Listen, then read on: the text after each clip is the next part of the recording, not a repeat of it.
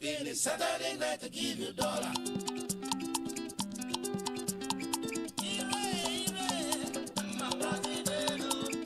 Friday night you ask for penny. Saturday night to give you dollar. Dollar. Dollar.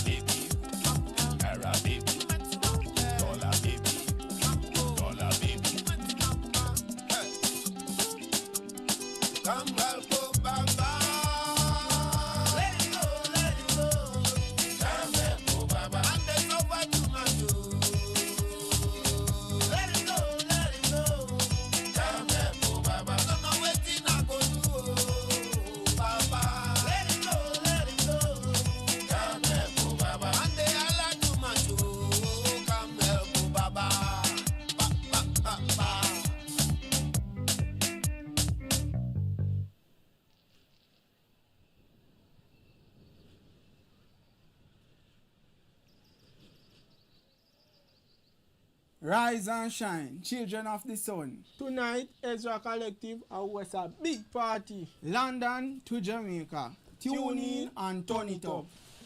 Lucifer, son of the morning, now I'm gonna chase you out of earth.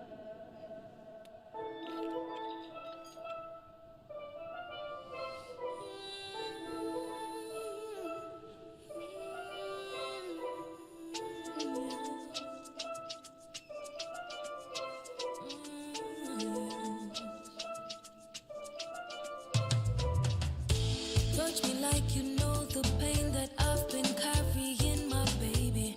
Rock me like you heard the voices in my head that drives me crazy. It's been hard to feel anything these days, but I'm finding hope within the treble and the bass. Touch me like you know the pain that I've been carrying, my baby.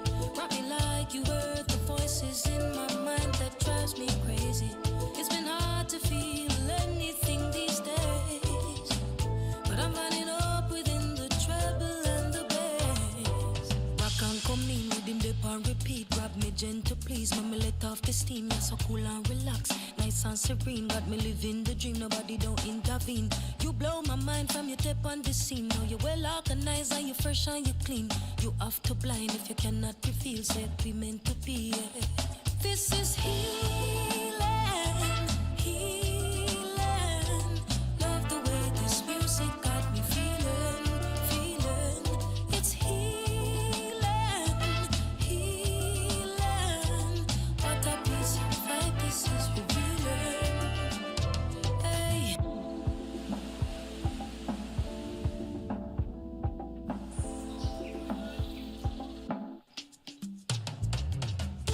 Touch me like you know the pain that I've been carrying, my baby. Rock me like you heard the voices in my mind that drives me crazy. It's been hard to feel anything these days, but I find hope within the treble and the bass. More melody, no pain, as the rhythm find its way. The bass line knows just what to say. The beat of the drum rock us all away, and in harmony we'll sway. In this moment I'm okay. I know that I'll be safe when the trumpet blows us all away. Healing. I love the way this music got me feeling. This is healing. Nothing can compare to this feeling. No! It was. Ah, wait. Hold on. Something I wanted to get working. Wait 1 second. Hello, everyone. Also, lovely to have you today. So hold me gently. Whenever I come on later in the day, it makes everything weird with the light. Bum, bum, bum, bum.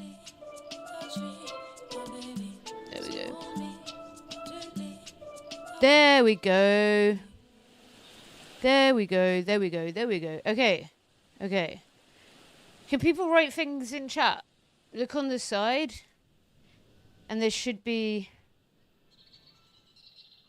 Late in the day for you, morning for us. True. Also, hi, Losu. Can we get a shouty for Losu, please? Hope you're doing well, love. Hope everyone is well. I did a workout. A workout session. Let me just see if in some of the other places this works in the way that I was hoping it would work. Hilly. And then... So I've tried to set up something where I can see all the places I stream at once. I'm pretty sure this doesn't break TOS anywhere. Famous last words. Yeah, Yeah. Wiki. Vez. Take me out of 1%. Motherfucker. Yeah. Oh, damn, though, my... Hello! Yay! I can see you over on YouTube. A shout out for Losu, please. Is it super choppy? How? Oh, damn. Is it watchable for you folks? Is it watchable for you folks? Like the does it look super like laggy your end?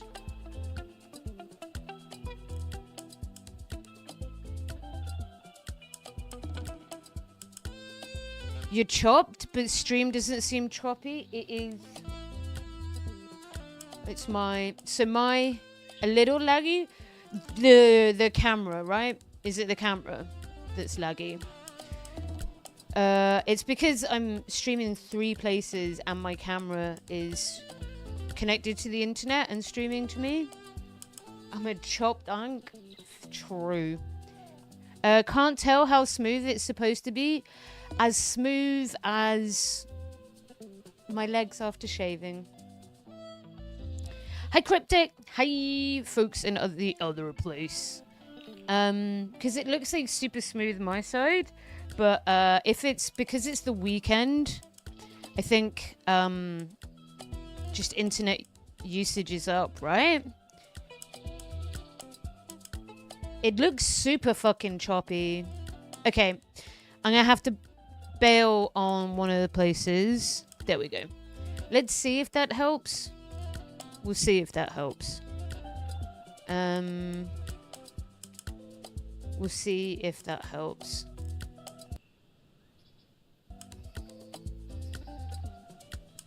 No, I don't. Right, sorry folks. It's probably really boring for you.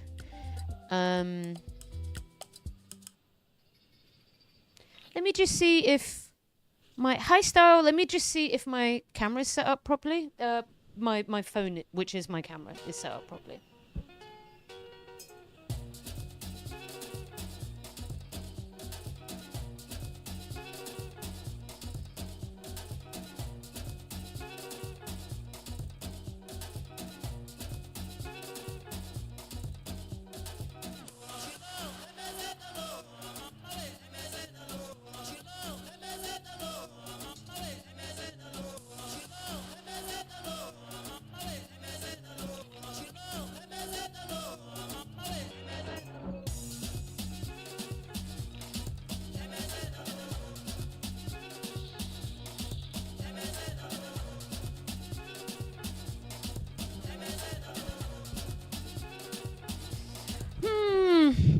I don't know. Sorry, folks. I know it's being a little bit, like, chopped up, but, I just don't think there's much I can do. I'm sorry. I don't even know how fucked up it is for you guys.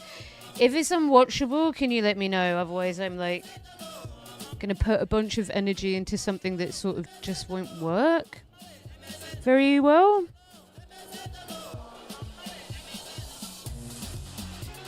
Okay, seems fine to me. Okay, cool.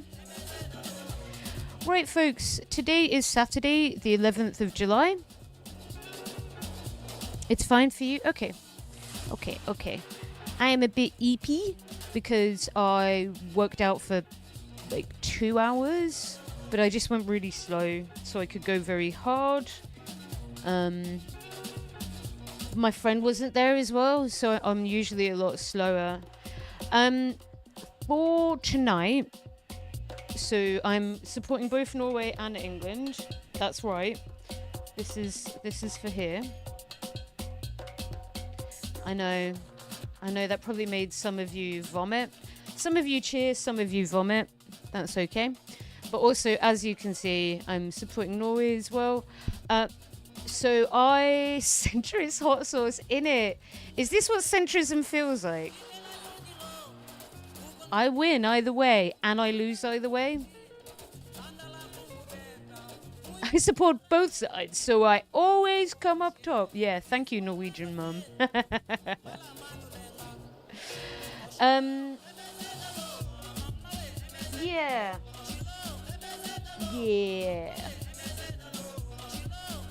Yeah. At the moment, this moment in time, selfish top behavior, how dare you? That couldn't be like less accurate. I'm genuinely fucking offended. That couldn't be less accurate. I'm pissed off at you for that. Like I that could not be less accurate. There are so many assumptions that you have just made. How the fuck can you be a selfish top for a start? In lesbian land.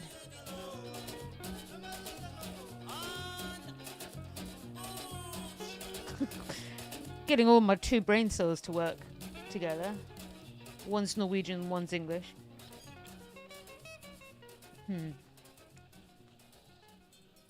Nope, can't think of anything. But yeah, I am still somebody that's living with pillow princesses exist, not tops though. Like the top is banging the pillow princess. You can't be a top and a pillow princess. That's just not having sex. How the fuck that gonna work? I disavow all of this rubbish. All of this revisionist rubbish approaches to queerness.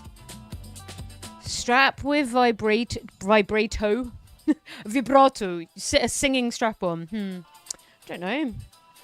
I mean, you still need to do work. I don't think that's lazy. It's not selfish though. That's not selfish.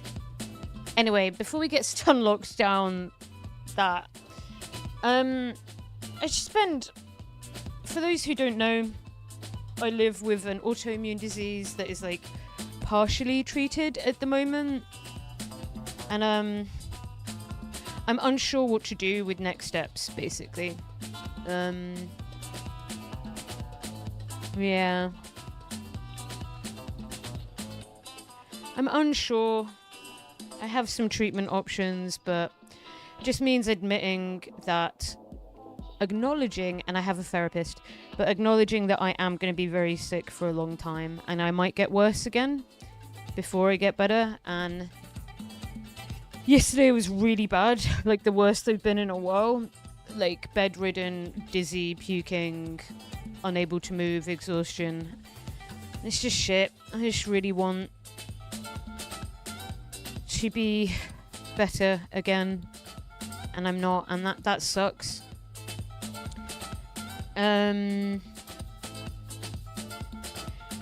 Yeah, autoimmunity is a particular level of hell that I didn't know existed until I got it, and I wouldn't wish it on anybody. I'm sure you'll figure it out. You've got the support from family, friends, and us. I do. I just wish I had proper support from a doctor. I'm hoping to speak to a clinic in London soon, where they do this thing where you do like blood filtration and they filter out your antibodies. And usually it doesn't work very well because you have a bunch of cells that will produce things that are bad. And I don't have those because of some other treatment. So they might just be like, no, it's too dangerous. But on the flip side, it's like, if you do this, I likely will respond if it's purely antibody driven.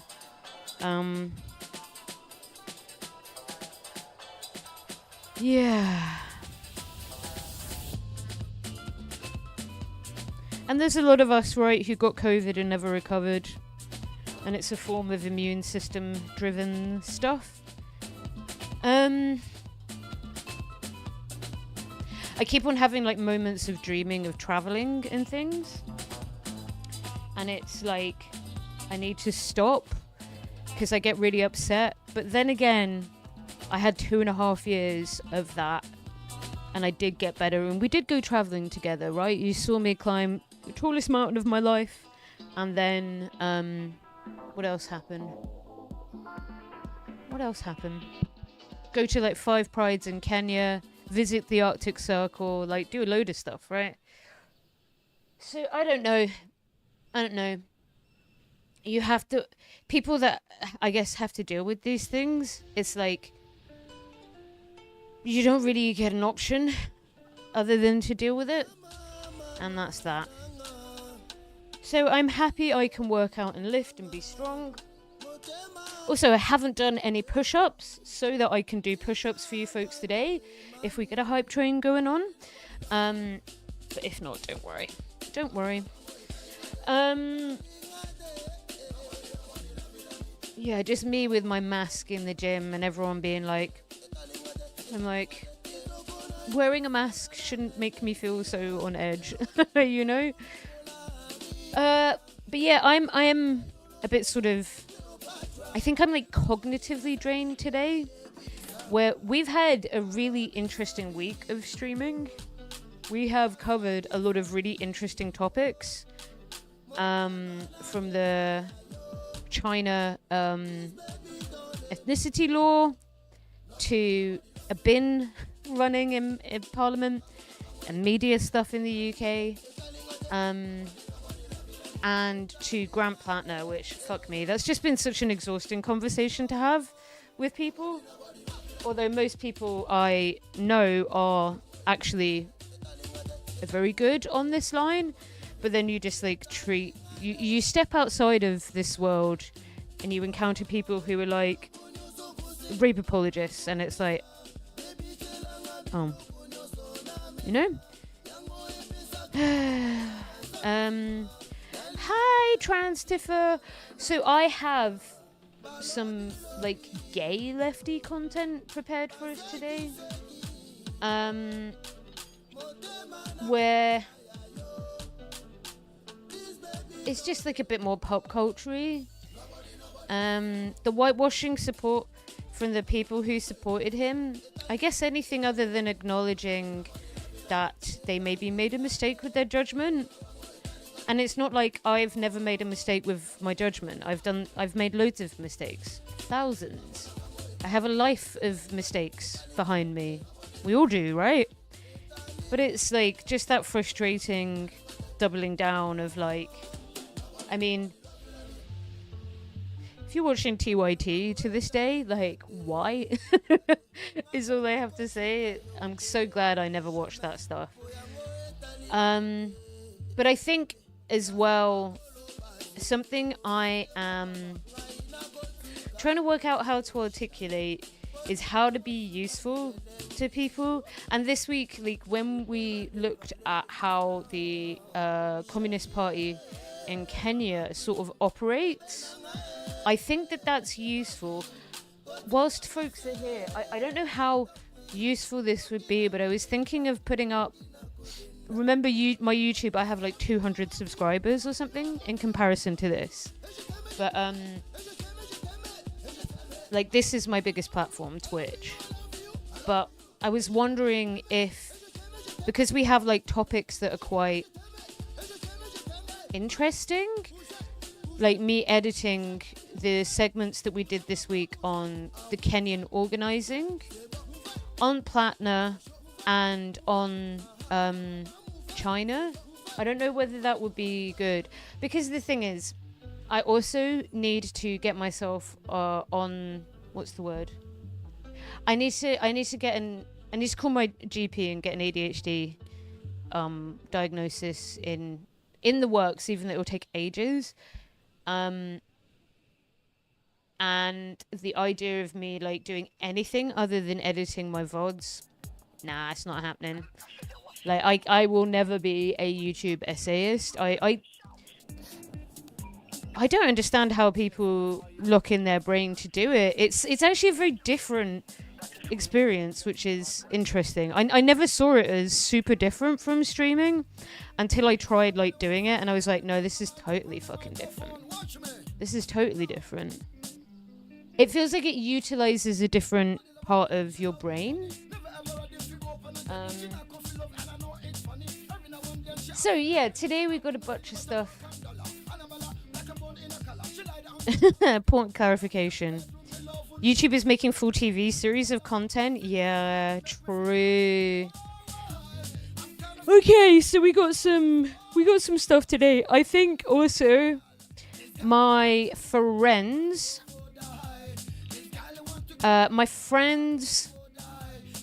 want to watch the football game indoors, and I don't want to do that because that puts me at risk. Like even with a mask, I just think I shouldn't do that.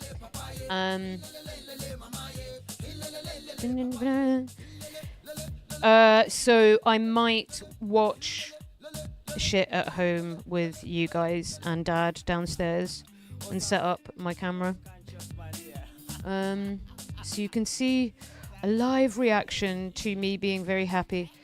Pro Platna people, the next time a new Fetterman and Platna come along. What is it?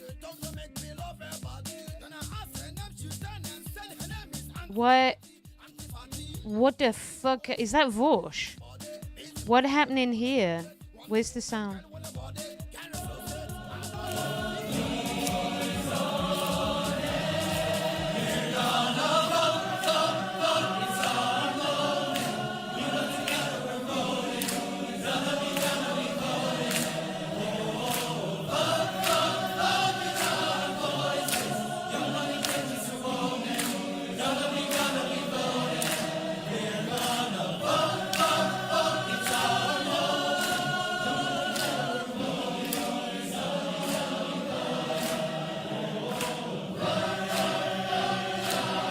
Right.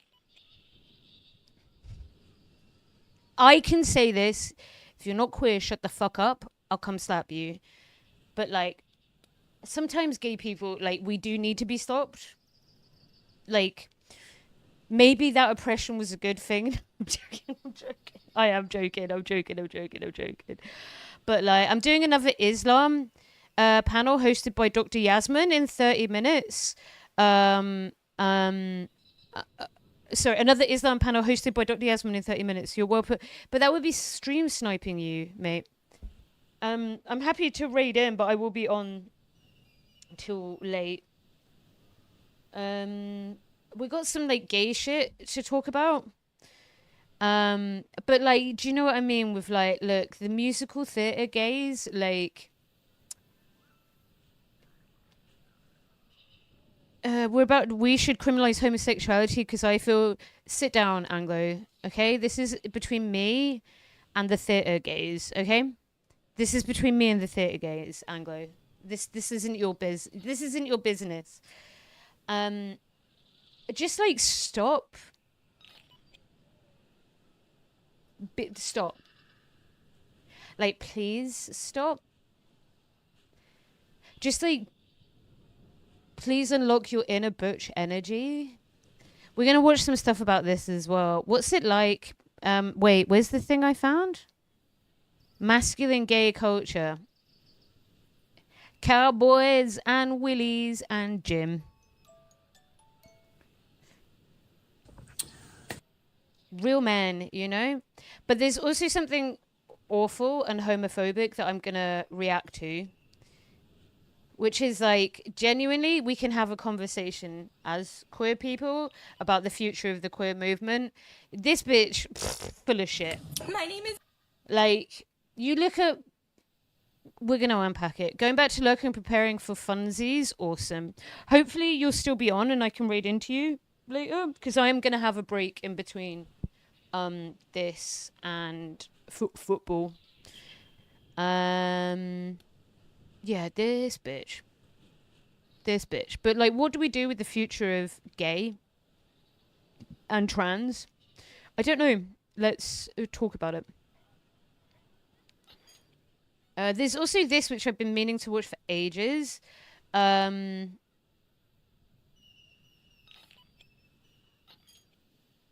are gay spaces so racist?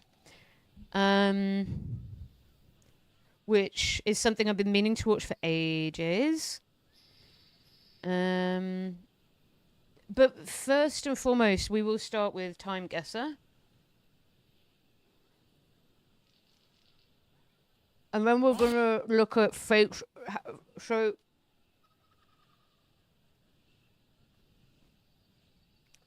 Alex Jones was actually a psyop, and if you fell for it, you're really silly. He's an alien. I can't remember if I ever asked if you've watched this. What is it?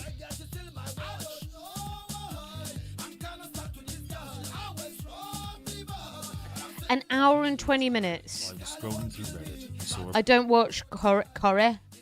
I don't watch Corrie. I'm a shit northerner.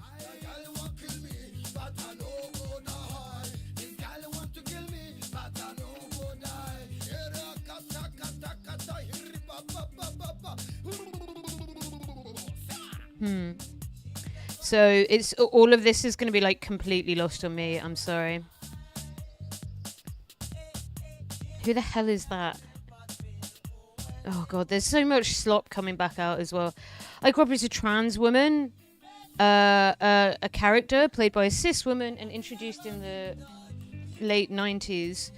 Give me the TLDR. Give me the TLDR. My love, it's an hour and 20 minutes, and I don't know what this shit is. So we're gonna start with Time Guesser.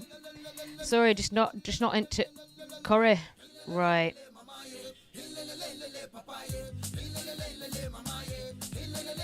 Cairo. Sharm el Sheikh. Well, where could this be, guys? Okay.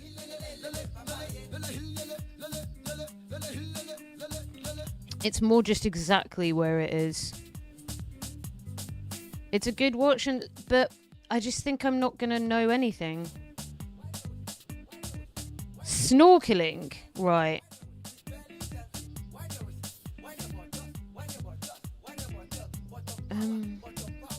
Has anyone been to Egypt?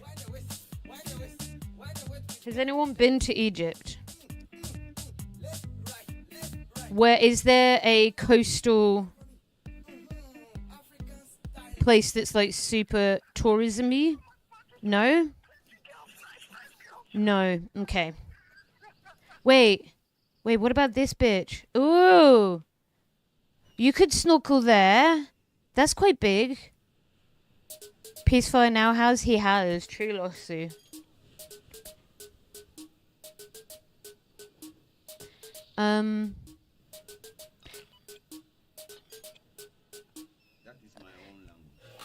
Yeah, but it's more, you can do snorkeling, camel, safari, restaurant. I reckon it's somewhere like here. Famous last words. Like 2009. Shit.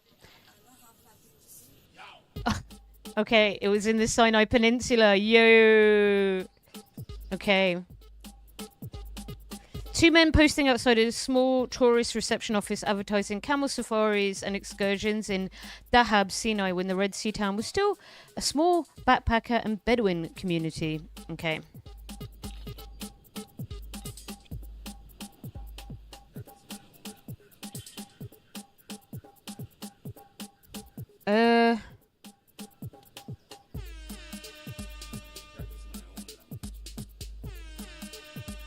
Atlee Burpee Company, Seed Growers, Pennsylvania. Who is some famous dead guy? The hell is this?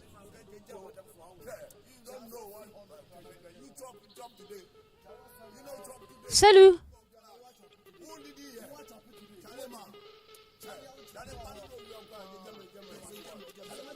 Uh, 1943. It's in 1943. Or very close. I used to have this on my DJ roster. But I used to like cut to this bit, that drop, because it's really fun to play with. Hold on. Because you can cut it like...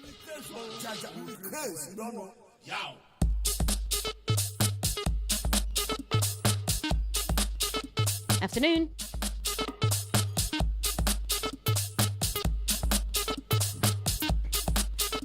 Right.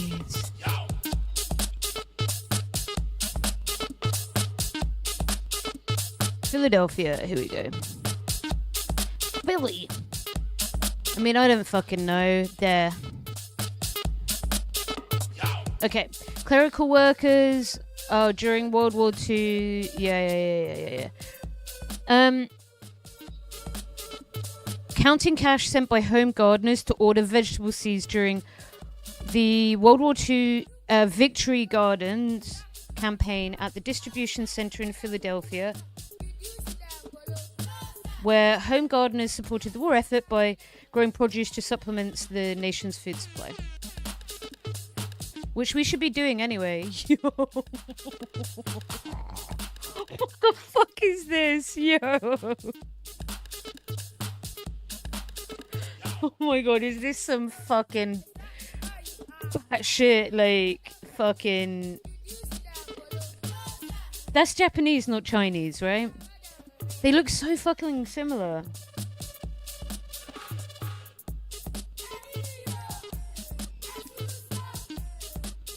Yeah, it's like 45, like, yo, you bombed us in 45, we hate you or some shit, right? It's gonna be some shit like that, right?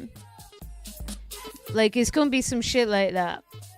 Folks, everyone's super quiet today. This happens on the weekend. Are you folks okay? Who have we got lurking? Come say hi. I don't bite.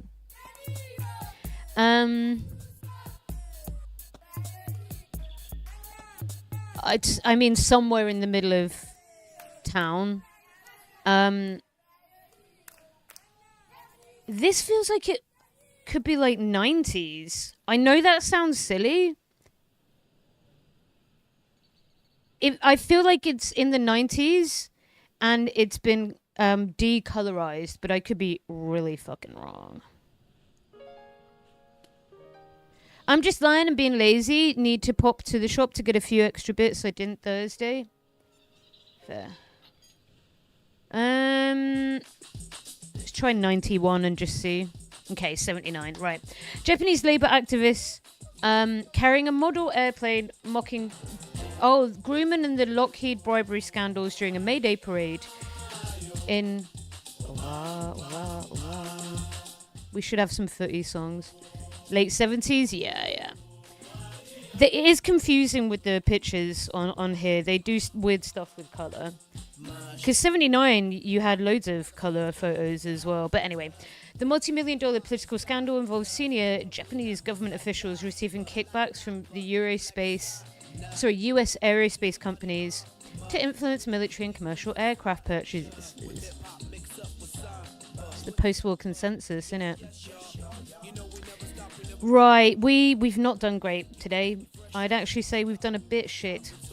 Or I've done a bit shit, because you'll be being quiet and no one helping me. A photo.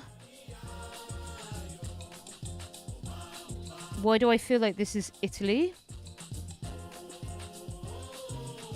Brandzen, thank you for popping out of... Oh, nee. It's all in Kursel verbod. Vaughn, are you there? Norden. Brand forsikring. I don't think it's Norway, so I think it might be Sweden. You think Denmark? Hi, Ahmed. Yes, please, folks, if you have some spare pennies, can somebody please pin Ahmed's message? Ahmed is from a family that's inside Gaza at the moment. Not everyone had access to color photos when it was first invented. Fujifilm, where's that from? The double R is older Danish.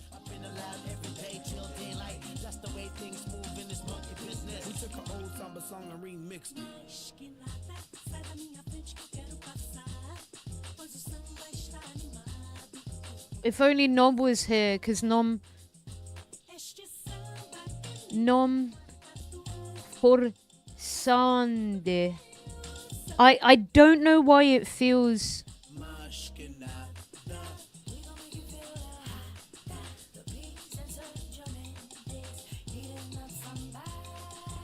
Aistre Dame Confection women's shit. What the hell is that? Anyone know this? Look at the right sign. All in Kursel. Do the Swedes have the Ö? Because there's definitely that in Norsk.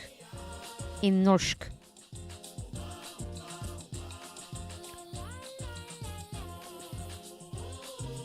Could be Denmark. Oh, fuck me. Okay. Stupid Scandinavia.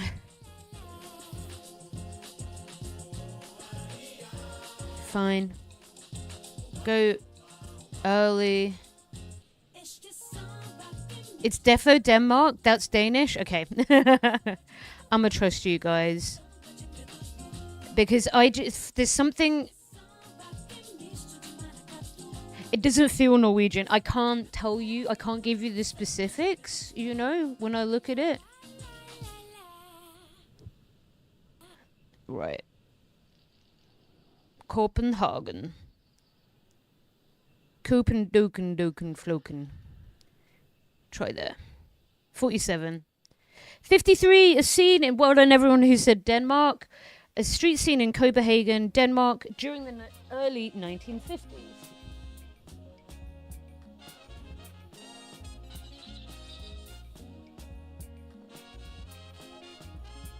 Veldigo. All-American city. The salmon capital of the world. So it's in Alaska. Have you ever seen... Thank you for the follow. Have you ever seen salmon? They are ugly motherfuckers.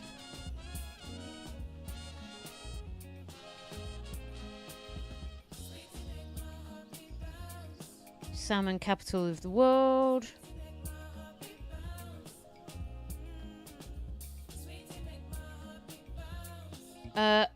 Ketchikan. Ketchikan? Is that a town?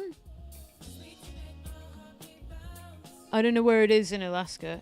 Ketchikan. I didn't go there when I went to Alaska.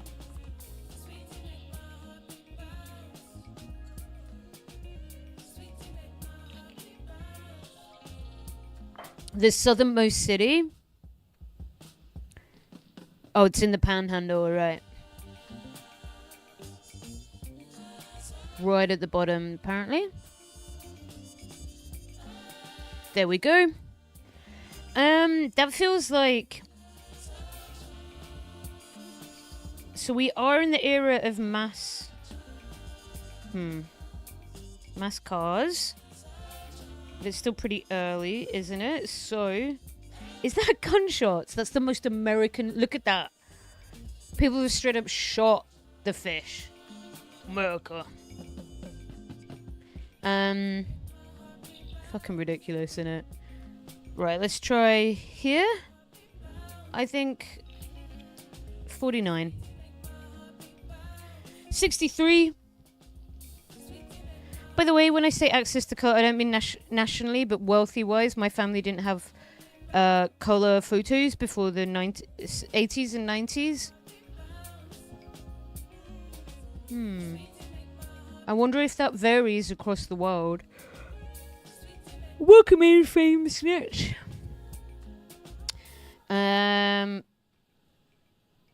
Cool. Right. Let's do flags. No, I can't be asked to do flags. I want to gamble with something completely random. Okay. I want you to know that I'm shit at this. But we're going to try it anyway, and we're going to cheat a little bit. We're going to drop into fuck. Okay, like, come on. That's obviously rural Australia, right? I have no idea. South Africa. Yeah, okay, see? Oh, come the fuck on. Like, we're going to find somewhere that's doable. Yeah, blah, blah, blah. Right.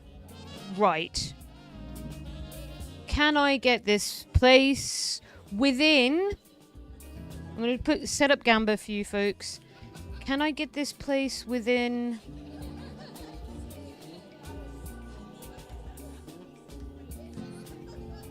At least it was on the correct planet, yeah, innit? Rude. Can I get within... Let's try 500 kilometers. Which is quite a big radius, but fuck it. I don't normally do this, so... Let's be nice today.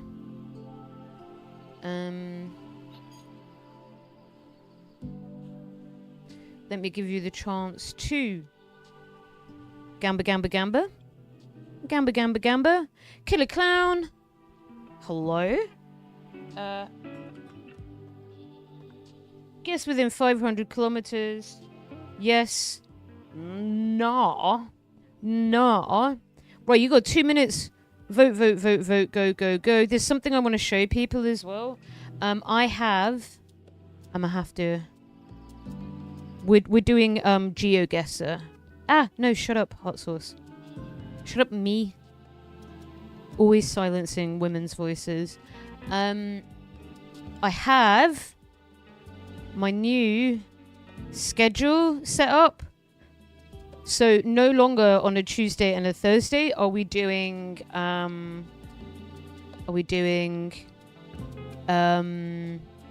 what do you call it? Haswatch? I just can't be asked. What we're gonna do, I fucking shit wank. I didn't get rid of that one, that's why. Hold on. Okay, well, I'll edit. You're seeing behind the scenes now. Right.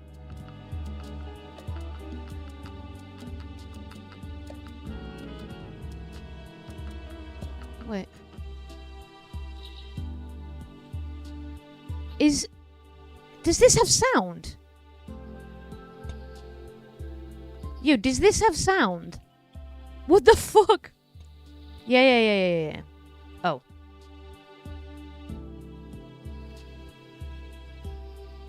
What the fuck? What's the bet? Whether I get within 500 kilometers of this. Oh my god. Yes. Fuck off. I can maybe add a cozy gaming stream. That's on. There we go. Oh, somebody posted a cozy song for us to play today, actually.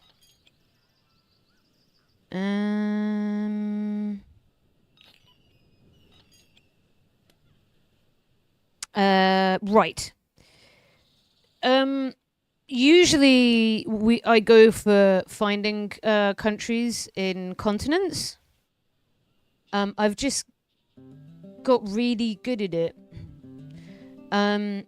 So sorry, whilst we're still on this, this is what I wanted to do. Why? Yeah. So on Tuesdays we're going for 7 hours. And on Thursday we're going to do the same. So instead, you're still getting a whole chunk of hot sauce. But I just don't want to do Haswatch anymore. I think it's run its usefulness for me in terms of... I think whoever does the editing for Hassan when he uploads shit is doing the Lord's work, because I didn't realise what he was like live. And it's a little bit of a difficult watch. Okay. Right.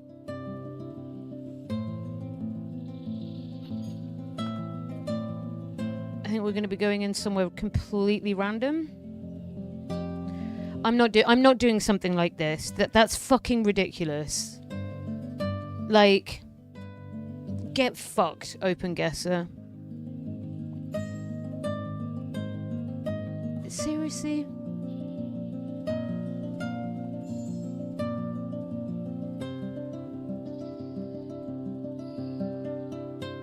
Okay. Right. We will do here. I'm glad I stopped chatting in his chat after like 5,000 viewers. Were you an old Hassan watcher?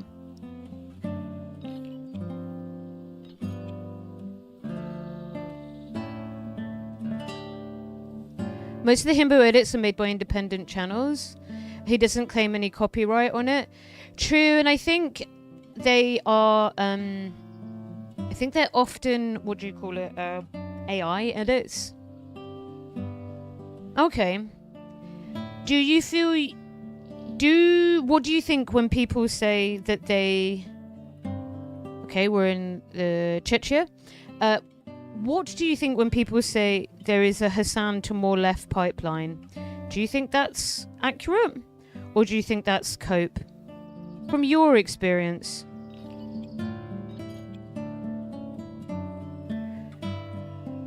Okay. We got any Czech people?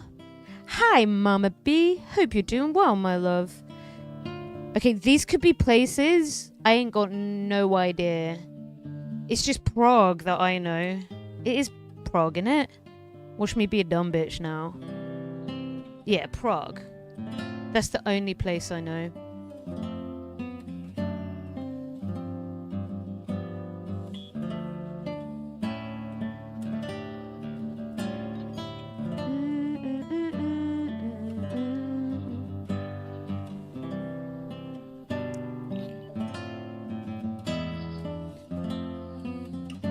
Okay. Fighting a 6-day headache? Oh my god, yeah. That sounds like a horrendous neurological migraine. I started watching Hassan and then mostly stopped later when I moved further left than him, so maybe. Okay. Well, yes, that would be... I was further left long before an OG leftist. I only started watching... Ew. Ew. Oh, no, it's not that. I thought it meant a different Glenn Miller. Okay. What the fuck is this?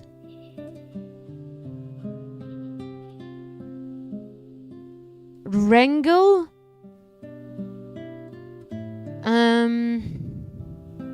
Hi, Virulent. Hello. Rengel.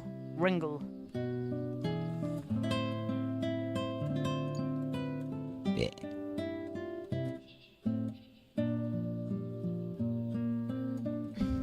Yeah, it's Czechia, but I don't know 100% where. know how the fuck to spell Chia, some shit like that.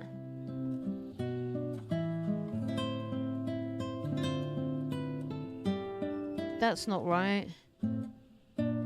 It's a small minority of people. For the most part, he's spreading social democratic ideas to his audience. It's stuck there because otherwise you're not being normal. Most Americans aren't like this, an ultra or a wrecker. Thank God I'm not American. I keep on saying this. It's so good we don't have. It's a place. It's a place. It's so good we don't have a Hassan of the UK.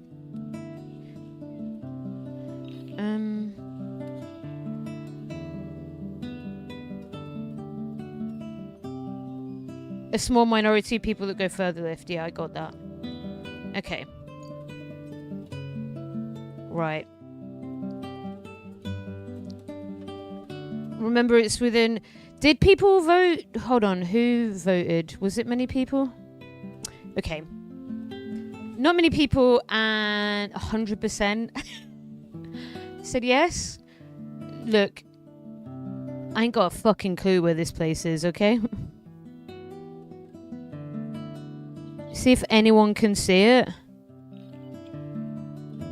Wrangle. I'm just a queer American trying to live my life. Well, today we're looking at gay shit.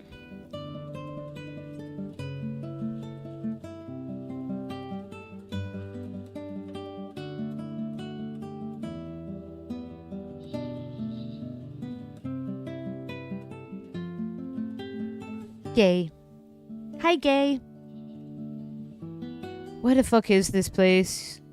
You know? I need to be within 500 meters. Wrangle. Yeah, like that?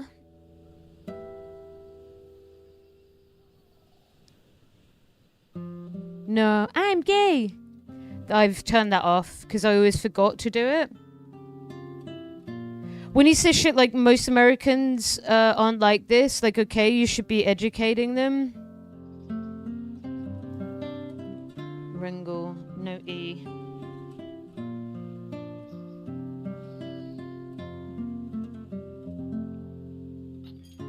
Oh no.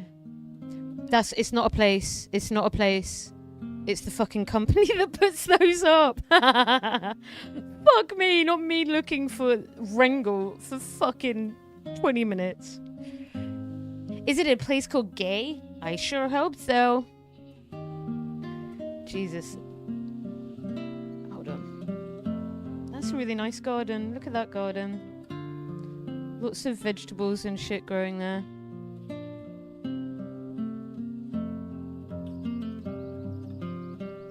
This looks like auto service. Okay, hold on.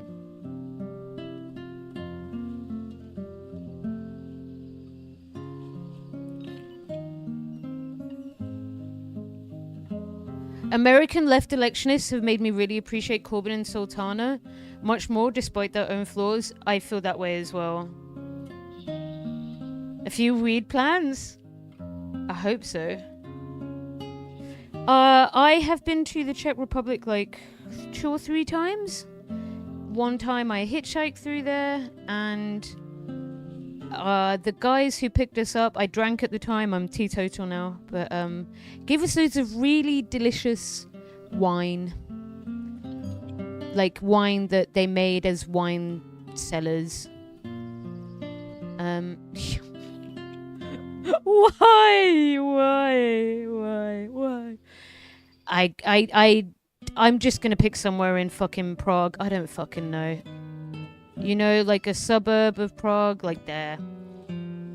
Guess. Oh, yep. No, I was very close. Okay, so it was in Prostějov, but I was very close. That's too easy though, innit? So next time, well done. Yes, you just get your points back. But next time, I'll make it a bit harder, you know? I'll make it a bit harder, or that shit's gonna be way too easy for people. I want to play one more game. Should we do Bandor? No, not Ballot Guesser. Oh, wait, hold on. Actually, this was... You suggested this, Anglo. I think that this was good. This was fun. Stafford? Is this, like, gonna be... Hold on.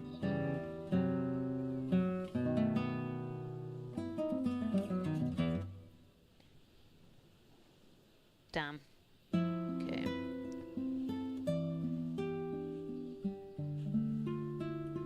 Right, we're in a suburb of London.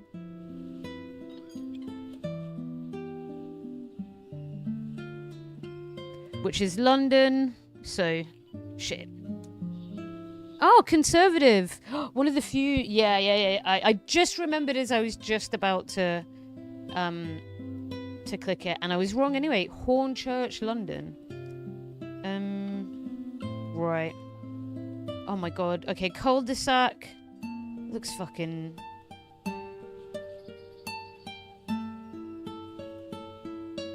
This could be so many. This is generic England. Right, I'm gonna go Conservative. Guess. Oh. Farnborough. Where the fuck is that? Aldershot. Who dat? Who's she?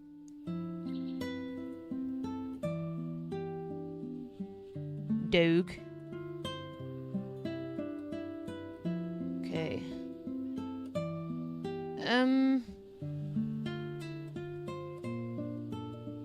I think slightly Labour. Okay. I've been wrong every single time so far. Oh, fuck me. Conservative, I guess. Because it's farming country. There.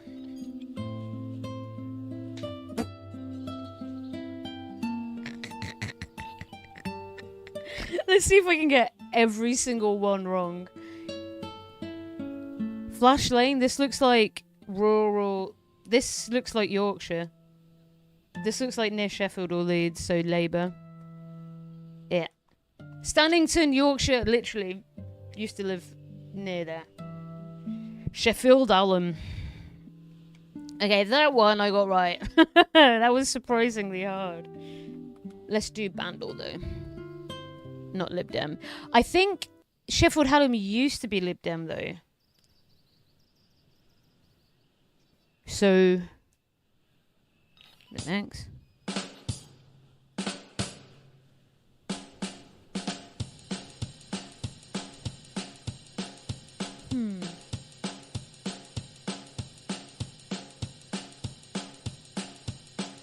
Oh shit. Yeah, exactly. Clegg's old constituency. Why?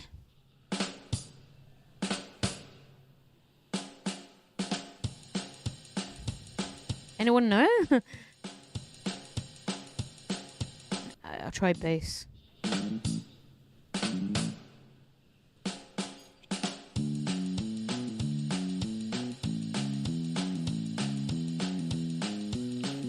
It does, doesn't it?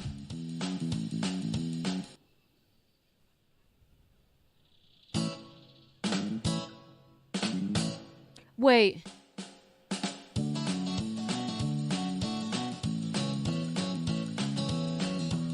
Oh, fuck.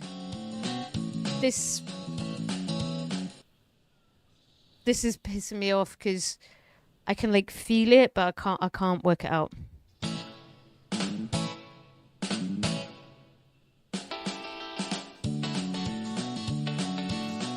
Is it blue suede shoes?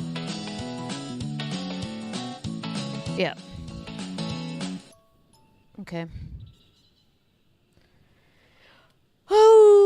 Okay. I gotta pee. We'll be back in it. I will be back in a second. Have a pee break. What's year to be? Oh, is that the one we did before, Vez?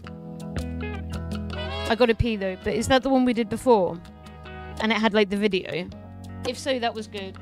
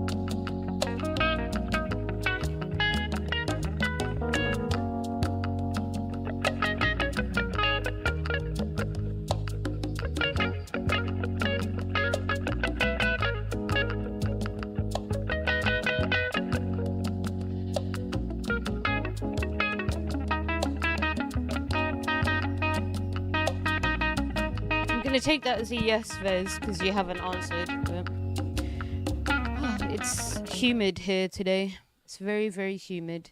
Right, year. Oh, maybe not. Year to beat. Hear a song, guess the year. Play today. What the hell is this? No, we did do this before. Oh. Not a perfect person. Many things to be.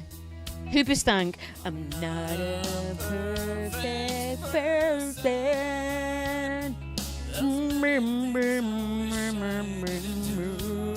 Yeah. Maybe a little later. I never meant to do those things to you. Oh my god, it is very naughty. We'll try 2005 though.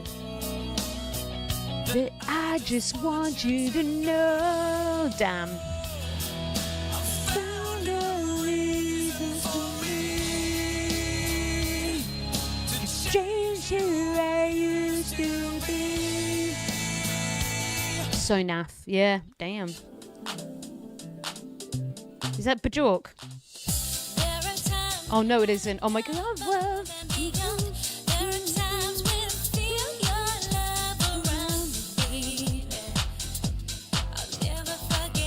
This is a banger. What is this dancing though? I think this is. Is this late 90s?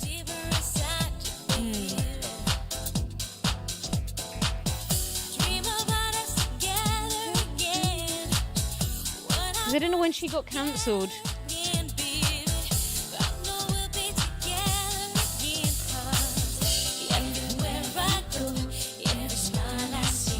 Late 80s? Absolutely not. I think I'm going to try 1997.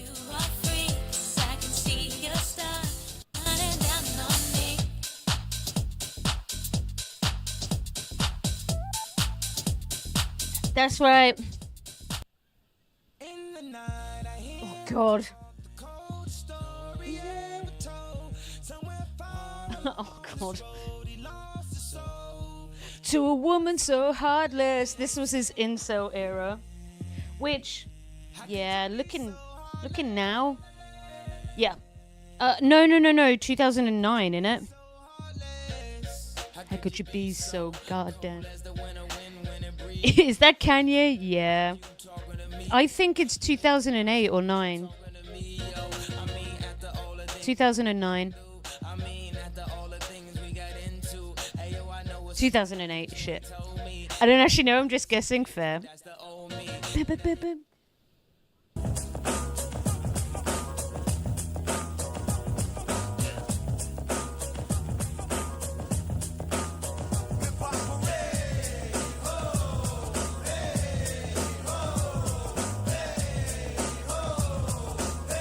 I don't know this. Well, I mean, I do know this, but...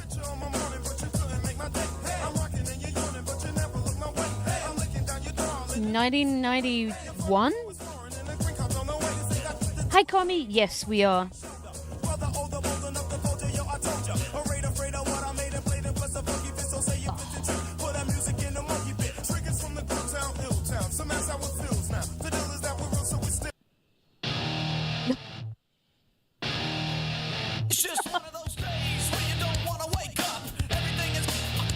Sucks.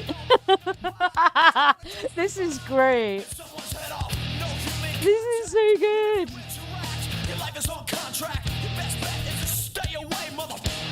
It's just one of those days.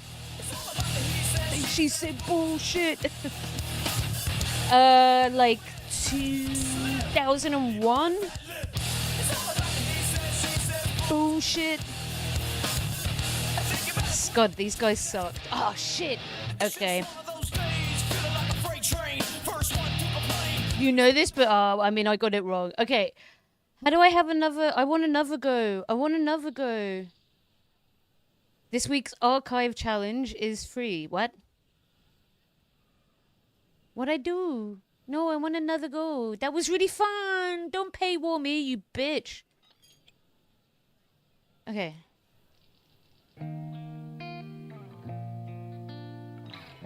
Not a fucking clue. For a while there it was rough. This is like recent, right? And it's shit, whatever it is. You suck, whoever the fuck you are, generic white man. The friend, she's interesting. And I see my family. New slop, exactly. And like old slop. What the fuck is going on? Look at those graphics, guys. I don't know this.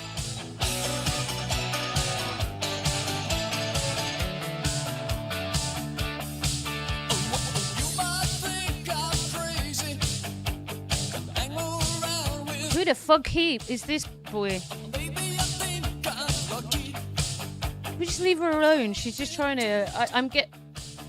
But I think that you're wild.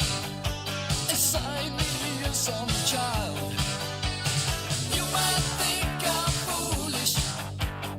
End men. It's untrue. You might think I'm crazy. Oh. Oh. Hi, Igloo. It was the cars. Cancel the cars.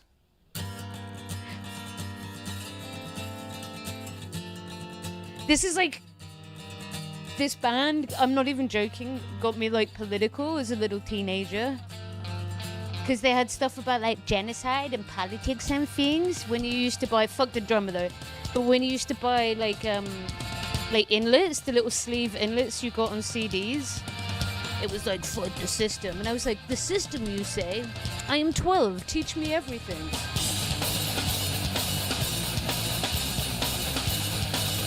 Like 2001-ish?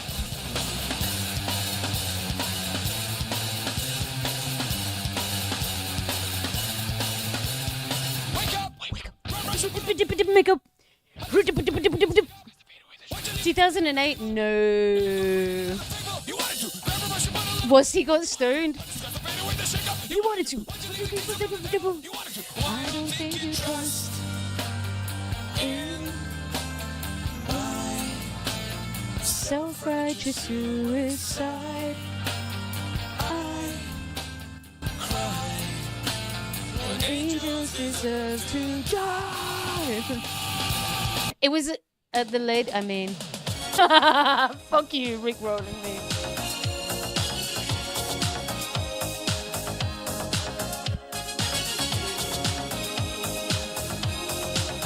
We are having a gay stream today, so this fits. We're no strangers to love. You know the rules, And so do I. I actually don't know what year this is. Like 85? Yeah, intentional. I just wanna tell you how I'm feeling. They did. Never gonna give you up. We can have a music day as well. I'm just gonna try like 85 because I don't know the exact year.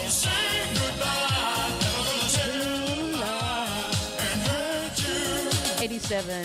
Vaughn! For so long.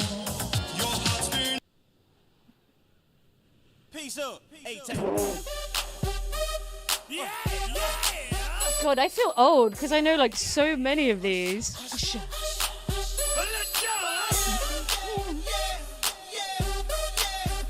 Yeah. In the club with my homies.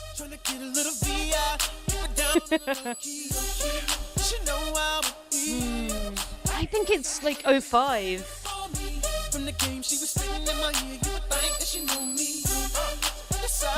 I think like Vaughn's.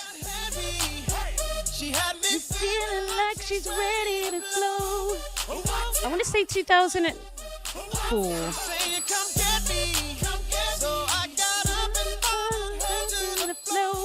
She said, baby, let's go. When I told her, I said,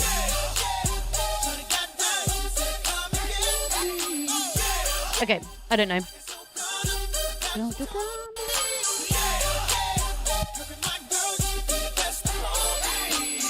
yeah, yeah. She's all about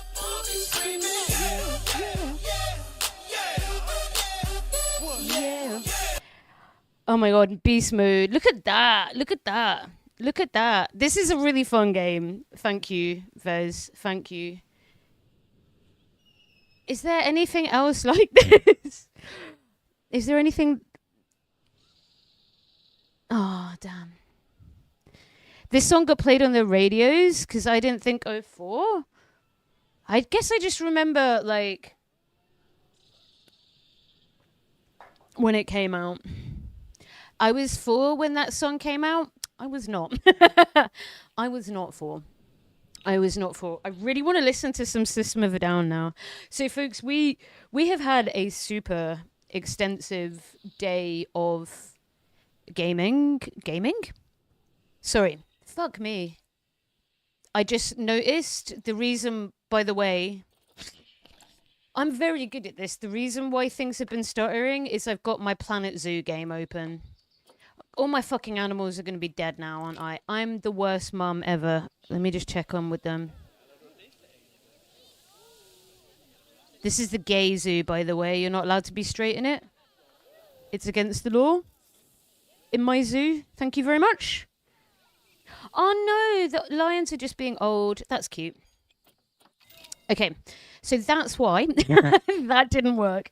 We're just going to, like, chill out today, guys, and have, like, fun and do some gay stuff and do some more, like, light pop culture stuff.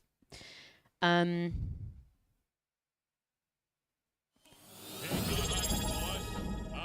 running things now.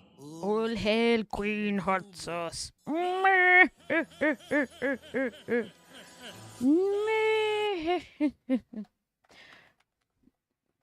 Okay. Oh yeah. What's also very exciting is Kairos is currently working. Fuck off, messy cunt. Kairos is currently working on an adapted idea for the t-shirt design. That's not AI. I got a refund for the artist that was like, I'll do your stuff for you, and it was just AI.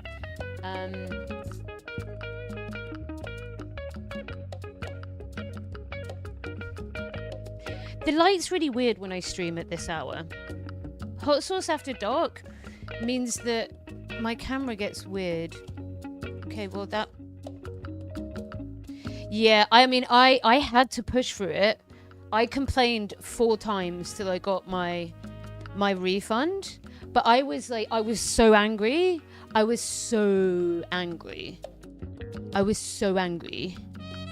Write down some preset numbers. For what? Go for what? But yeah, I was genuinely, like, so angry because it was so clearly AI.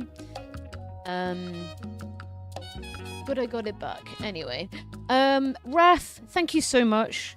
Holy shit, 6 months in a row. God motherfucking damn. Thank you. Don't blame you. Yeah, they try to be like, I used AI in camera settings like saturation. I don't know if I can do that on... I've just got a free app that's actually a website to use my phone. I do have a throne, and if anyone's really rich, I could probably put a camera on there, but honestly, who cares? You can see me, that's the most important thing. Thank you as well, Wrath, for the subscription. So, fuck that. Okay, we got some gay shit. I kind of want to do a gay quiz, because I kind of like gay shit.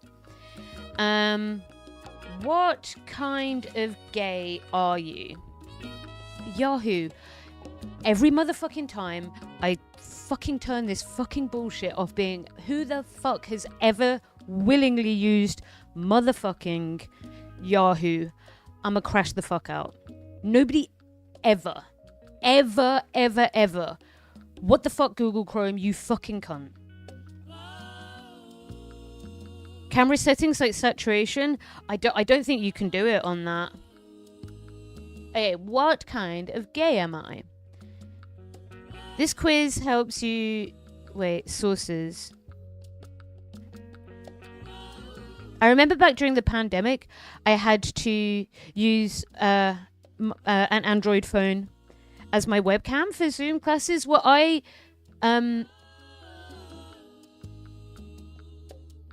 it's actually... Oh, what should I do to get rid of that? I have a lot of very legal games on my computer. So, it could be that, even though I try and do scanning of every legal game I buy, right? Because I obviously buy all my games. But every time I download something, what should I do? Because I'm pretty sure if I... What do? Help, what do? They snick it into some installers?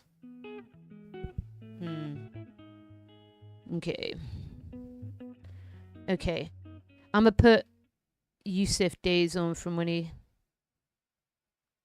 Legal gamers are my favorite? Yes. Hi, Willow. We love legal gaming. Lion's Head. It's not too actively harmful, but it... I mean, I'd rather not have it. And genuinely, this fucking does my head in. Like, okay, what kind of gay are you? Start quiz. Enter my name. Lesbian hot sauce. That might skew things in a certain way. What's your gender identity? Please choose one. You can set your default search engine. Yeah, I just did. But it keeps on changing. What genders are you attracted to? Only women. People are going to be like, you're extroverted. I really need my downtime away from people. Even when I'm very well, I'm like, don't talk to me. People, how do you interact with others? I tend to give into the pressure of others to keep things upbeat. Bullheaded, I hold my ground and I'm not afraid to offend people. Natural leader, bullheaded, I think. Please let me get butch lesbian. What type of people are you attracted to? This is a bullshit binary because I'm attracted to feminine and strong individuals. It's just saying that, like, this is such like a binary understanding of personalities. This is bullshit. If you want to do this bullshit quiz, you can do it. Just give me a second.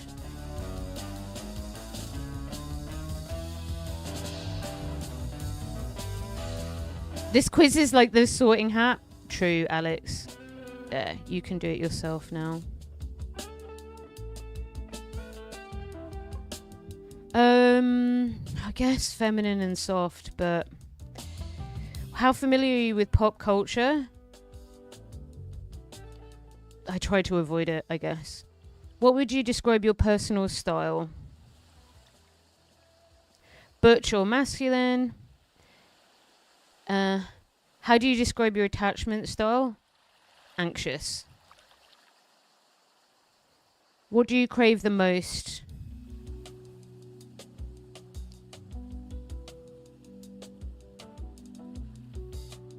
Oh my god. Give me a substance to abuse and I'm chilling? What the fuck is this? Someone who cares deeply and offers emotional support. What's your favorite color? Why is this relevant? How long are your showers? What? Who the fuck has a shower for more than an hour? I mean, 5 to 10 minutes. You just wash and then you're done, right? Like, anything more than just like cleaning yourself, which can be done really quickly. I know I've got short hair, so that's where it would be a bit different. But like, there's some people who live in the shower. I ain't paying their bills. How much porn do you watch? A moderate amount. Zero proving. Yeah. Alex, what? Luca, what? What's going on? What's your ideal bedroom situation? Someone who treats me like a prized possession. Kinky, rough and dirty. Intimate, preferably lots of kissing. Depends on my mood. The dirtiest shit you can imagine. Depends on my mood, right? I'm precious. Oh, I have OCD. Sorry, the duality of man. Humanity, I mean. Fair enough, fair enough. Water and energy are traditionally not that expensive. I mean, how's that working out for you, America? Depends on the day. When I wash my hair, it takes a bit longer, and when I'm cold, it can take an hour plus. You motherfuckers are crazed. You just got money pouring out of every orifice, right? You just got shit tons of cash. You're rolling around in cash. Or you have a mental health problem, and I'm not mocking you for that. What are your hobbies? Okay, going to the gym. Video games. When I'm well, hiking. I live in Western Pennsylvania and it's pretty good. Fair enough. They have the biggest hot water tank imaginable, or they have an active flow, or they've just managed to get like our bills are cheap at the moment because we have my dad's like got a really good contract after paying for ages and now they're retired. So our bills are okay, and we split it between 3 people, right? But yeah. Please choose one. What? Yeah, my music taste can't be defined by one genre. Like, come on. Who would celebrity... Oh my god, yeah, absolutely none. I think I would have a psychological breakdown. Please pick an animal. Dogs. Sorry, Moodang. What flawed archetype are you the most attracted to? Nerds, frat boys, popular girls, hikikomori? Yo, isn't that those people who like refuse to leave? Isn't that like people who are like, I'm not leaving the house? They're shut in, yeah. Okay. Asmongold nerds. Cute nerd girls who are like, I'm a geek. Here's this thing that I'm really geeky about. Just got a $700 bill. I am so sorry. I'm stressed for you. I'm stressed for you. I am genuinely stressed for you. I hate this quiz, but I shared it. Hold on, let me share it again. But oh yeah, meet the us though, innit? Okay. Why is it Asmongold if it's a guy, but if it's a girl, it's a cute nerd? Asmongold is not a nerd. They were saying hikikomori. Kikikawuka, whatever that word is. The shut-in freaks. It's a different thing. Oh god, Vez, you're so like not all men sometimes. Get over it. Okay? What is your ideal first date?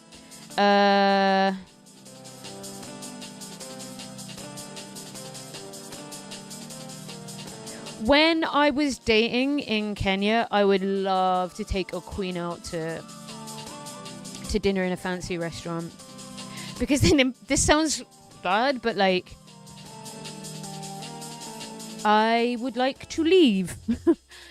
And 99% of the time I'm like, I had a really nice time with you, but I was just kind of discovering that I'm at a different place in life. And that's not anybody's fault. I didn't know until I just started dating again, and they couldn't have known either.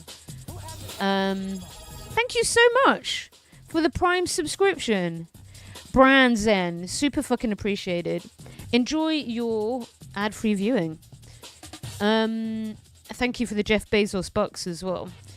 Thoughts on penis? I mean,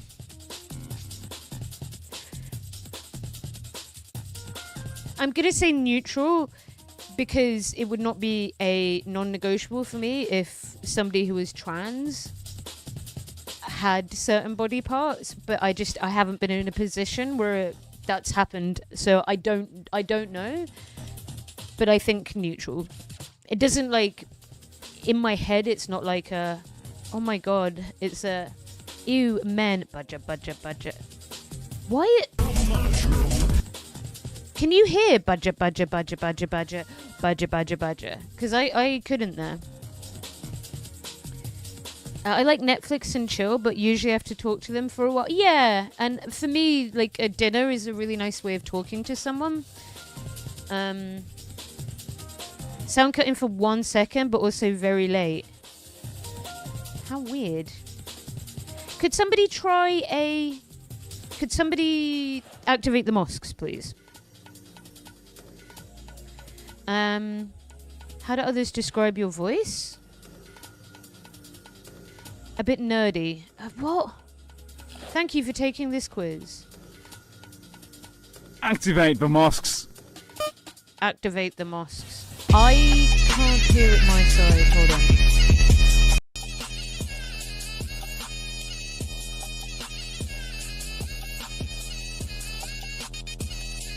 Jihad, bitch.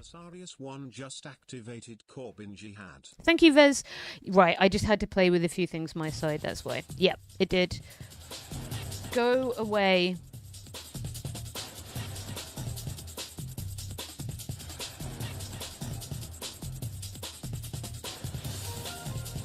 I am so fucking offended.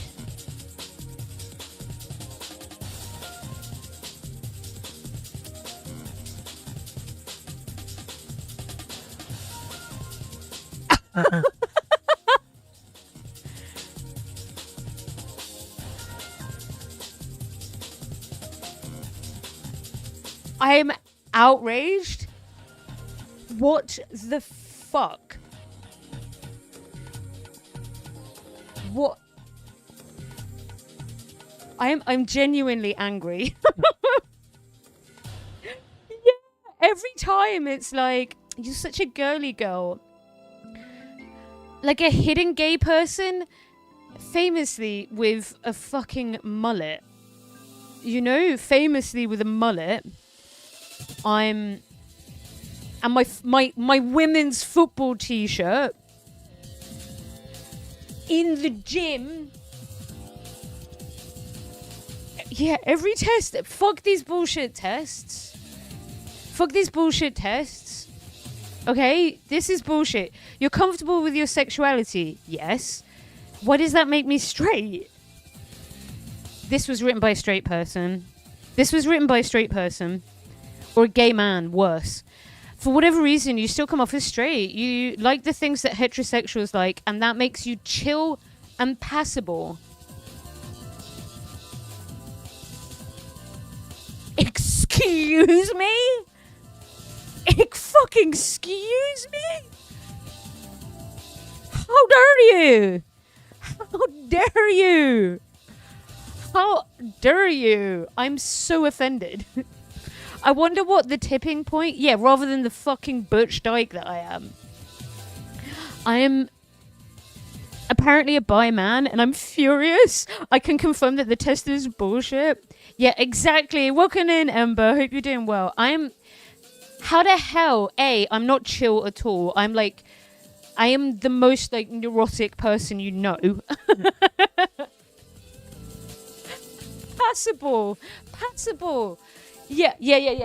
This bitch. Hold on.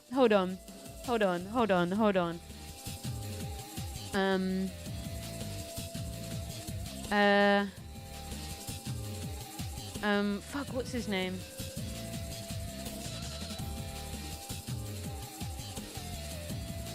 Okay.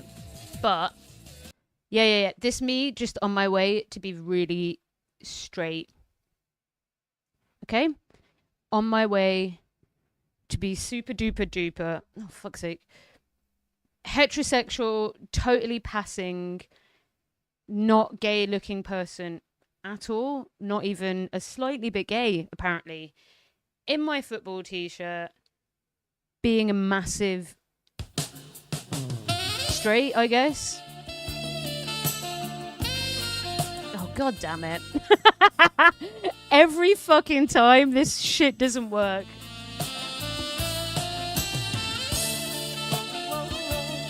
Thank you, OBS. Thank you for ruining my joke.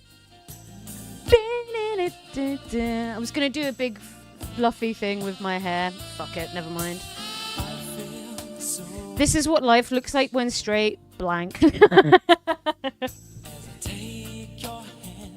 Yeah, me and my mullet being straight.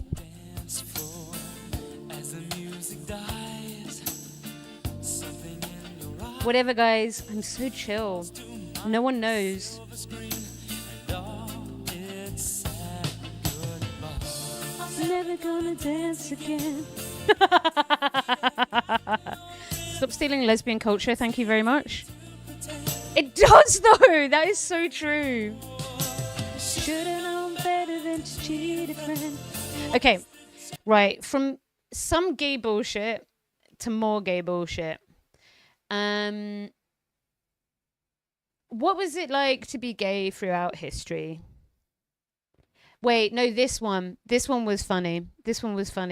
How many fruit flies do you think there are? I think I'm getting close to killing all of them. I think you just need to clean your fucking room. And I'm also talking to myself there as well, actually. I'm pretty sure lesbian culture has been copying Brad Pitt for decades. Vez, I love you, but like sometimes just know that if I live with you, I'd fucking slap you. Like, what the fuck are you talking about? What the fuck are you fucking talking about? Oh my fucking god, you're so fucking wrong and stupid and man, and I hate you. Lesbians, shut the fuck up. Shut the fuck up. Sorry. Why did that come up with the 3 people who are watching me there?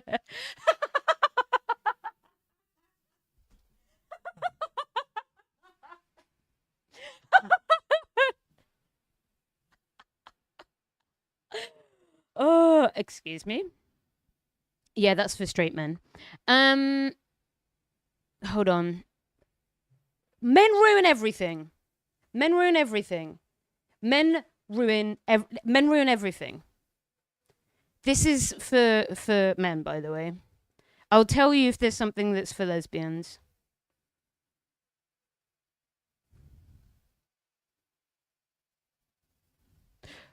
What the fuck is this? The L woman. I mean, I think that's trying to be. Straight. Ambiguous. Ghost friend forever. Yo, doggo. She's just mad because shut the fuck up. Right, when is it? Lesbians old movie. This 1986, 19 fucking 86. Me. We're stealing Brad Pitt. Shut the fuck up. Shut the fuck up. I can tell you, this queen here broke an estimated 4,912 hearts. Okay, I salute you, my queen. Wherever you are, you may have passed. Long live your memory. This, like. Do we have any straight people?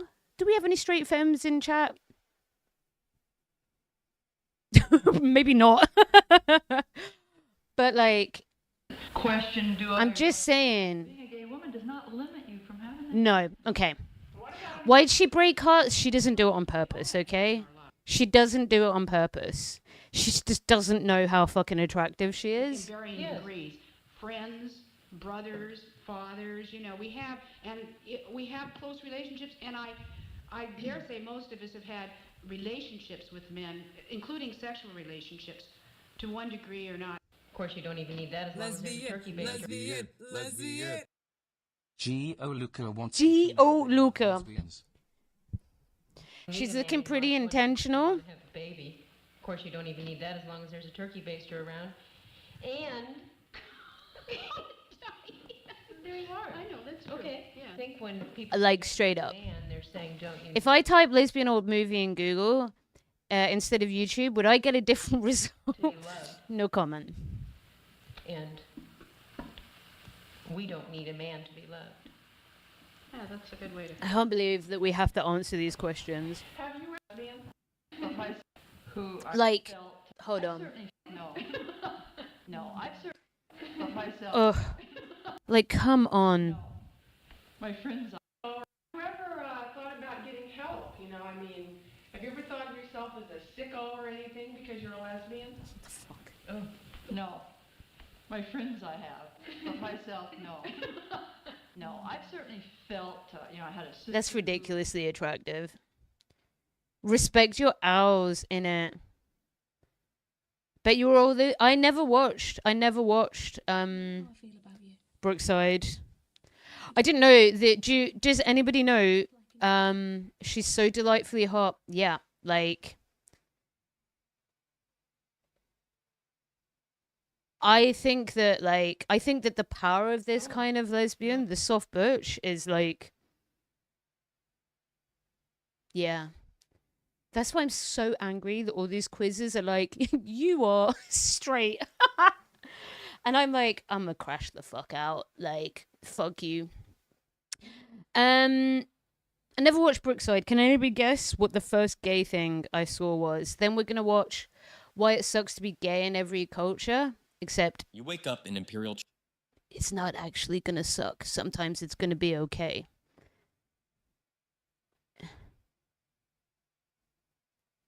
It got me wrong. Wait, hold on. Shut up.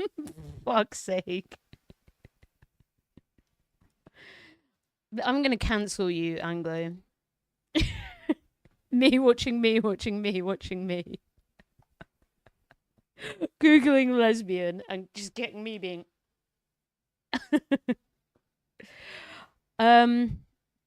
I wonder if you said uno to a penis. Wait, you'd get a different answer? I think it depends who owns it. Basically, I think it depends who own it. Might have been the tipping point. True.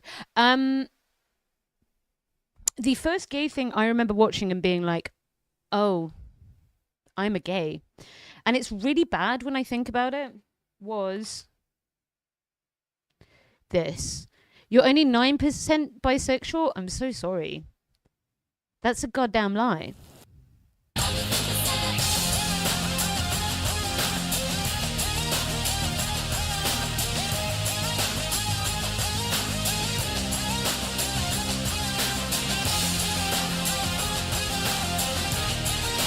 Russian gay. Yeah, they're really like reactionary. And they're like, being gay is terrible, and you're like,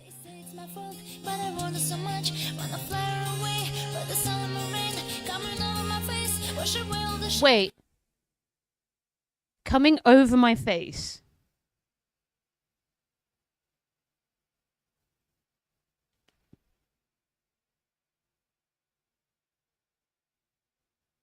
Hold up. Hold the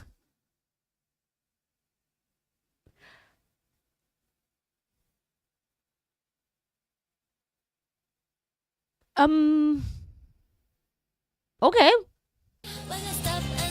Don't worry. Wasn't it all for marketing? Yeah.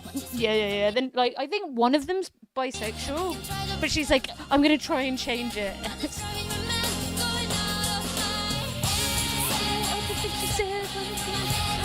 Yeah. Everything she said. No. I think one was bisexual. I think one was Alex.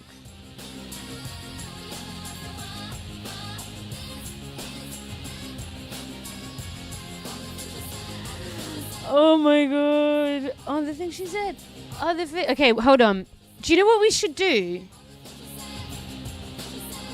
Tier list of lesbians. Hi! Create type... No. Guys, what's some gay shit? I typed this out 3 times and deleted. Okay. I don't want it to be type of lesbians, because I'll just like literally put them all at the top. Wait, what the fuck is that? Gay Republican. Okay. What is that? Baby Dyke. Are we winning lesbians? We are now that the very, very lovely Raptor Blues here. Hope you're well, except, but oh my god, do you remember this tattoo song? Now gonna get us! And fuck me, it's so fucking ridiculous. Like in the video, I swear they fucking run over like a man And like, just wait for it. I swear they're all up in each other's vajayjays. Apparently this was filmed on a potato. Is there a better quality one? Hold on. Not gonna get us.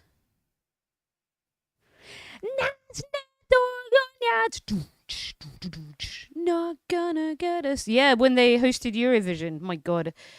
A different geopolitical time. The song, okay, there's potato quality, sorry, but okay, ready, get ready. Look, so they're getting in like a truck to kiss. Ooh.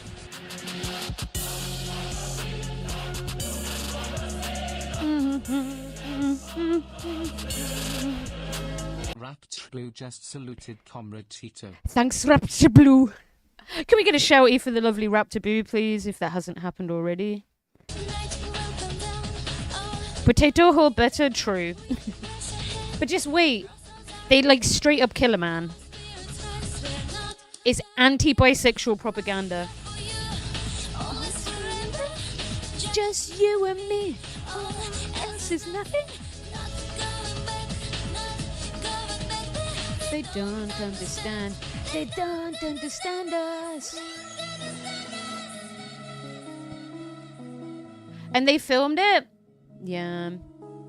That's what. Why do you think they're escaping? Wait, was that it? Was that it? Was that it? Hold on. Yeah.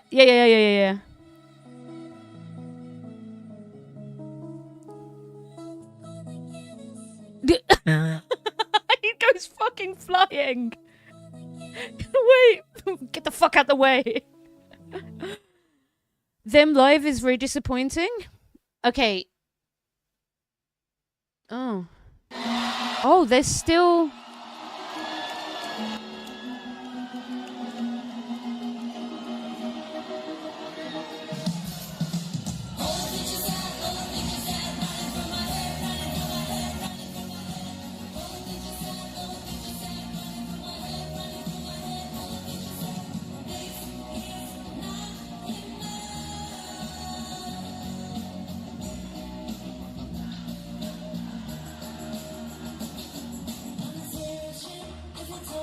Okay.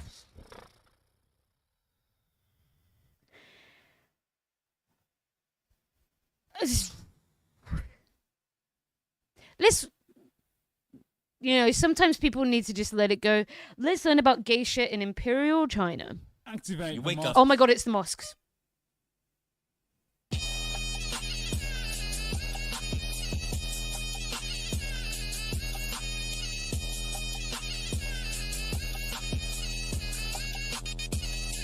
Jihad, bitch. Yeah, really lively. I mean, look, I don't want to be too judgmental of, like, Womans, but, like, they just had given up there, right? And it's like, yo, how the fuck am I gonna pay my bills? I didn't save a pension because I was rich when I was, 18, however old they were. I guess we all do what we gotta do in this life. Anyway, gay shit. Imperial China, and the nobleman you just slept with is standing over you with a machete. Oh no. Not to kill you. Worse, he's cutting off his own sleeve. The expensive silk one you fell asleep on. Because waking you up would be rude. My Instagram won't work for me, Doom. You gotta send it a different way. Equivalent of changing your relationship. They probably owe their label money. Oh, they might, yeah. Congratulations. You've just been given the cut sleeve. The most romantic gesture that also doubles as a massive target on your back. Oh no. Because now the game begins. The very specific, very dangerous game of gay. You go from sweeping hallways to wearing silk without every servant in the palace connecting the dots and getting you tortured to death with vegetables. Yes, vegetables. Forcibly. Oh no. Until you die. Oh no. That's the price of moving too fast. Of disappearing at night without explanation. So you play it slow. You keep sweeping. You keep bowing. You just happen to be sweeping. You keep sucking. Closer to the important meetings. Your clothes improve one thread. Yeah. like you're a video game character. Cinderella, but like, If anyone puts it boy. together too soon, if the rumor reaches the wrong eunuch, the wrong official, the wrong jealous concubine, Shit. you're done. And done doesn't mean fired. It means arrested. One ornament at a time, yeah. The kind of death that makes you wish they'd just gone with beheading. Oh. But that's only if you're the low status one. If you're the emperor, if you're the nobleman, you can have tea house boys, theater companions, private garden tutors, whatever you want. No one questions you. Until the Qing dynasty decides passion has a price. 1 month in prison, 100 lashes, and a bamboo cane. But at least you're not in the Aztec Empire. Because there's no playing it slow. There's just, did anyone see you? If yes, you're dead. But here's the fun part. How you die depends on what you were doing. If you were I swear ancient people be so motherfucking hyperfixated on the butt. Why? What the fuck wrong with you? The Vikings, not the Greeks, everyone gay in Greek land. Also pedophiles though, so let's with that one. Like, yeah, fetish policing, innit? They're like, you can't take it up the butt, you are a heathen. But if you give it, it's fine, it's chill. The Vikings were like that as well. Raw. Like, why? Yeah, exactly, bro. Exactly. Let a guy be fucking pegged if he wants. Let a bitch be pegged if she wants, you know? were the active Turkish military violation, public execution. Oh. If you were passive, they extract your colon first, then they burn you alive. Because in Aztec logic, your body is an offering to the gods. And dishonoring it this way requires maximum punishment, maximum spectacle, maximum nightmare fuel. Then the Spanish show up with their rosaries and war dogs and think, not brutal enough. They add lashes, burnings, and getting torn apart by dogs. Oh. Specifically for this. Because nothing says, we're civilizing you, like weaponized animal violence. Did you see the clip of You'd think. Michael Knowles denying he has a G-spot in his butt? What the fuck did I just read with my fucking eyes? We can watch some Turkish wrestling after for sure. For sure. That is some gay ass shit. Maybe I should have been born in Greece. Yep. Huh? It says Greece is chill, right? Sure. If you follow the rules you didn't know existed. In Athens, you can have a relationship with a younger guy. But I don't know, because there is quite a few cultures that it's like celebrated having butt sex. Gavin, my window's open and I just heard my dad outside, and he definitely heard me say that. I swear, I'm a real adult. I swear I've been good at streaming, I swear. Oh my god. Gavin McInnes shoving a dildo up his arse to trigger the libs. What the fuck is wrong with all you? De facto gay to Jewish straight. Why do you have a G-spot in your bum? Girl. Yeah. It's, look, Dad, I gotta pay the bills somehow, innit?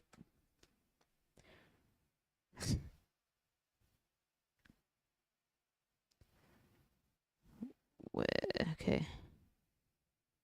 That's not what pride is. We're not saying, oh my God, look, we're all having sex. We're all fucking each other. That's not what pride is. Well, pride that is how the pride parades actually do generally play out on Main Street. Pride is literally saying... Like good. I hope that they just trigger you. You fragile little snowflake. It's like leather and weird spankings and things. It is. That's how it that, plays but out. the straight community do that as well. No, we don't have. Yes, we just acknowledge we don't have Oh my God, parades. you are joking. Straight people have so many kinks. We do not have any What's spank your porn parades category? ever. What do None. you watch when you're watching porn? I do not watch pornography. Come on, you must. I don't. What's your category? I don't watch pornography. Really? You don't? I don't. What's this? Is this your hand on the Bible? Yeah, I don't have a Bible on me. I don't have Leviticus either. Okay, I don't you've watch never pornography. watched. What about when you were at college? No, what did you I wank might have to? seen a naked lady once or twice, but you I don't watch pornography. Okay, and I what really kind of don't. naked lady are you into? What are your kinks? I don't. What do you like doing? your wife. Well, if you're going to sexualize my It's like, community, I love how he if you're says- going to I do love how that, I'm going to do it back. He goes, why do you think gay people are having Because anything to I'm do with playing the sex? And same then he's game, asking because I'm about doing where- the se- because I'm giving it back to you. Here's why we would say it's deviant, is because man has like natural ends, like the eye is for seeing, the glass is for drinking water out of. Natural. Yo, God, that's so fucking. Natural picks up a man-made glass. I just like, yo, straight up, you're fucking man, aren't you? You're fucking man, and you're the top, and you think that you're smart. Like, off topic, but have you heard of Green Yuri? It's really good and written by a lesbian, and it's a new. No, I don't. Green Yuri. It has a new anime trailer with Nirvana as an opening song. Man has a sexual end, which is sexual congress with women, which creates babies. Okay, why do you have a G-spot? Why do you have a G-spot in your bum? I don't. Yes, you do. You actually do. That is scientific.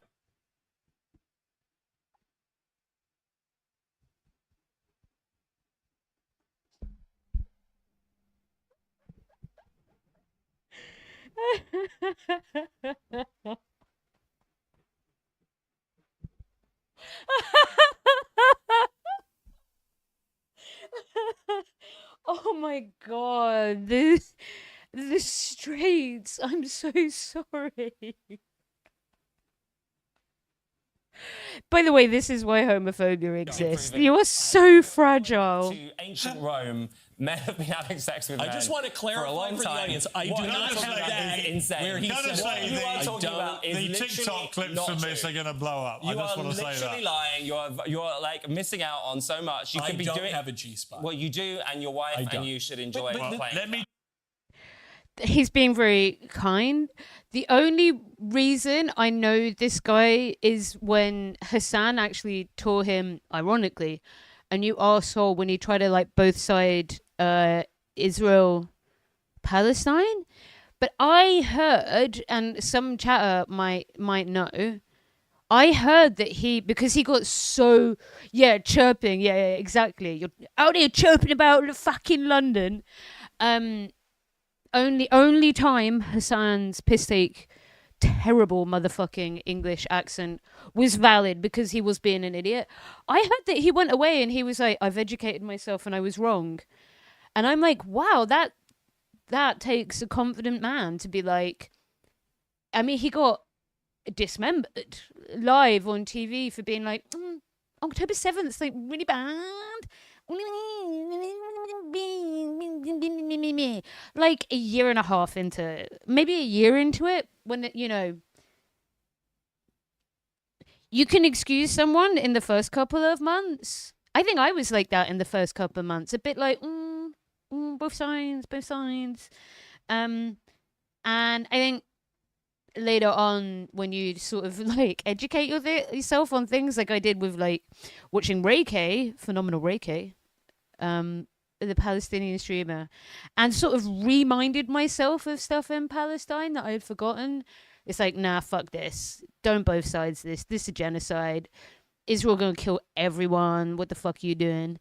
I think he straight up is like, he destroyed me so badly. And humiliated him. He said he learned. So do you know what? Maybe sometimes people do need to be chewed the fuck out. What is this? What is this? No.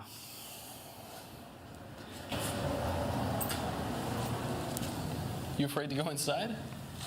It's not that. I can leave.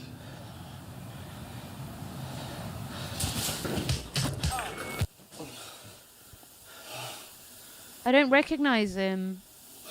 That was... Wow.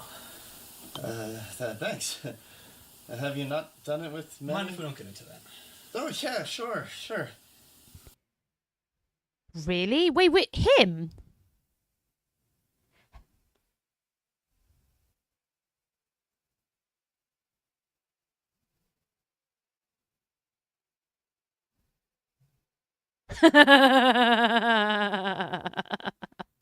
I don't have a G-spot. It's so stupid. Age, you're the mentor. Welcome in, Zed. You into it. And the whole That's thing so ends funny. Exactly when he hits maturity. It's less romance and more homoerotic internship with vague rules and serious consequences. You meet him at the gym. You train together, oil glistening on both your skin under the Mediterranean sun. You attend banquets where wine flows and debates last until dawn. You absolutely do not admit this is just dating with extra steps. And if you mess it up, if he's too willing, or you're too obvious, your reputation is dust. You're the guy. The Daily Warriors or failed Hollywood types. That is true, isn't it? Like Ben Shabubu is. Here, it's not about age. It's about position. You can sleep with slaves, prostitutes, foreigners, anyone, as long as you're the one in control. Because being passive makes you a slave, a traitor, a disgrace. The senator points at you across the market. Being passive. He means being a bottom, right? To address the crowd. One word, pathicus, and every head swivels toward you. Your career ends before he finishes the sentence. In feudal Japan, sleeping with your master is just part of the curriculum. Uh-oh. You're a young samurai apprentice. You learn the sword, strategy, poetry, honor. And also, occasionally, you share your master's bed. It's called wakashudo. It's a tradition. It's imbued with ideals of loyalty, sacrifice, and mutual devotion.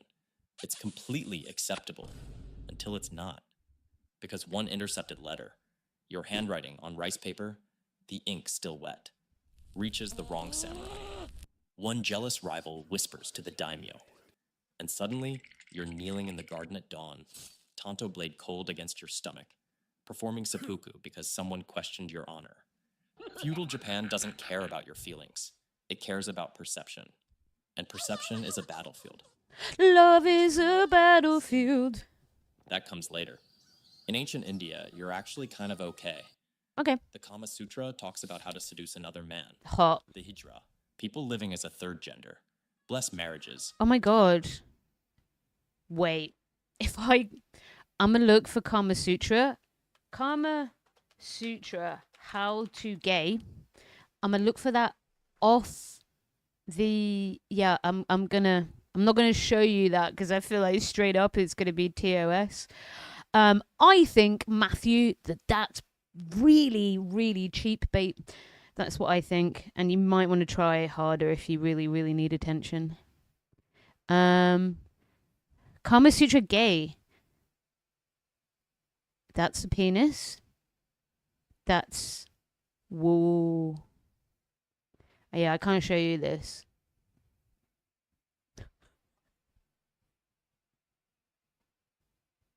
That looks really fun. Guys, get yourself a book. Get yourself that book. That looks really fun. Walk among royalty. In Thailand, the Catholic perform... You said you were going to talk about politics, gay politics. Gay politics. I'm running things now. All hail King Homer.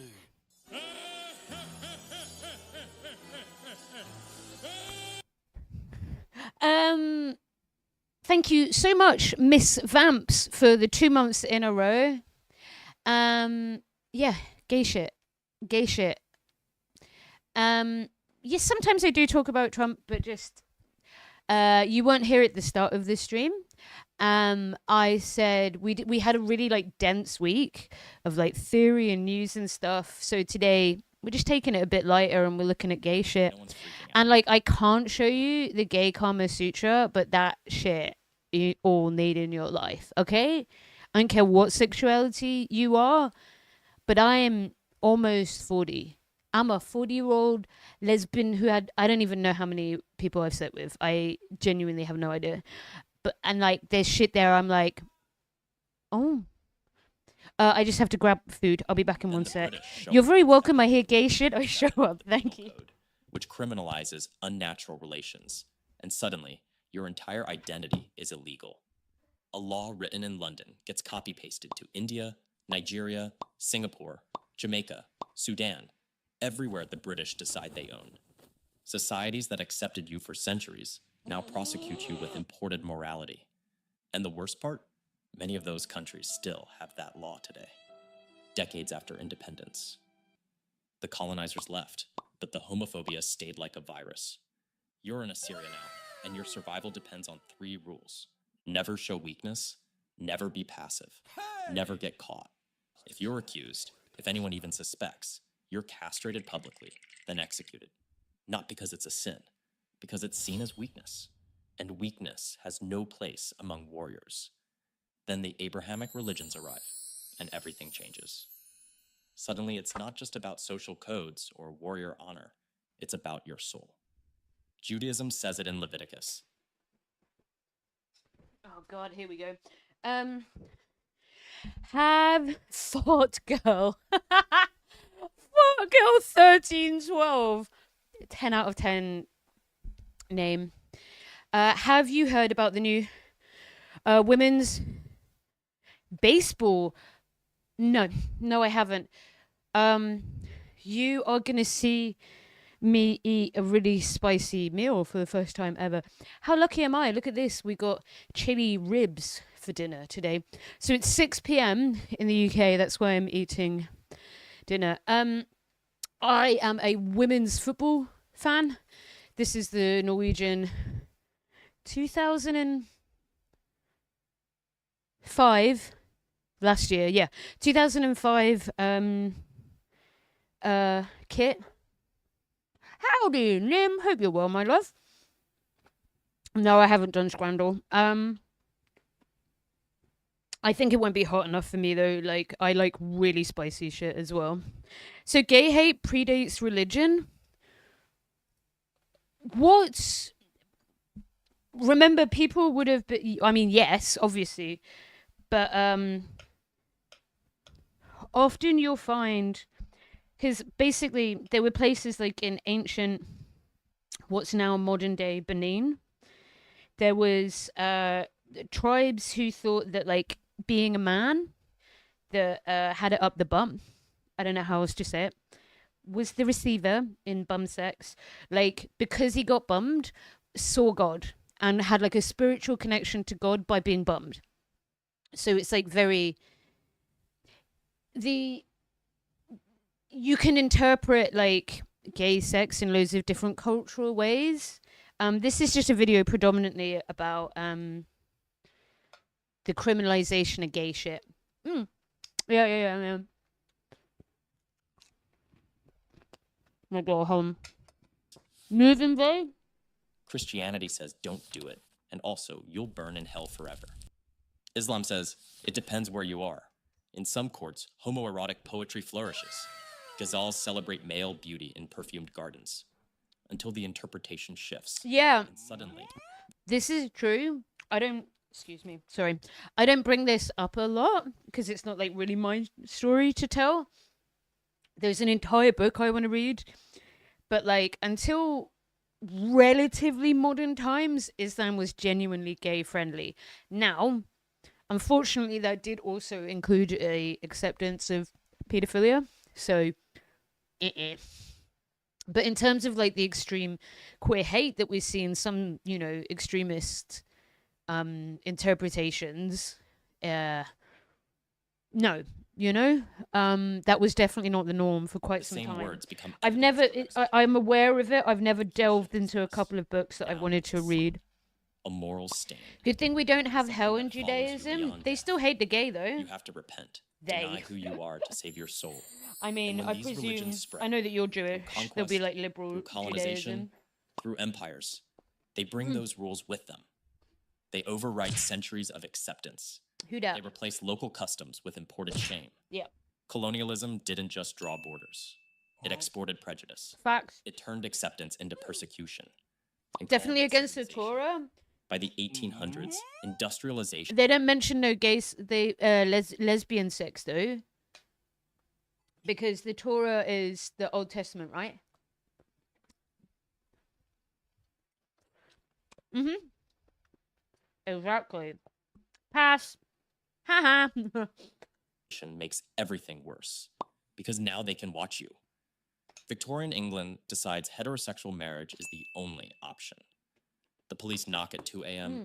Their brass buttons catch the gas This is light as like- they push through your door. Yeah, Being loopholes. caught means prison, hard labor, and your name printed in the morning papers Mhm. for everyone to read over breakfast. It needs to be a little bit hotter, but it's good. Doesn't bring relief. It's chili You're soy dancing when the sauce. lights flip on.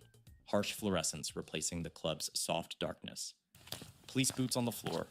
Badge numbers you try to memorize but forget in the panic. And today, in some countries, you can marry, adopt, live openly. In others, you're still illegal, still punishable by prison, by execution. It's the ghost of empires that no longer exist. Actually, on that note, that have you refuse to seen this? die. You survive by hiding, by lying, by fragmenting yourself into acceptable pieces. Or you fight, you resist, you refuse to disappear. Because being gay across history isn't a single story. Truth. Have you seen this thing about like the gay cruise ship that's being denied access to a bunch of places? I really don't like the way it's being discussed in Western media. Like, really don't like it. Let me see if it's on like the Guardian website.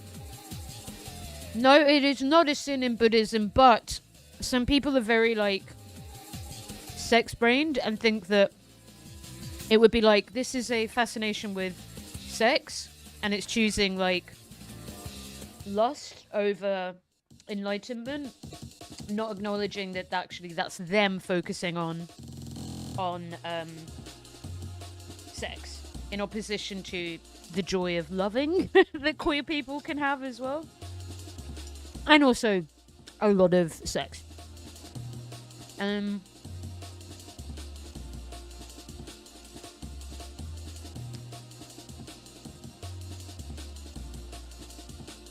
We will hopefully be watching footy later. It might not come up.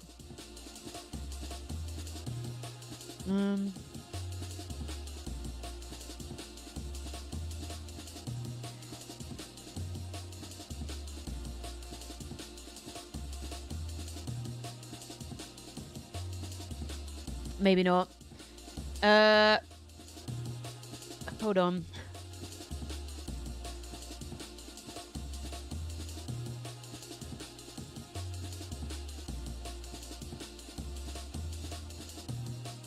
Yeah, it's not on here. I remember seeing an article about Buddhist monks getting high off meth. Yeah, it is genuinely a huge problem. A huge problem. Getting high off meth and not on their phones. Yeah, the like Western illusion around monks is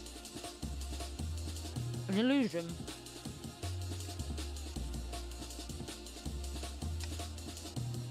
They hold a great amount of cultural power though. Like in Cambodia, if you fucked with attaining a higher spiritual level, true. If you fuck with a monk in Cambodia, I swear, Cambodians are chill as fuck. They'd fucking slap the shit out of you. Let me see if I just put gay cruise. Oh god, my algorithm. My algorithm. In Thailand, lots of monk. Yeah. It is an issue though, isn't it? I remember going to... I can't remember what day it was. But it was a day where we basically gave shit to the monks. I went with my Thai friends. And like... everyone was just on phones, you know? Okay. News. Are you still stray? I'm sorry. I know, it's so... that was so funny. So yeah, Turkey blocks cruise ship carrying 2,000 LGBTQ plus passengers in a furious Patti LuPone, citing moral values. I hate the way that this is discussed. You don't, like, support queer liberation in countries by thinking that you're better than them.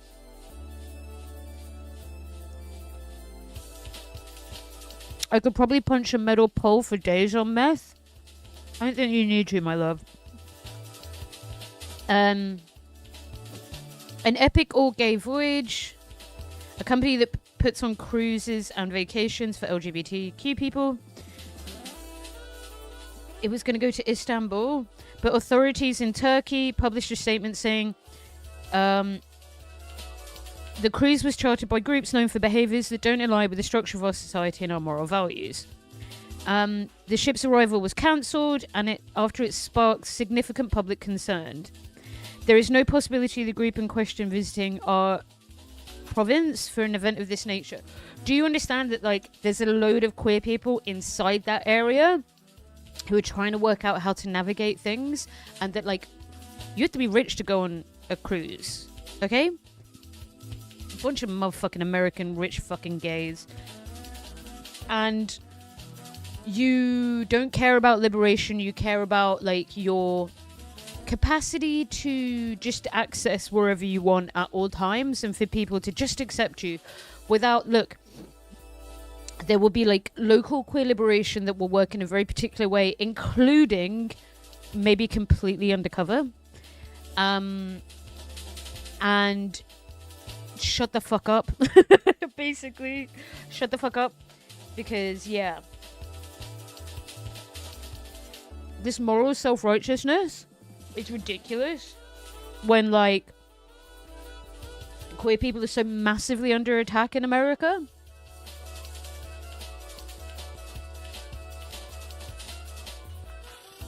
Yeah. Fuck off. A magnificent ship full of gay men have been denied entry to Turkey simply because of who is on board. Oh, I think that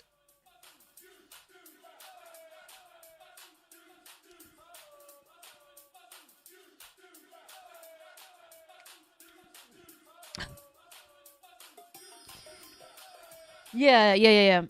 Erdogan is describing queer people as perverts and a threat to traditional family. It's probably a really fucking dangerous time to be queer in Turkey right now, and having a bunch of external queers who paint queerness as what? A Western import. You are Westerners on a cruise coming into port. I don't know how to make it more explicit.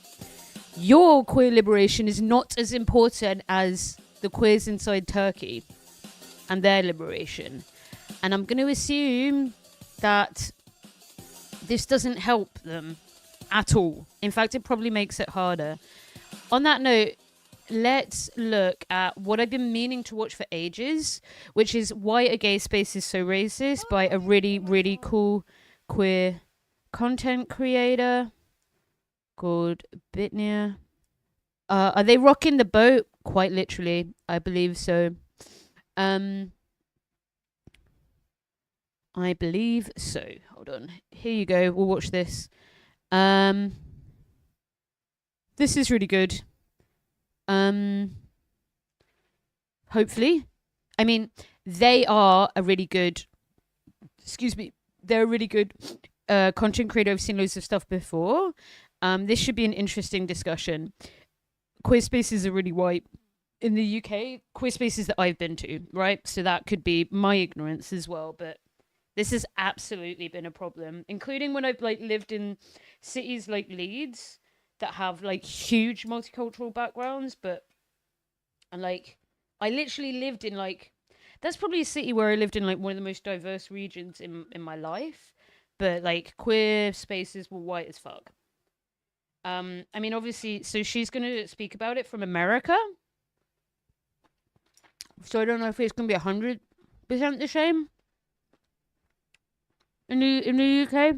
But yeah, let's see what they say. Welcome back once again to the Glass Closet. I am Nia, also known as @Bitnia, and this is a show where we talk about gay shit that happens online and Nia. in the real world also. And I think I lived in Leeds. I liked it. I like Leeds. Is our guest here today, my lovely longtime friend Ava. I always try and give the guests like my interpretation of their bio. So like, let me fumble this real quick, right? I want to say Ava is editor-in-chief and founder of Ebony Tomatoes Collective, a Black literary magazine of incredible works, many works that have resonated deeply with myself and that you should all definitely engage with and read. Stop. And also lovely, beautiful human. Thank you so much. I think you did a great job. Oh, no, thank you. I would have said the same thing myself. Nom nom nom nom. Lovely, beautiful. Oh, and editor. Yeah, and editor. No. But want to give a little background to the gays? Yes, of course. So my name is Ava. I'm a writer, I'm an editor, and I'm also, as you said, the founder and editor-in-chief of Ebony Tomatoes Collective. And aside from that, I'm passionate about farming and all things nature, hiking, gardening, baking. Yeah, I'm like Nara Smith, maybe if Nara Smith was like an anarchist and a lesbian and like That's a good bio. Right, I'm like, actually, wait, let's write that down. Nara Smith, if she slayed. Yeah, like love Nara. Nara Smith with a pickaxe. Like yes. Let me stop. No. Nara Smith with a guillotine. Oh, right. There's something here. We'll workshop later. Okay, I yes. love that. But I was so interested to talk to you because I feel like this podcast has it's transformed so much since I've started it, and it's really come to be about, I think, the synchronization of the online world and how queerness manifests there and how that turns into real queer spaces and real like interactions with the community. Ebony Tomatoes Collective has such a vibrant online presence, and you guys do like melanated media, and I really just enjoy your reels. I think your reels are very fun when you did the little ribbon. I want to insert that. My girl is a cunt, yeah, but only cause she's serving.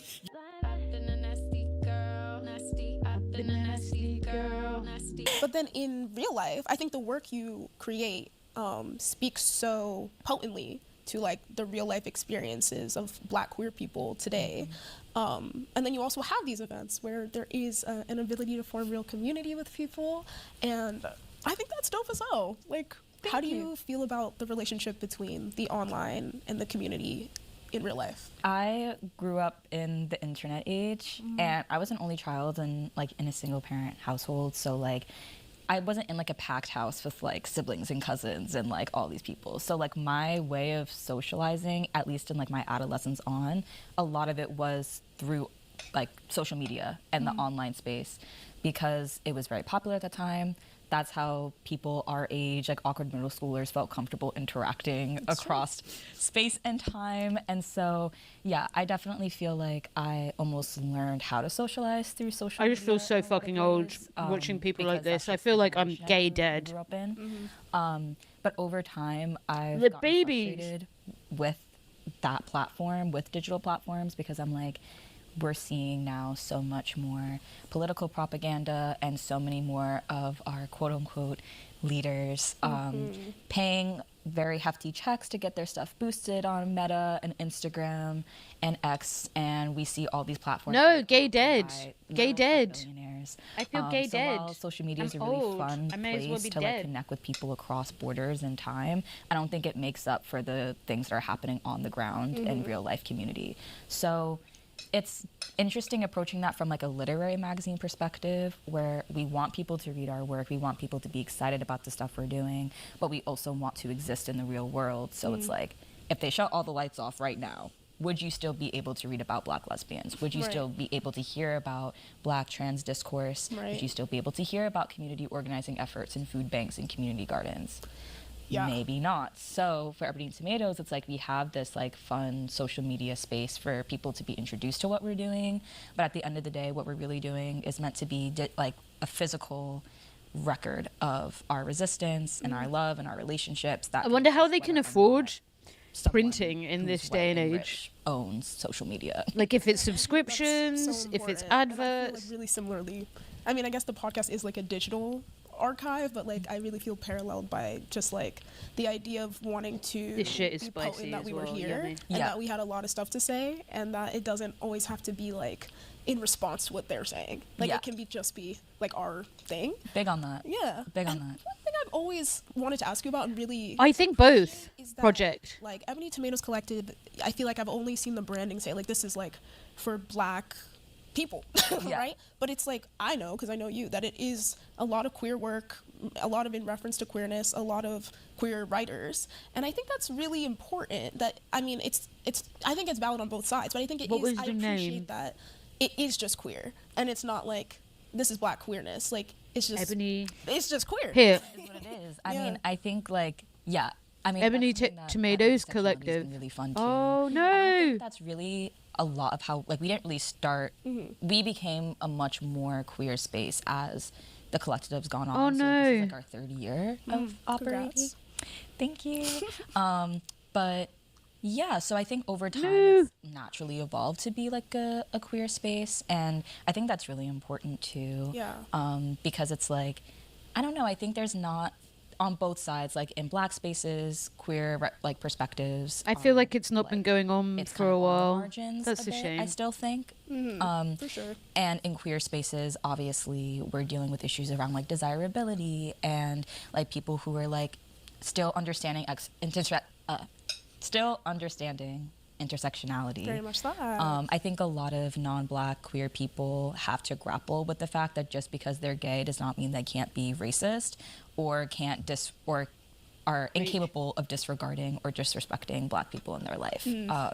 So I think that Ebony Tomatoes is hopefully a way for everyone to learn and educate themselves on these things. But I will say, like, Ebony Tomatoes is Black and queer, but I think it's really important that it's like our collective is defined by the people who write for us and the people who do photography for us and like submit art to us. But at the end of the day, Ebony Tomatoes is for everyone, because everything that's affecting Black queer people will affect everyone eventually. What's OC? So when we're talking about, what's OCRS? Like relationships and like Black on Black love, from like starting community gardens to land conservation, to political liberation around the world. And it's like, yes, these issues disproportionately affect Black and queer people, but they RuneScape. are the problems of the people. Old school RuneScape. Oh my god, that's funny. A platform for the people and for people's liberation, whether or not. Is that old? Is that what you meant by that? Identities. I think everyone has a place to read it and enjoy it. Hey, Replay. Hi, Cosmopolitics. How are you doing? I'll put a link down below. Ears perked. Ears perked. For sure. I also think, like, I've been seeing this discourse online. I don't know if I should bring this up. Like, this is kind of hot. Let's bring it up. This is kind of hot. But just hearing what you're saying about how all of our liberations are inherently like tied, and so yeah, can we get a shouty for Cosmo, please? Black queer people hold a lot of weight, and not all skin folk is kinfolk. I won't say any Black person off the street you should just listen to them. Don't think that. The discourse I was referencing though is that. So do you know who Madeline Pendleton is? No. Oh my God, please. Okay. Madeline Pendleton is the owner of Tunnel Vision. It's an online. Okay. I, as of late, have watched Madeline. Oh, I need to. Let me get a tissue. Somebody once told me that they had an issue with Black creators. And I was just like, I'll stay out of it. But maybe this was this person. It was this person, sorry. I'm gonna just get something to blow my nose. That was a little bit spicier than I thought it was. It kind of built up spice. I'll be back in 1 sec.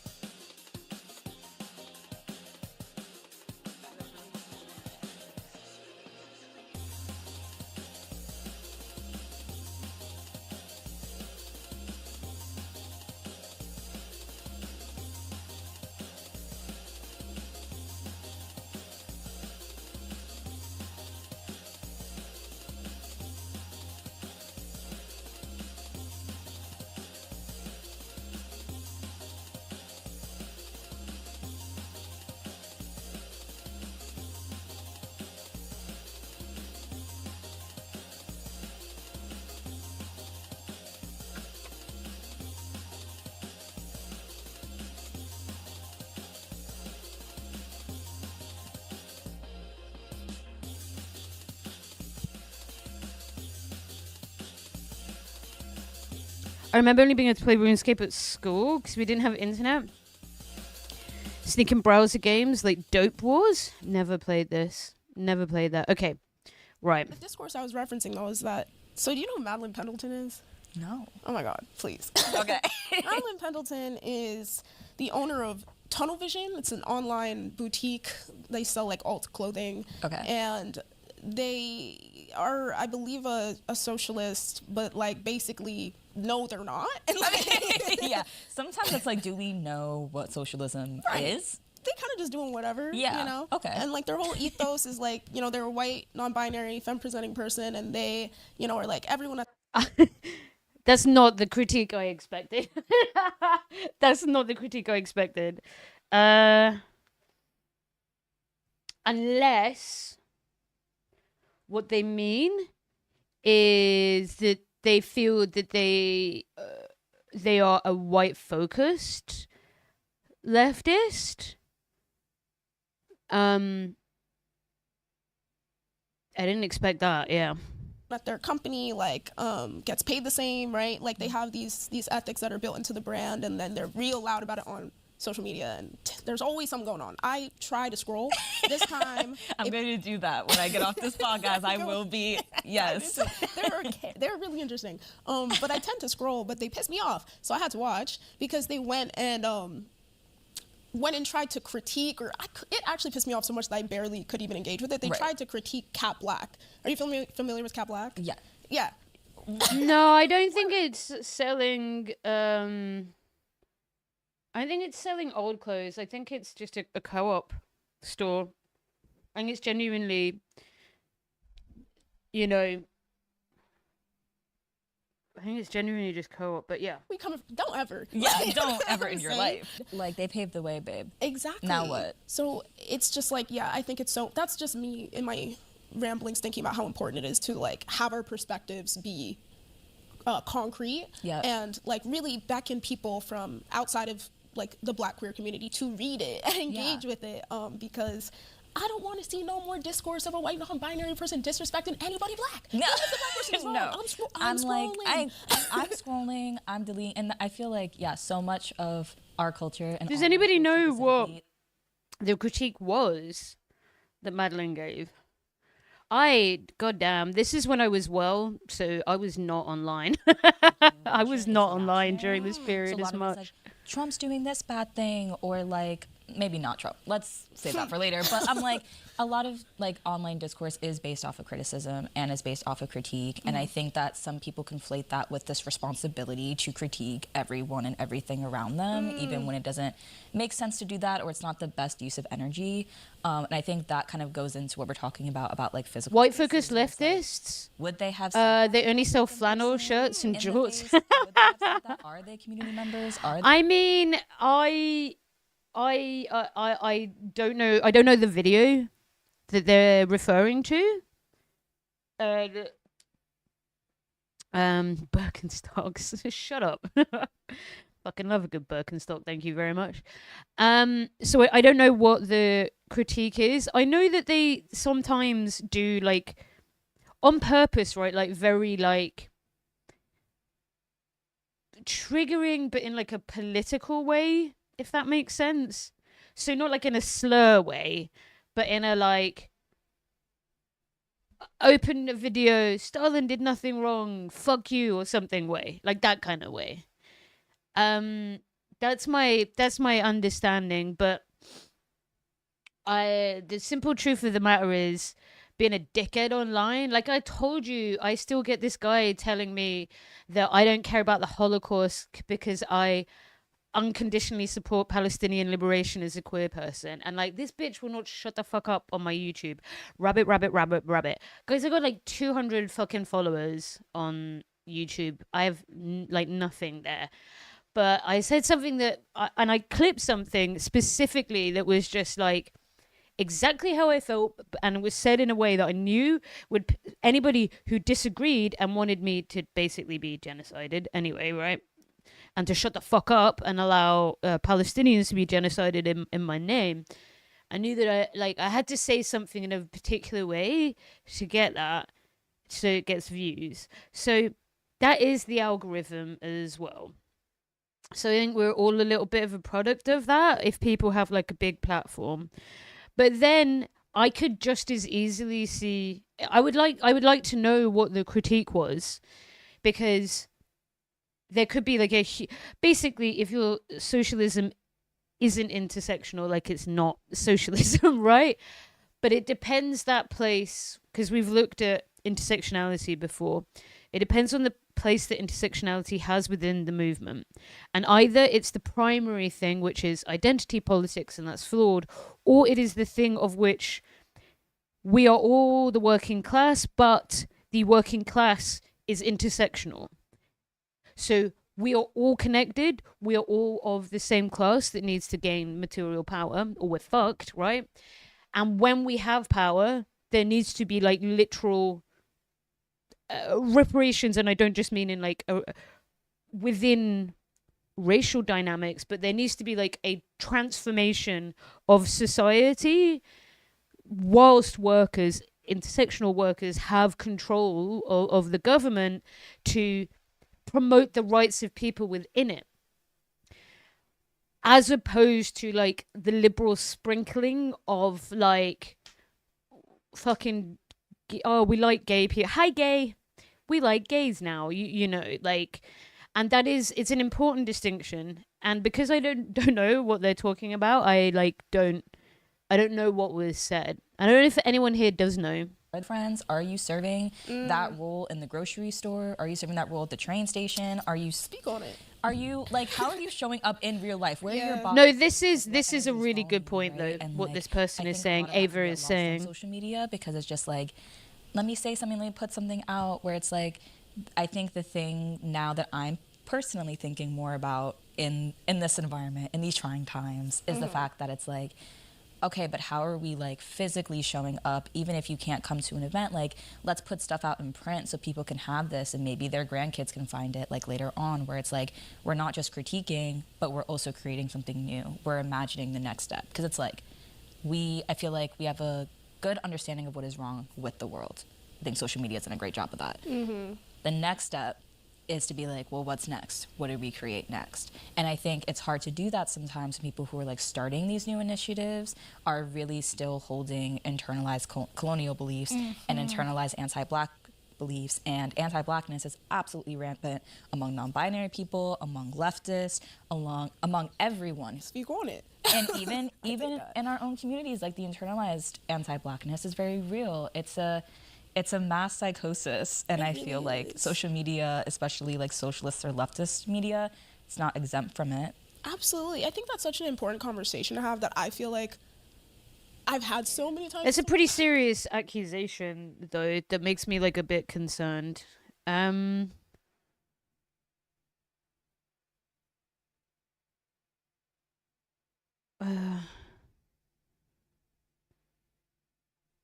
Does anybody know? I also am lost.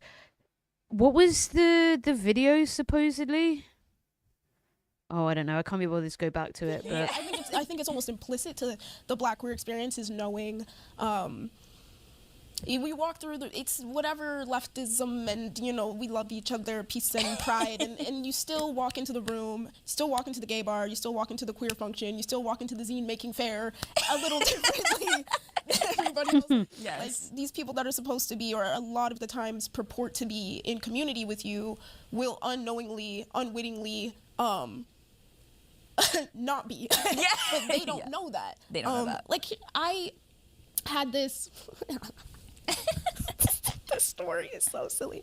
This person who, I don't even know, we were mutuals, I think, and this is like a white queer person who, you know, was like a radical leftist. I don't want to speak on their politics. I don't remember exactly how they identified politically, but hit my wait, I'm remembering what this was about. This is kind of hot. Wait. This is kind of hot. Wait. I'm deeply suspicious that these two have so far not articulated what they mean by leftist. I think two things are true. I think they are maybe progressives. So the term leftist is maybe incorrectly being used. But at the same time, what she just said about that, like being at the zine fair and going to the queer bar, like I think that they're right about that. And I think that, Cindy, I don't know your race, but I think if you're not a person of color, like you should listen. I do think that that's true.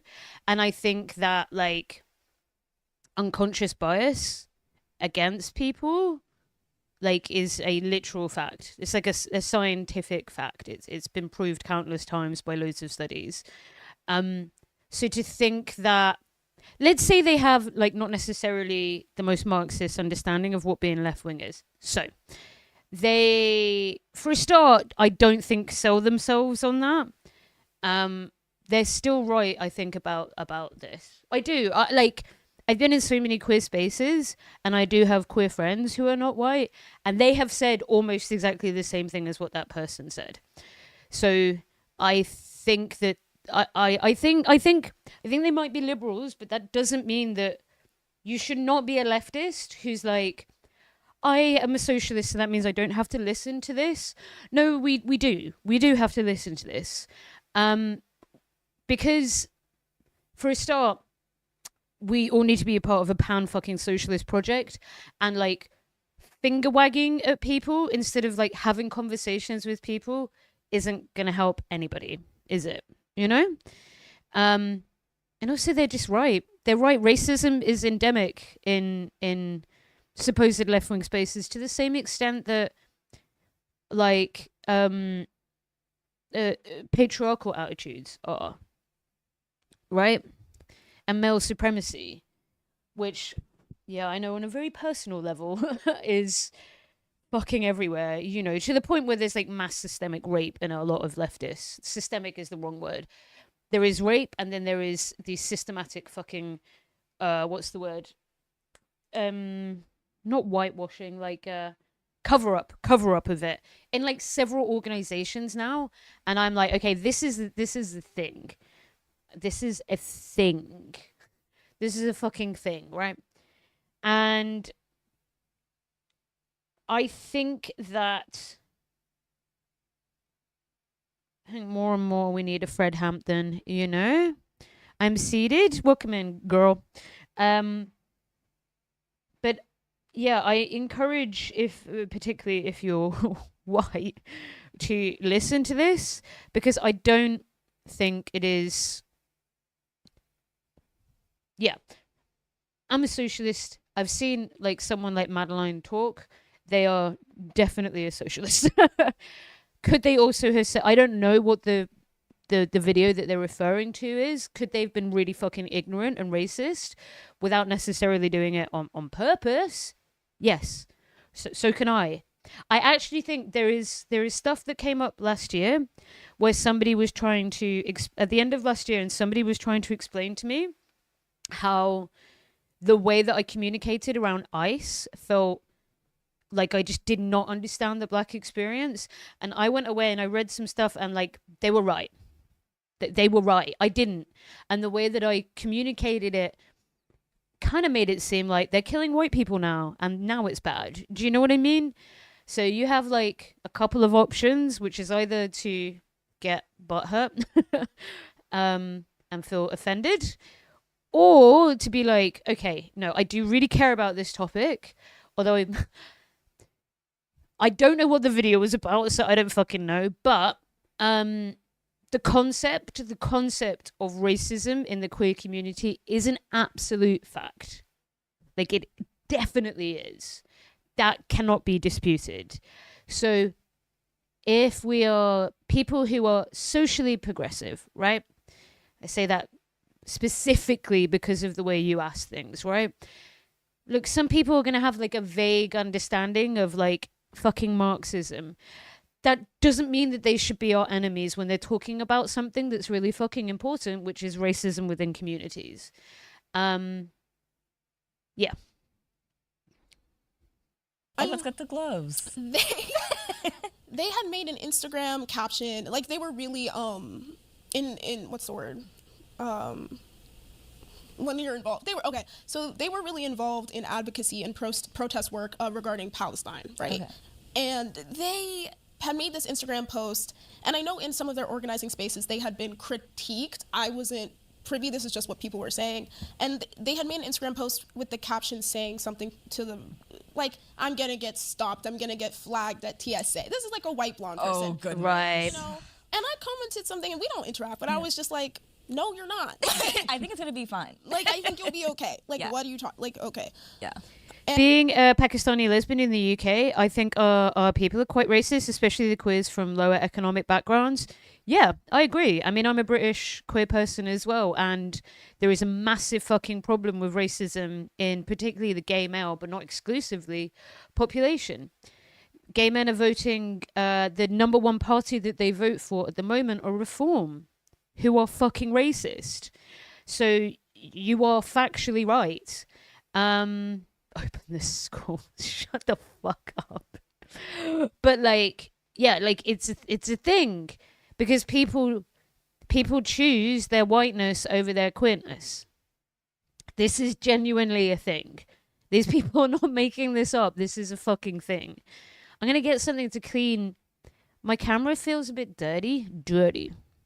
I'm gonna leave you with them though. Hit my DMs with a. Is it bizarre, Project? If we okay, I'm gonna come back because I'm gonna get something to clean this with, but I don't think it's that bizarre.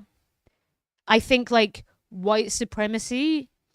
I think people are like, I don't care if I'm gay. I won't even talk to anyone about it, and you can pass, like me, as a straight gay, in my women's football top with my fucking mullet.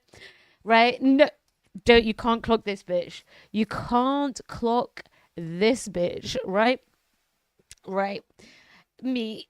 But no, in all seriousness, like, they're like, queer liberation is at a different place than it was for like gay men than 30 years ago. So if you're a white gay man, it's not that there's no prejudice. It's not that there's no discrimination. Queer people are still being murdered in this country, right? It's that if you are gay and white, the discourse, particularly in working class backgrounds, is, oh, you are white first and foremost, and you should hate these people who are importing prejudice, which is fucking bullshit, right? Like, now, like, motherfucking British oppression, right? And beating up fucking queer people. That's as as fucking British as salting your motherfucking shit-ass dishes. But, like, the point being, it's like learning nothing from your oppression and everything from your whiteness. I just feel underdogs should underdog together, experience similar pain, got to team up. And I think, I mean, in general, yes. And how can we do that? We are of the working class together. But I don't know your race. If you're like me, we do have to learn about the experiences of like our black comrades in order to be better. You know? I would not claim that the queer space is a leftist space. Yes, that I agree with.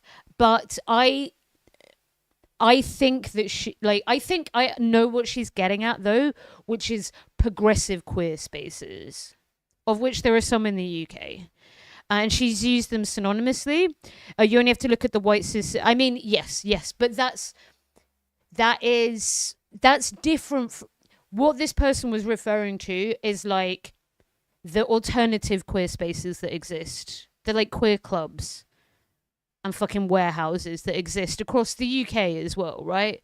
Like the co-ops that exist in Sheffield and Leeds and stuff. It's why I lift weights and take up space wherever I go. I won't be intimidated. That's it. Same. Although I'm white as shit, so I do not face any form of racial oppression as you do. But I fucking love to hear that. Girl. Do we have any VIPs left? Can we please give Ak Millen girl a VIP immediately? I hope you're not lying about who you are, but you'll fit right in. I'll be back in 1 sec. I'm just going to get something to try and clean this. You can be a white cis gay man, and the whiteness in the patriarchy conveyor belt still carries you by default. Exactly. And I never met, and you could have hit me up privately, and it was just like, okay, babes, or you could have just silently ticked the L. Because you knew that. We all know that you are right. I fear. Yeah, I think I've had like situations like that too. I feel where like people will come into my DMs with a book, and for me, like what it boils down to, I'm like, let's actually hop on FaceTime. Like, let's go to a coffee shop and meet up. Like, not actually. Yeah, I know what you mean, though. But in situations like that, you know, I'm like, are you viewing the people who are calling you out as comrades for real? Or are you viewing them as opposition that you need to convince that you're not bad at racist? Exactly. Where is it coming from, this nature to resolve this? Like, is it fear that you're the problem, or is it actually I think it is fear. I mean, I was talking with, I had a really interesting conversation with my partner like some weeks ago. My partner's white, and we were having a discussion about whiteness, and a lot of white supremacy, a lot of the white consciousness, and I don't mean that specific to white people, I mean the white consciousness that has infiltrated the world through colonialism and industrialism, is based off of fear. It's based off of this instinct, this bodily instinct that you're threatened in some way, and that you need to protect your whiteness and need to lash out and demonize anything that falls outside of the binary that you've created to protect yourself. So whiteness in and of itself is a self-soothing mechanism. And so when we see white people, or, you know, honestly, non-Black people as well, who are break that up. Influenced by the ideas of whiteness and want to have proximity to whiteness, you're going to see a lot of self-soothing behaviors that for a Black person can actually feel, can be aggressive and can be like, whoa, where is that coming from? I think a lot of it is internalized, and a lot of times we're not even aware of it, which is why I think it's so important to be reading Black writers and not just, you know, I think when people say read Black writers, there's this assumption that's like, okay, we have to read the classics, which is true. Like, we should be reading Audre Lorde and James Baldwin and all of these thinkers. But it's equally as important to be reading contemporary Black voices because the discourse is evolving, right? Every day. Exactly. Since Audre Lorde was writing. Exactly. Hope that they would be happy to see that there's a new generation of writers and thinkers who are like evolving this and thinking about these things in today's terms, where it's like, you know, we're talking about non-binary and white people and like socialist leftist spaces on social media. Like, that's a conversation that's really specific to like this day and age. And I think if we're not reading work by people who are talking about that and are not like doing the labor to like find those magazines and support those publishers and thinkers, I think we're doing ourselves a disservice, and we're not truly can't be free without that. Yeah, that leads me, like, what do you think about, because I feel like that ideology is true, but in a lot of ways can be co-opted by white insecurity, by white fragility, and like, you know, like this is an odd conflation, but like Madeline Pendleton in one of their response videos to Cat Black. Cat Black, okay. About, I know who Cat Black is, the queer content creator. Right, so that's what it's about. This sounds very online. This sounds very, very online. Okay, I guess we'll hear. As an aside, about Cat Black was basically saying, you as a non-binary person who is not like actively transitioning has a privilege that you should recognize when you walk through spaces. And Madeline Pendleton.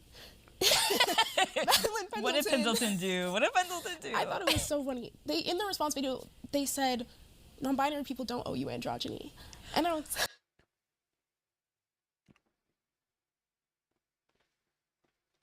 I don't think that's what Cat meant.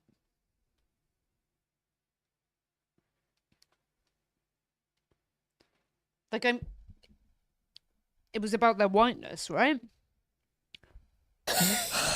Okay, we're just okay. And my point there is like, that's true, right? But it felt like a co-opting, a misdirection, something disingenuous to say to distract the conversation, to derail the conversation. I feel like that same sentiment is there where people who want to be with the movement but still I think hold some of the fears you were talking about, like white people or non-Black people, where it's like, well, Angela Davis is still alive. And we need Black writers. And it's still like, I find it difficult knowing as a Black person how to like trust, I guess. Like, I'm like, because it can be so much disingenuity. Yes, I totally. I also feel, so yeah, like, excuse me, unconscious bias can play a factor. In addition, I just think, these videos, this like call response video format is not the best way to have productive conversations. Like, I don't even know what they have ultimately been arguing about, right? It's been so lost in this discussion. But let's say something was said that like overlooked the Black experience in America. You are right to be able to talk about that if you're a Black content creator. productive way of having these conversations would be like a panel conversation, and the two communities come together, and it's like managed in a way where it could be respectful, and then people are exposed, and you can try and get. It's almost like Hegelian dialectics, for want of a better. I mean, philosophy heads, shut the fuck up. I know it's not actually like Hegelian dialectics, but the point being, it being like the actual purpose of a discussion, which is sometimes you are trying to get to understand where somebody else is coming from and what the solution, if possible, to one another's, I think, opinions here is, which is like, I don't think there could be a criticism that Madeline's not socialist, but there could be, I don't know, I've not seen the video, of being ignorant around like issues of racism. I'll be really ignorant on that as well. And like I said, I've had people say things to me in ways where I just think, like, if I'd been like, I don't know, these call and response videos, I think it's a product of social media. I think it sometimes like brings out, like, I find myself sometimes getting like really reactive about things online, and it's like, this isn't helping anybody. This isn't helping you and your mental health. This isn't helping like have a conversation.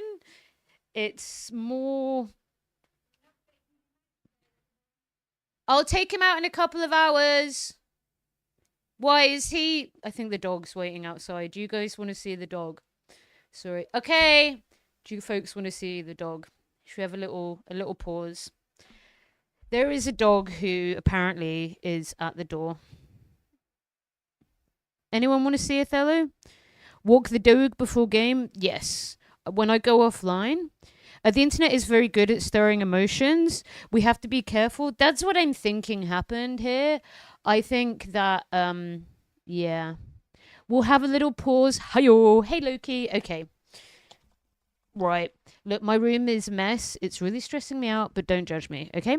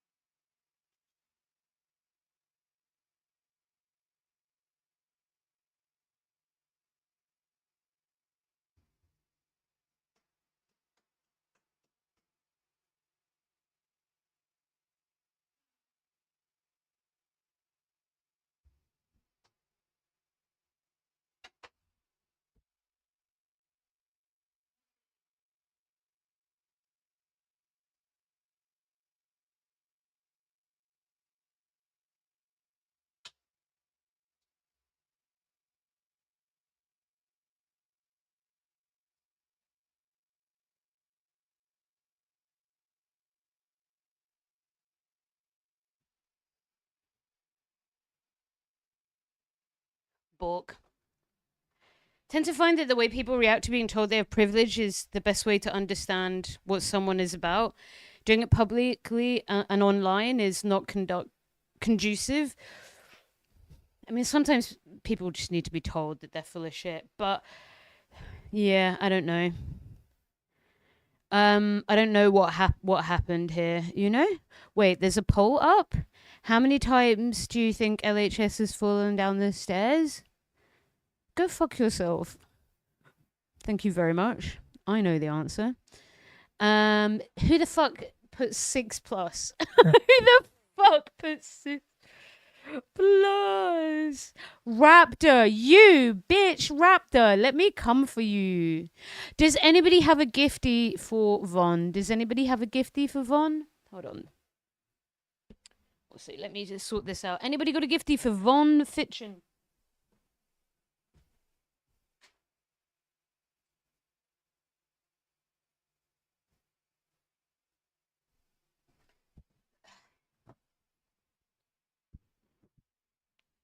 I gotta go. I need to look after a few things. Awesome. Awesome. Guess who's the slowest gifter? Hold on. Okay, we're holding. God fucking damn it. Fucking bullshit. Fucking. Yeah, look after yourself, AC Milan. AC Milan, girl, I've just got it. Okay, just so you know, just wait, just before you go. Fuck 'em all. Fuck 'em all. United, West Ham, Liverpool. 'Cause we are the Chelsea and we are the best. We are the Chelsea, so fuck all the rest. Fuck 'em all. I'm just letting you know so you don't feel like I lied to you. Chelsea till I die. Good, I'm glad you got the banter. So problematic. Anglo bitch, you testing me every day. Fake football fan. At least you're not a Liverpool fan. We will get on.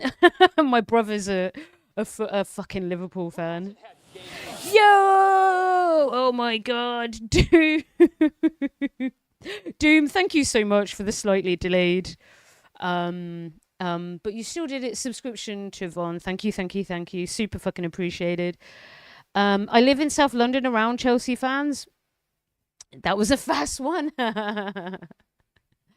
Awesome.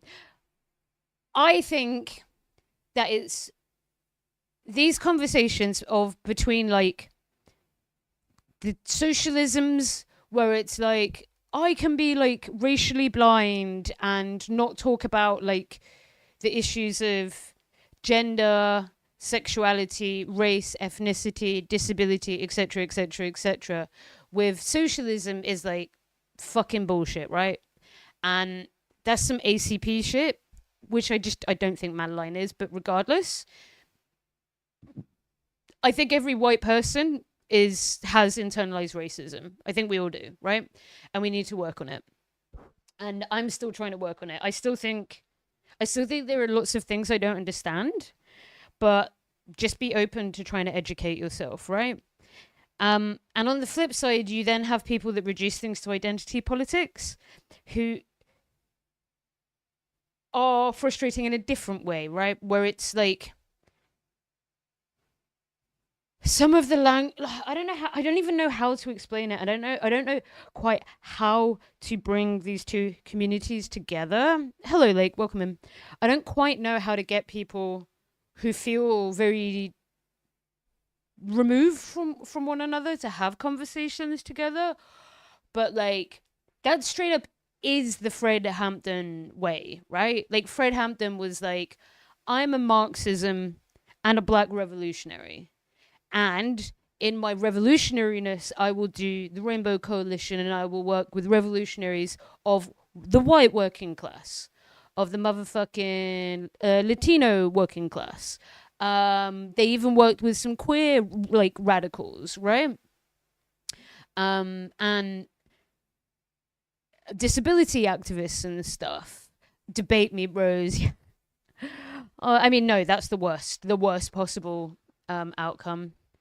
It was difficult as shit. We'd have to bulldoze his way in sometimes. It's interesting that these same things happen again and again and again, Raptor, because that was like there was clearly a problem with racism in both left-wing and progressive movements, right? In it's like 70s Hampton was around, right?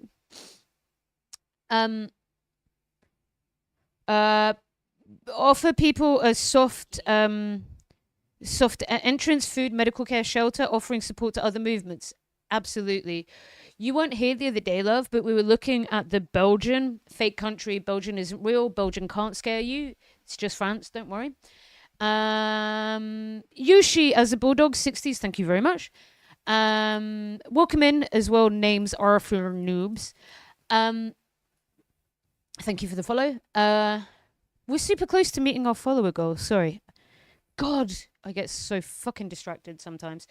How many times have the stairs won? I've never fallen down the stairs.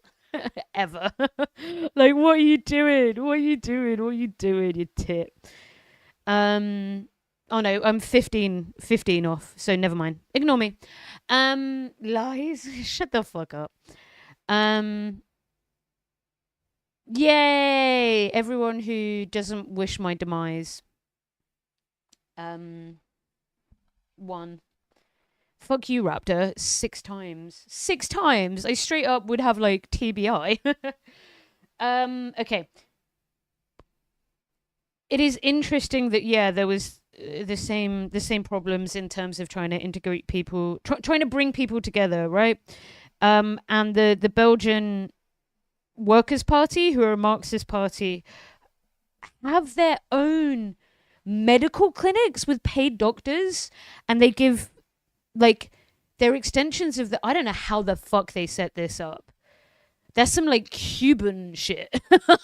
But without a revolution. Like, I don't know how they've been able to set that up. That's amazing. I should email them and see if someone will come on. But they have a mutual aid series of public health clinics across the cities and some rural regions, right? Like, that's like how they do that. How they do that. Like, food, medical care, like, how the fuck they do that. And that's why they've gone from being, like, a completely irrelevant party to, like, 25% in the polls or something, which for Belgium, fake-ass country, is good. We couldn't work out their approach to colonialism because their website is really weird. And the people that we were watching do a video essay on it just didn't cover that topic, like, at all. So I still don't know much about them. I can imagine there'll be soft anti-imperialists. Being anti-NATO is a pretty good start, though. Anti-NATO, pro-EU, a bit of a weird one, but okay. So even when you do that, you have to try and bring people together. I think, though, Raptor, the difference is that we are dealing in an era where progressive politics has been coded through identity politics. And weirdly, Platner is a byproduct of that.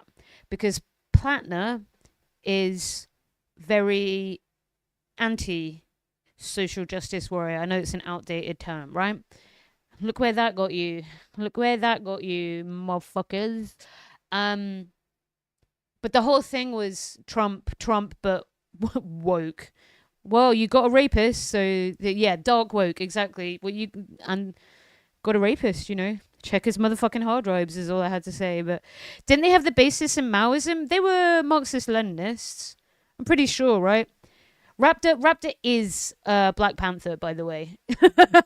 Like, please do follow Raptor. He does a lot of games, but then occasionally we'll do politics streams as well when we're lucky. MLMs. Multi-level marketing. I'm joking. Sorry. That's such a shit joke. But okay, they were Maoists as well. Interesting.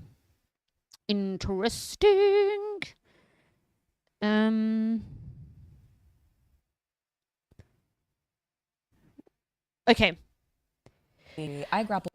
How we talk to people who are marginalized without it being reduced down to identity politics.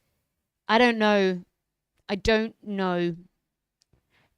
On Twitch, we should have more intersectional, objectively socialist panels to talk through things.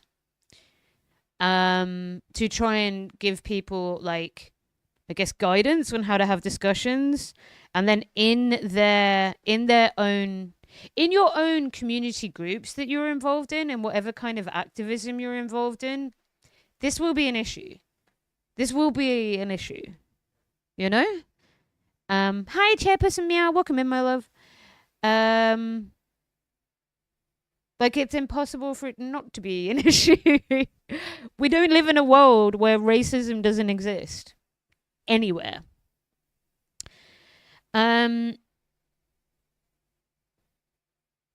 They took a lot of influences from everywhere, but rarely claimed they were one thing, other than communalists. Revolutionary intercommunalism. Jesus. Revolutionary intercommunalism? Communalism? I have to empty the dryer? No worries. But that was coined in Oakland, which is different from the East Coast, right? That Hampton was in. I know that the Panthers are back. Paul Birdsong, people were like, he's a Fed. I don't know whether that's true or not. He seemed fine with me. There was another Black Panther group that were like, we love Israel. That was like the most transparent Hasbara ever. Do you know what I mean? It was like, come on, guys. CIA, you is slacking now. Like, come on. Come on.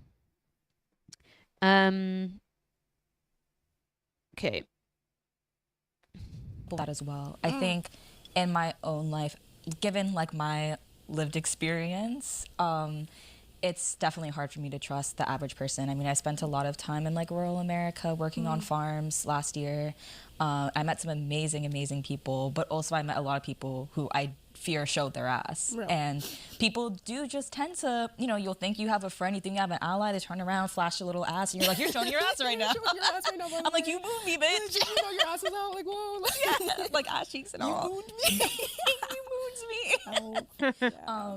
But no, I feel like I really relate to that. I understand what you mean. I think a lot of it is like avoidance, honestly. I think it's avoiding the real work, because it's one thing to be, you know, we see all of this with like the diversity, equity, and inclusion rollbacks that are happening right now politically, where it's like there was so much talk, so many LinkedIn posts, so many infographics, and then in the blink of an eye, the system that has always existed and continues to exist are stripping those rights away one by one, where they're coming for our healthcare, they're coming for our education, and all of those things exist largely outside of the digital sphere. Those are things that are happening on the ground in our real life, where it's like you walk into a school, you walk into a clinic, they're going to charge you $300. That's some real life shit, right? And I really agree with over here, but there has to be a socialist and intersectional answer to that.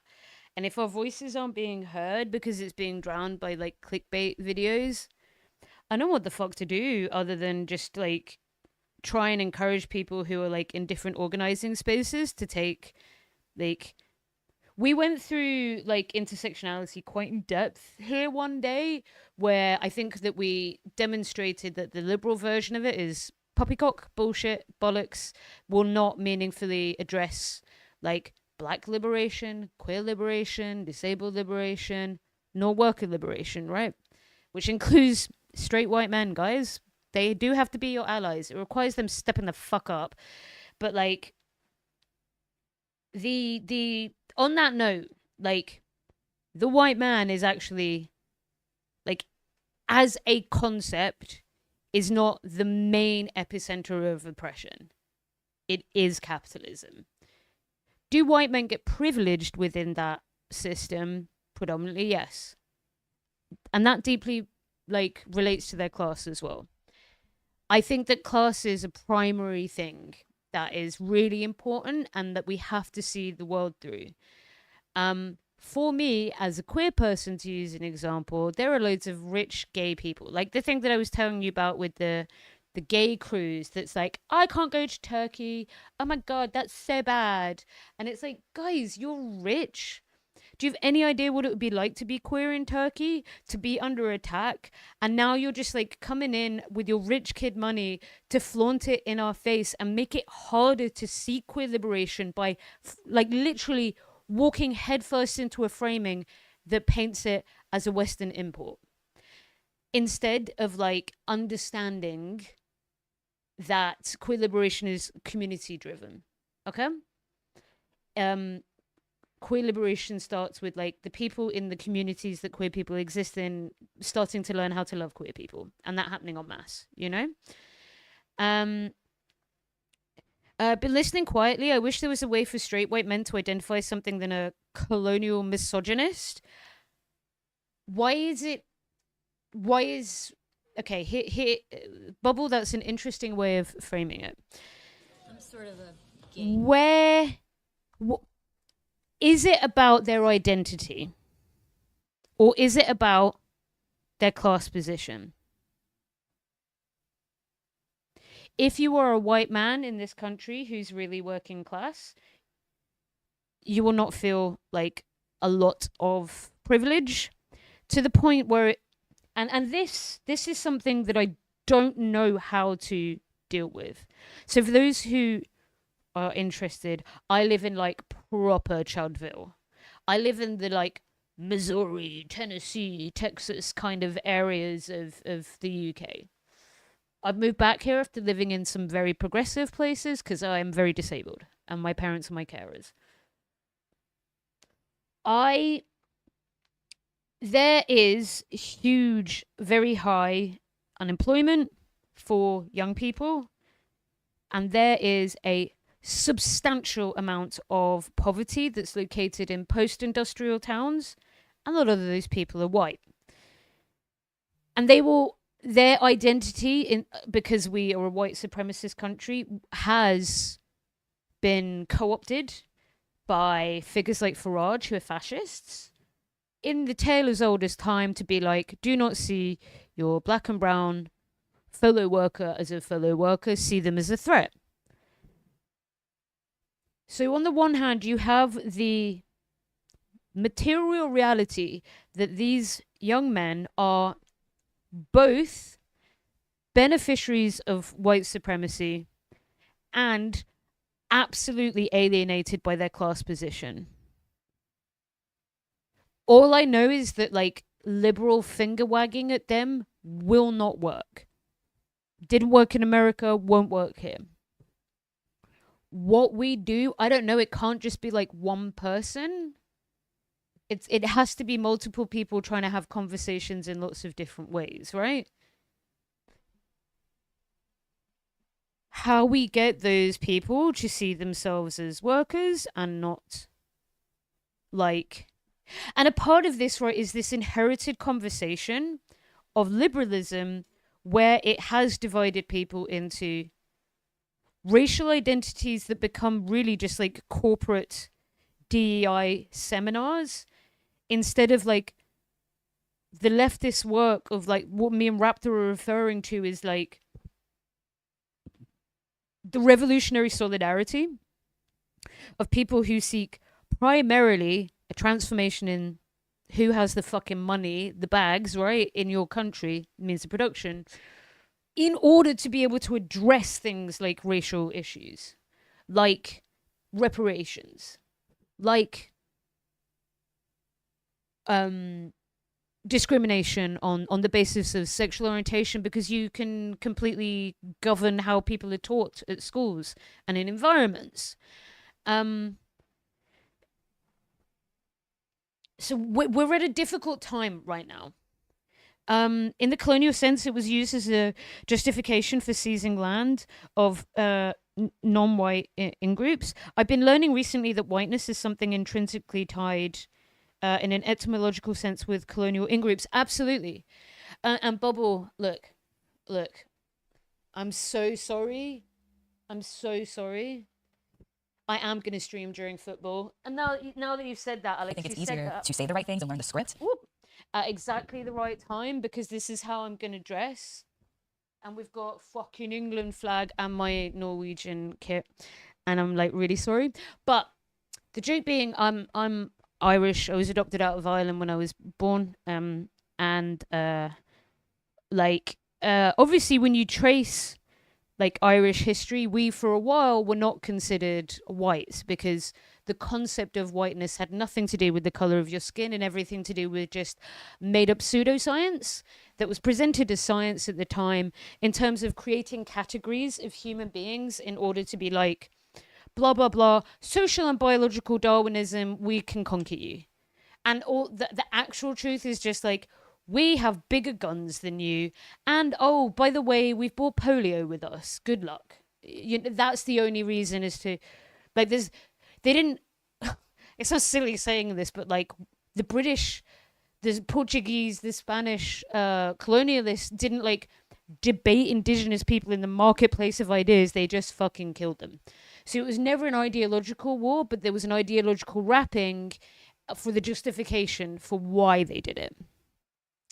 That's also important. Over time, it seems like the colonial philosophy of who is white and who is not has mutated. In yes, absolutely.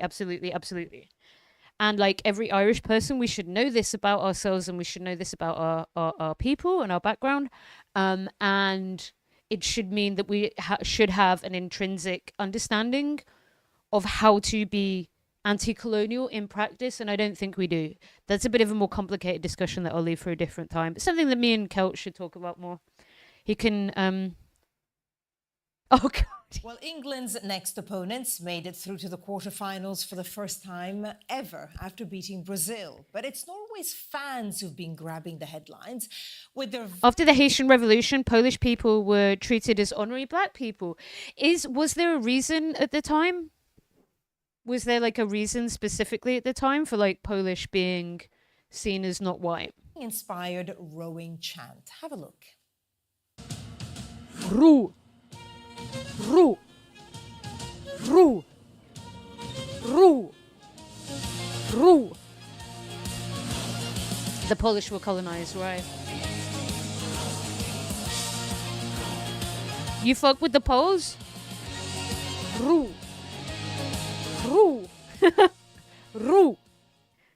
The Viking row people have loved it around the world, but one supporter was... So Norwegian people are definitely viewed as white in the context of what we're talking about, and that's why this is taken off as well. Happy. This is... You guys aren't ready for that conversation. In the middle of a crowd... I'm so angry. ...viral for refusing to join in. A little earlier, I asked him why.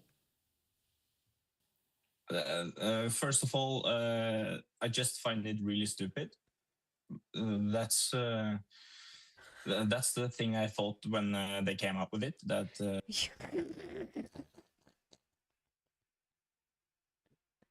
dude, he's just neurodivergent, right? Like he's just neurodivergent.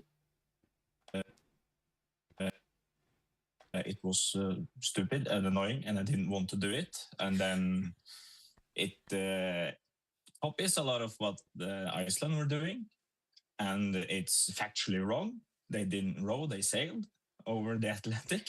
That's actually incorrect. That's incorrect. The Norwegian Vikings had slaves that helped row when there wasn't enough wind. Okay, let's take it step by step. First of all, you said that it's a little bit like what they do in Iceland, what the Icelandic fans do, and that is called the thunderclap. And I think we actually have some images now of the Icelandic thunderclap, which is one of the reasons you didn't want to do it, so let's just... Ru. Ru.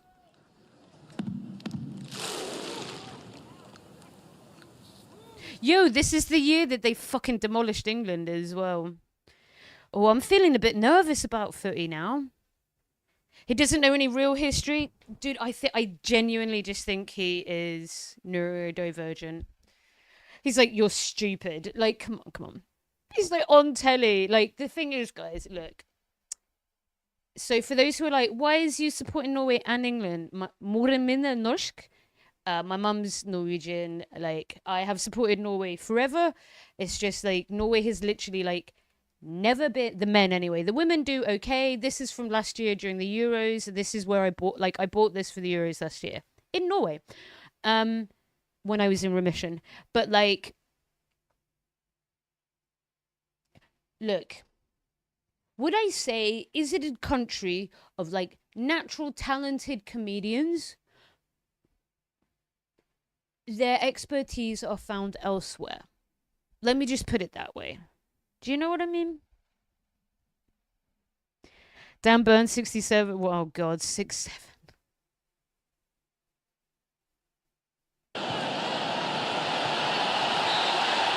Oh, God.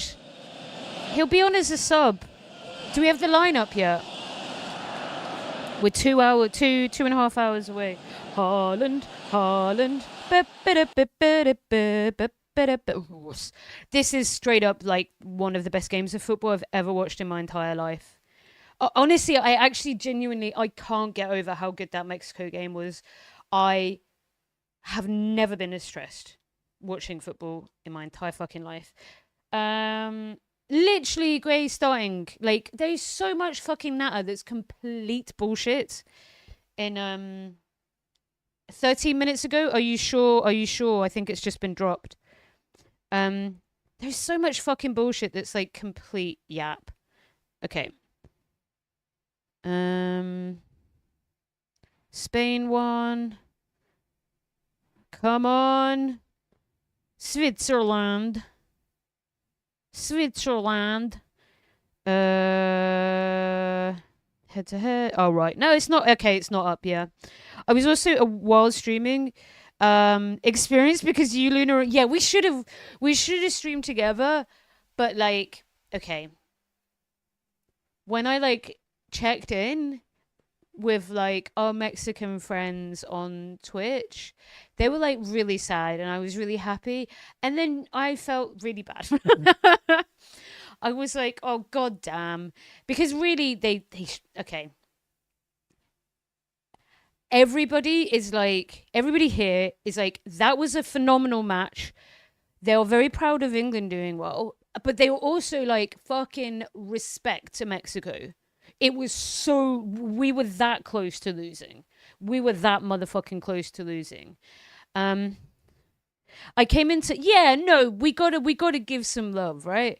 We gotta give some love, but I kind of felt like it seemed like I was rubbing it in, even if I didn't mean to. But today I win no matter what. Yay, Norway and England. So if Norway win, it's so fucking exciting. It'll be the best we've ever done ever. I mean, this is the best we've ever done ever. It's very exciting. If England wins, it's coming fucking home. It's coming home. If England wins and Argentina win and you support Argentina, fuck you, is all I'm saying. I can take, everyone hates England, that's fine. I will never moderate you or hate you if you fucking hate England. I understand, unfortunately, what this flag does represent. I'll say, look, for me, it means my community. That's why I love England football, okay? I do not associate it at all with the bullshit, English bullshit. Otherwise, I wouldn't like it. You know? For me, it's being around people and my community. It's absolutely nothing to do with, England. Which I know sounds paradoxical, but it makes sense in my head. But like, straight up, Argentina are like Sieg Heiling on the motherfucking pitch. Like, come on. Okay? You do not have to like England, but if you like Argentina more than England because you think we're like racist colonial fucks, like, what? They are straight up like everywhere calling everyone the M-word.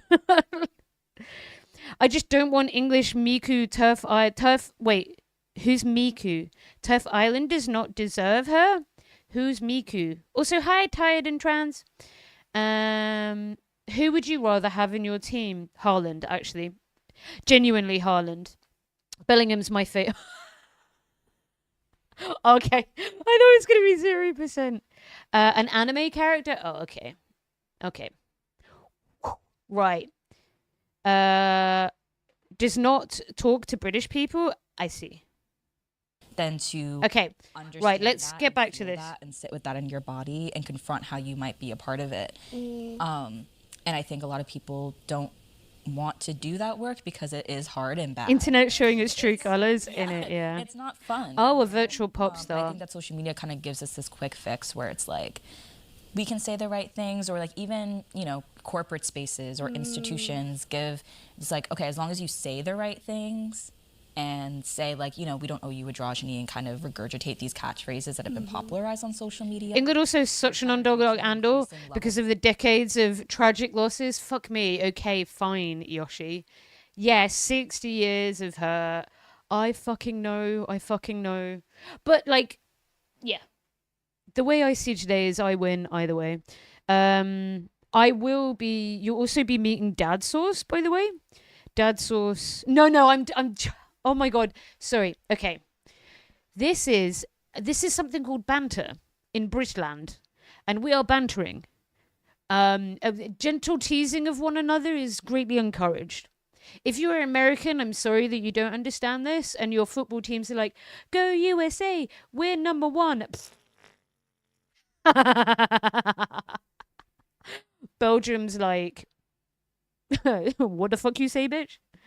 Oh my God, listening to Americans be like, if you call my dad hot, I will fucking murder you. It's categorically not true. For a start, I can't use Instagram. Leave him alone, or he won't want to be on camera. Yes, you will meet him. We're watching the game together. Excuse me? Are you British? Yes. Yes, Papa. Oh no. Oh no, no, no, no, no. That's let me could have talk to British people. Liam me outside, me calling me alone. Second. What the fuck? You all need Jesus. You all need motherfucking Jesus, okay? You all need Jesus. It's going to be 100 years of her. Hopefully I'll be dead then. No, I don't have to care. Abstraction where it's like... Anyway. Is there a reason you can't use Instagram? I also use it to tell my friends to fuck off with that shit. Yeah, I don't have an account. So I can't watch things without having an account. And I'm not going to get an account. Because I don't want an account. Did you? A question... Wait. Thank you, Paul. Question is there oh, wait. Yeah, I just read it. Never mind. On top of being Turf Island, the UK is currently on my shit list because of the amnesty. The UK should be on your... Literally, folks, I know some of you are American. America, explain. I know some of you are American and you don't see my streams during the week, but I'm like tearing Britain to shreds. Like, I hate it here. I want to get well so I can get the fuck out of this place. Like, genuinely, like, this place is going to kill me. Like, I have, like, literally no state help at all. Like, I'm fucked. And I'm so fucking disabled and the NHS won't help me. Like, I hate it here. I hate it. Burn it to the ground in Minecraft. Like, I hate it here. I'm still supporting the England till I die. I don't think you need a count unless that's a British thing. I guess it's a British thing. It's a Britbonger thing. Hi, Vigi. Hi. I lurk when I can't fall asleep. Oh, thanks, love. This picture is everything. That's been edited. That's so funny. Yo, he saved us. He saved us like 3 times in the Mexican game as well. I know some of you in the UK are lovely people. Of course, exactly. And that is a way to see it. No, it's real. That's not fucking real. Haaland is 6'5", 6'4", 6'5". I recently acquired myself an EU date. He was all like, so could I move to the UK? And I was like, yeah. Go run. Dan Burn is 6'7", Anglo, every day. Don't make me hate you. Okay, look, I think that what these people raised in this has been really fair. Like, and I think that if the initial compulsion has to been like, I need to explain socialism actually to these black people, like, and you're white, what the fuck are you doing? Like, being a, for want of a better term, like socialism school to somebody instead of first and foremost showing that you're an ally with somebody, like, it won't work. It will only create more fucking internet drama, and it will only seek to, like, maybe further entrench communities away from one another. Even if, there's super lib and identity politics. Okay, if you are like a black socialist, if you are a queer socialist, if you are a disabled socialist, lie in my face and tell me that you haven't been a lib sometimes. or at some point in your life. Like, go ahead and lie to me. Do you know what I mean? We all start our journey somewhere. Like, come on. Like, the only way that we have a coalition that allows for the working class to have power is if that working class is fucking intersectional. This is why in the UK, Jeremy Corbyn, like, genuinely had a very progressive form of politics that also used things like social justice-y type terms, which is why he got the most fucking raw, as it were, votes for Labour ever. He was about 2,000 votes of having a Labour majority in 2017. 2,000 votes in a couple of key places. And Brian killed me. That makes me so sad. But, like, the point being, your man be hanging out with Maduro. Your man be like, yo, I knew about Cuba when I was 8 years old. Like, he literally, if you think he's Bernie Sanders, you're so fucking wrong. Like, he also had, like, a big, like, shadow cabinet, which is shadow ministry, that had a lot of, like, black MPs and stuff. And, like, I remember his movement being really fucking intersectional. Like, really fucking intersectional. And yeah, it is frustrating. It is frustrating. 1 second. Hey, Luca! Luca, by the way. Luca, are you there? Luca, thank you so much. That's the first subscription I've got in the other place. In the other place of which we do not speak. Thank you very much. Thank you. Sorry, it didn't come up on my chat. Some of the things come up and some don't, but thank you. Also, blame Starmer, who is Brexit secretary, for pushing a second referendum. Blame Starmer, full stop.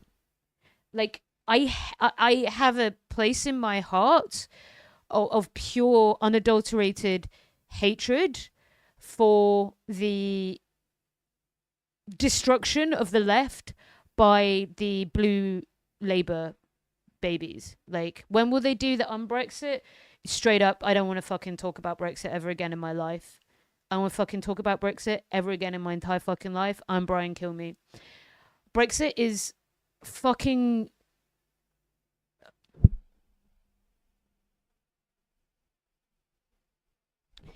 Brexit was the end of the UK. Like, Brexit was the end of the UK. There is even a left-wing critique of the EU that I share. Yeah, we didn't do any of that, like, leftism. It just became disaster capitalism. You triggered auto mod, did you? The only reason Theresa is Boris cynically leveraged getting Brexit done. Yeah. I'm still with my mad with my gran about Brexit. Yeah, mate. I tell you what.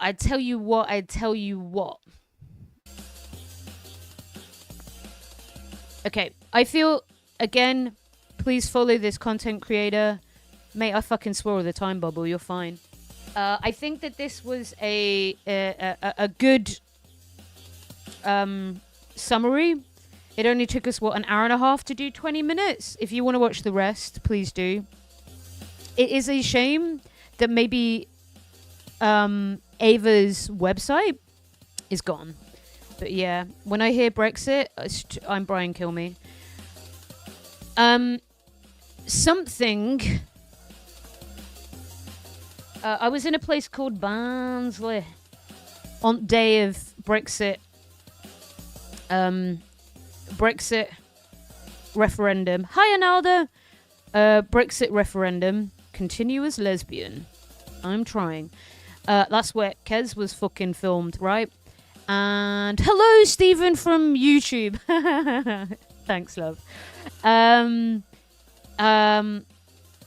Barnsley is very northern, and it used to have old, like, got mowers and old fucking pits where miners used to work. Elsica Heritage Centre. Oh my god, it's the mosques.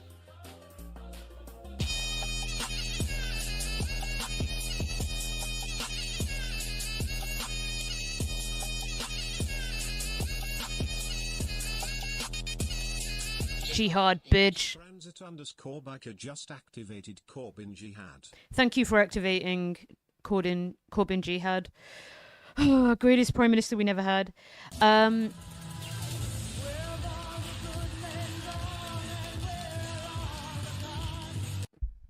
Von_Fichten is icon. Thanks. Fiction. Kind of called you a fish there. Does anybody have a gifty for Luca? Does anybody have a gifty for Luca? Odd Minds and Heritage Centres? Yeah, exactly. But so I was there in North. I've even been to Cannon Hall Farm and everything, along with complimentary Greg's, betting shops and Weatherspoons. And like about 8 nondescript, terrible takeaways that are like just grease in a pan. Do you know what I mean? And like a pub where definitely like a pub where there probably is like on occasion racially motivated crimes. Do you know what I mean, right? And on that note, I remember waking up on the day of Brexit, and my girlfriend at the time, I stayed at her house. We had a gig and we went back to her dad's house. I remember driving us. And because we were like doing something with him that day, and because he was only like half an hour away from us when we were in Sheffield, we had some plans. I can't remember what. Fiction. Okay, fish. Okay. And I remember like waking up because I was like, oh, maybe, because it was really close. The vote was like really close. And like 51-49%, right? So it was being recounted as I fell asleep. And I woke up to somebody on the phone, thick northern accent. Oh, aye, pal, that'll be NHS getting more funding then. And I was like, fuck, their bullshit worked. Like, their bullshit propaganda on, like, the EU's terrible and has, like, where's any of that money for the NHS? We've been out of the EU for, what, 3-4 years now. Oh, but people believed it. I don't know. And he was a proper working class man who was a fucking welderer for a while anyway. He was working as a carer, actually, then. All these heritage sites strike me. We used to make stuff and do things, but that got exported to our former colonies because working conditions in the Victorian era were not horrific enough. I do feel it needs to be... Oh, shit! Thank you so much. Thank you so much. Who was that who helped our pal? Stephen, thank you so much for gifting Luca and giving Luca some ad-free viewing. Super motherfucking appreciated. Thank you, thank you, thank you, thank you. People still believe it. People are going to vote reform en masse. Yeah, it's really worrying. Thank you, thank you, thank you. I do feel it needs to be said that Brexit was only ever political football played by a small cadre of Tory bastards. I used to think people in the UK were better educated. Oh no. We definitely have, like, I think that people need to realise, like, okay, do you remember when Marx was talking about the UK and he thought we were going to have a revolution first? It's because we extracted so much wealth from colonies. We advanced from feudalism to capitalism at rates that were slightly quicker en masse than other European countries, right? I think that we have a very class-driven society. We did then and we do now. And I think that but in fact, hold on, there's something that, wait. I was watching something earlier and that intersects with, that underpins somebody's educational outlook and their capacity. I will tell you this, I'm considered middle class, which is just working class, but like a slightly more affluent working class. But also in England, it also means something cultural. And it means, so even though my parents are immigrants and I was adopted, so like my parents had to be affluent because I was like adopted out of like complete abject poverty, and for obvious reasons, they adopt you into like an affluent family, so that they have the material needs they have the material goods to offer their kids support. It shouldn't be that way, but it is. That's a conversation for a different time. That's what happened with me. That's my family story. And also because I'm the child of immigrants, Irish culture is like really, and Norwegian actually, is super fucking emphasis on education, to a point where I had so much intellectual curiosity instilled with me as a child. It's something I'm incredibly grateful for, and will be for the rest of my life. Like, my love for traveling, my love of understanding the world around me is because when I was younger, and because of my parents' class position, we did things like, I grew up near Croydon, but we drove into London occasionally and like went to museums on a weekend, right? And that's the sort of thing that we were doing together. And I have like great memories of like going to science fairs with my parents. Now, what I didn't have is any access to any form of elite education at all. I actually went, I'd love that, but unfortunately, I'm way too disabled for that at the moment. Look, guys, if I get into remission again, we are going to China and Vietnam and other places together, but yeah, that won't be happening for a while. But the point that I'm saying is, for those who have an access to like what the political elite, the economic elite have here is private education and private tutorship and private contacts, which gets them into the elite universities. So I went to Sheffield and Leeds, which are good universities and places that lots of middle class, intelligent enough. I'm not particularly intelligent, but I'm intelligent enough. I got 2 A stars and a B for my A levels when I taught myself. I actually failed the first time because I have ADHD, we found out later in life, right? When I taught myself, I did really well. When I was asked to pay attention for like 5 seconds in a classroom, I did not do very well. But I went to very, very, very shit comprehensive schools. So at home, I got like access to a cultural space that enriched me and encouraged me. But my access to like the tools of education were very limited. Whereas rich people here, they have like it's ridiculous. It's ridiculous the privilege that they have. Like they live in a different world, guys, and they go to Oxford and Cambridge and think that they're educated and think that they understand the world. And like it's such, this is a thing. You will talk to working class people in this country and they'll say that the Oxbridge PPE educated people who form the front benches of Tories, so are like right wingers, and Labour, who are now right wingers, they're practically the same anyway under Keir Starmer, but both ideologically capitalist anyway. They'll be like, they don't represent me. They don't know shit. They don't know what it's like for common man. And they're right.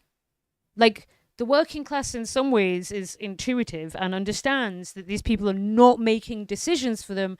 They just have been educated poorly in a liberal society that does not give them the tools to understand it. Why? Because people like my granddad, who got no education, grew up in completely impoverished Ireland on a peat fucking bog. I'm not joking. Grew up really, really far on the west coast. No one did fucking shit, right? And like came to England and learned socialism on the factory floor, the workshop floor, became a like union man and fought for people. Like, it was a praxis, right? So he developed that language actually through education that was given inside the union through training and stuff. We have no big, like 7% of the economy now is unionized. They get liberal education and they get shit education. If you're someone like me who's middle class and under, we get poor education. Unless you're fortunate enough to go to some grammar schools, they might be decent. the royal family of the 20s was they were Nazis. As far as I know, my country private education doesn't necessarily mean better. It absolutely does here. It is like not even a correlative factor. It is a causal factor in terms of your access to further education spaces that gives you access to political and economic spaces that guarantee you a job for life. So when people are like looking at these fucking careerist politicians making decisions that destroy the working class in Britain, and they go, they not like us, they not like us. Like, in some ways, the working class is not stupid here. It is purposefully undereducated, though. So you may have encountered this. That was a very long-winded way of explaining it, but I really wanted to explain class dynamics. Jeremy Corbyn is doing a talk in Bradford. Nice. I have been, because when I was in Leeds, I used to visit Bradford occasionally. There's a really hot girl. Oh my God. I can't tell you that story. I had a really nice time in Bradford. Swoon. So many beautiful women. Oh, I'm a blush. Okay. Oxford Uni debate education. This just came out. It did not come out. I just saw it. It's 4 years old. I just learned that. This, though. Meritocracy. Our best universities are public and free for citizens. Our best universities used to be public. You do not understand the rate of which we are a deeply unmeritocratic society, and that we are like, it's almost like some guy, some big burly impoverished guy with a motherfucking sugar daddy and a beard who was very German came to Britain and decided to write like a whole kind of series of books because he studied this. You know, he saw the Chartist movement and shit. Yeah, it's almost like that man knew some things, and like we to this day, because our revolutions have failed in terms of full transformation of power away from the aristocracy, away from the economic elite, of which Corbyn got us the closest to. I mean, it's not just the Rothschild. They do have family stuff here. It's way bigger than that. It will be like a bunch of motherfucking rich families who like own some manor house in Leeds, and before you look at them and like you're like, who's these guys? And then you look into it and they like own like a third of Leeds rental properties or something fucking ridiculous. And like their kids go to private school, their kids know the right people, so they get into Oxford and Cambridge. Or if their parents can't lie enough on the application, they go to Warwick or St Andrews, because that's where or Durham. That's where all of the rich kids go to. Dan, we're talking about class society in England. Well, and I mean, class society is pretty bad in Scotland as well. But I'll let you come in with talking about classism in Scotland. But like, you need to understand that our feudal lords became capitalists, and then their kids became our landlords, and that's why we're fucked. And until that changes in the UK, and the closest we got to that was either Chartist and digger movements, right, that were revolutionary somewhat in nature, when we had actual revolutions, or through electoral politics, Corbynism. Until that paradigm changes, we will just be on fucking managed decline, dude. Like, we will. We got some stuff to read next week. Steven's chucked some stuff in the Discord. Thank you again, Steven. So which we're going to look at, but like the UK, like you guys need to be, like America, like please come and look at the UK. You don't understand British politics, and that's okay. But like, come and understand us. Like we are like the worst example of like classism and white supremacy. So like our leftism here, we really need to be on it because we're fucked. Hey Audra, I'm no longer working 12-hour days. Good. Posh twats go to St Andrews. Literally just what I said, innit? Yeah, fuck 12-hour days. Jesus. You better be getting yourself something like nice to relax with. Wasn't Guy Ritchie's The Gentleman? I don't know what that is. We don't understand the UK, but I'm trying. Thank you. Thank you for trying. I'm just going to grab a drink. But so this is Daniel Markovitz, who is talking at Oxford Union. Boy, fuck shit up without notes. Okay, yeah, I came here from a short as well. But yes, so I'm just grabbing a drink. Then, Now I caught up on. I will. Are you a postie? Are you a postie, Audra? 3 years of having an overburdened postal route. Are you a postie? That's so cool. I am hoping, if I get into remission, I'm hoping to do, like, delivery stuff for a bit. Like, if I got it, I'd do delivery. You are? Oh, my God. Is that neurodivergent joy? Because I feel like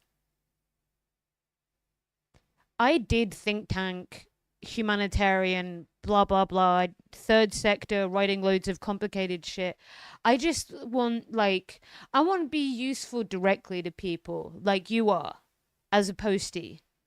That shit, inject that into my veins, please. But I'm also glad you're getting some rest. 12 hours walking or sitting in the proletarian postie. Yeah, shout out, can we have, please, to Audrey Rains, queer, black content creator.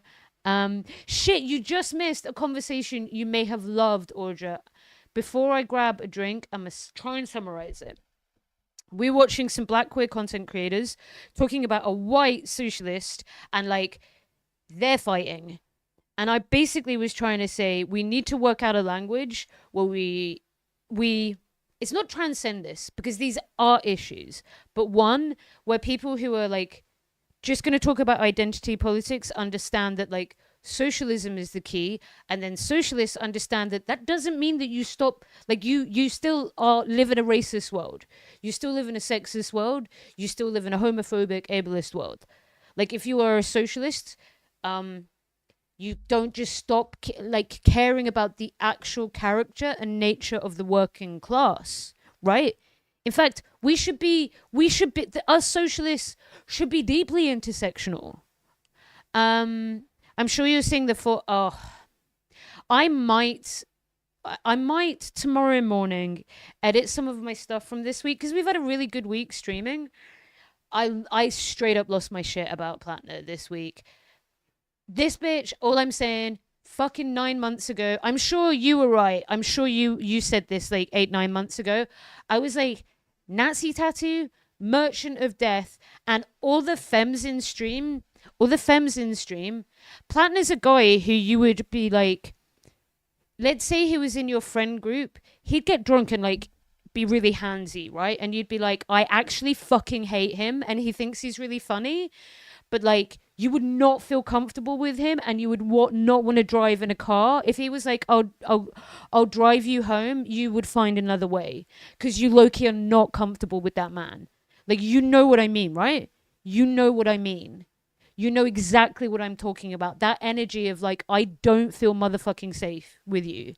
And, like, if I have to be near you, I hope that someone else is around. Because if it's just me and you, I am finding a reason. I'm doing the text to my friend. Do you know what I mean? I'm doing the text to my friend where it's like, oh, sorry, I'm getting a phone call now. And your friend calls, and then that's, sorry, I'm really going to have to go. There's an issue with my friend, and you get the fuck out. That's him. That's the energy he had, right? You could just tell. Like, all this shit, like, how many brown people did he need to kill for you to be like, this is bad?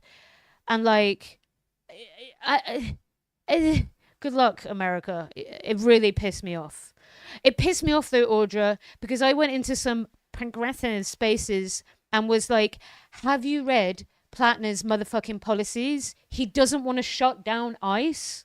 He wants to, like, reform it and, like, make it a bit less bad. And I read his healthcare policies. This bitch, by the way, got an NHS, and he's like, I'm going to do a socialism. And that socialism is like, I'm going to set up a body that means that we can regulate Big Pharma a bit more. Bitch, they're going to kill you. They're going to murder you and your family. Like, what the fuck?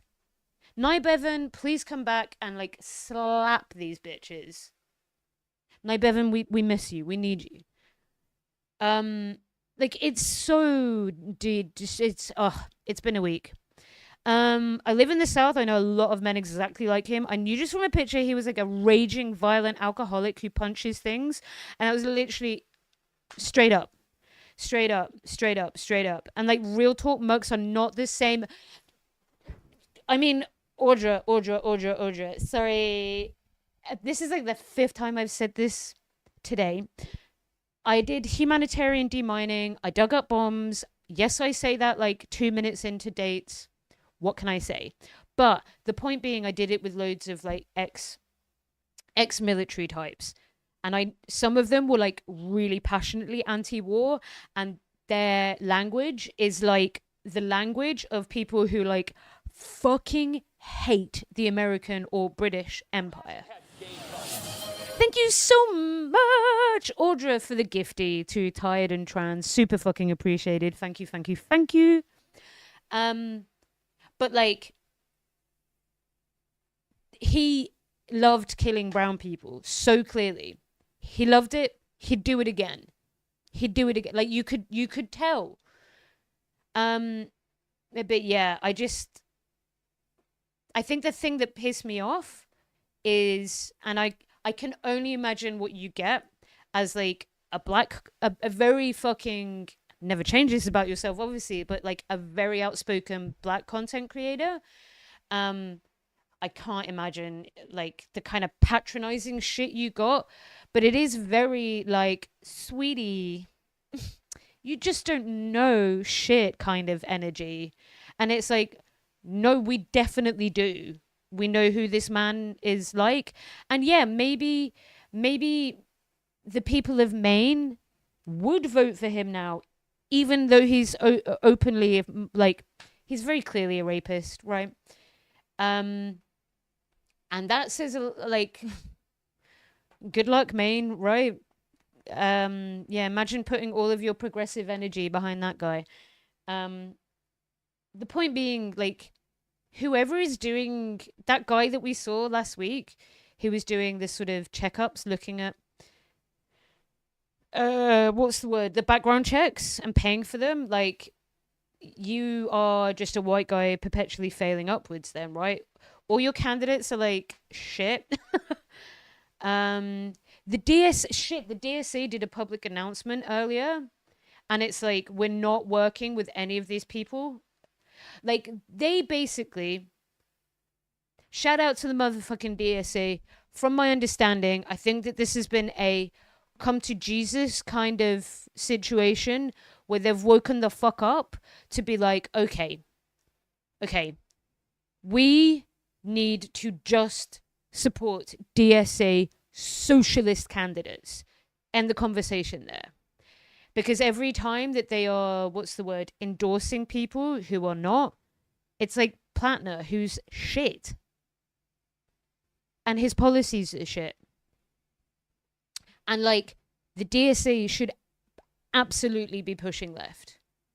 Absolutely. And it's a testament we have in the Discord. If you want to join the Discord, by the way, guys, we have people who are members of the DSA who are like, have been trying to do this.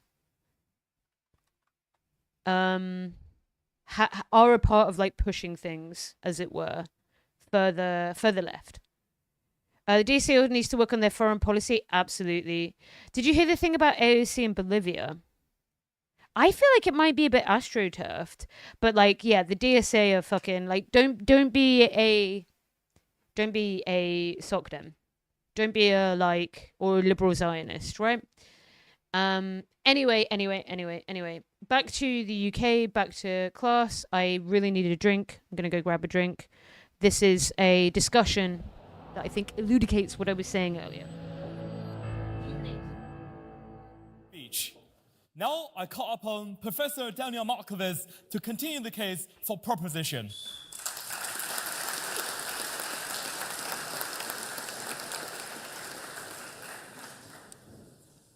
Thank you, Mr. President, and thanks to all of you for coming tonight. I know There are hundreds of channels and thousands of websites, so I'm grateful to you for being here. Well, I am standing in a room of uber meritocrats devoted to the project of attacking meritocracy, which means I'll spend a lot of my time attacking all of you. Now, I think it'll be okay for two reasons. The first is that one of my themes is going to be that meritocracy makes the elites gluttons for punishment, so you'll enjoy being attacked.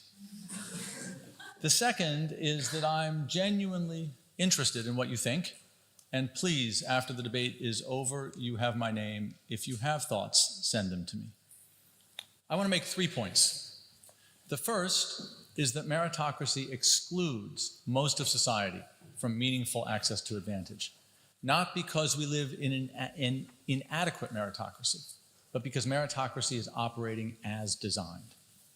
The second is that meritocracy ensnares even those who seem to succeed in Your brain hurt? Of effort, Rest? manipulation, self-distortion that harms them. And the third is that meritocracy does both of these things by focusing all our energies on things that are shallow and not worthy, instead of on the human excellences that we should in fact individually and collectively. I told them there was a prick and that I hope they come home draped in a Union Jack. Look around this room of Oxford. They were an arsehole. 40% of you were privately educated. A lot of people were just looking for the Joe Rogan of the left, but weren't paying attention to the massive red flags that Joe Rogan actually gives. Yes. Let me see if I can find that. Did I put it in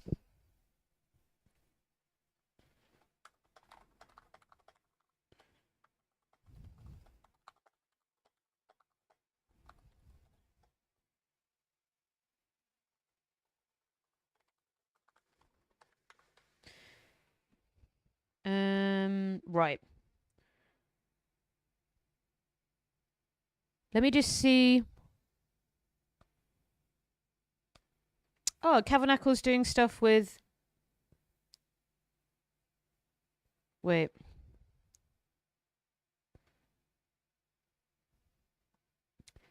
Let me just see if it's in the US thing that I put in. No. There was a DSA announcement about elections. My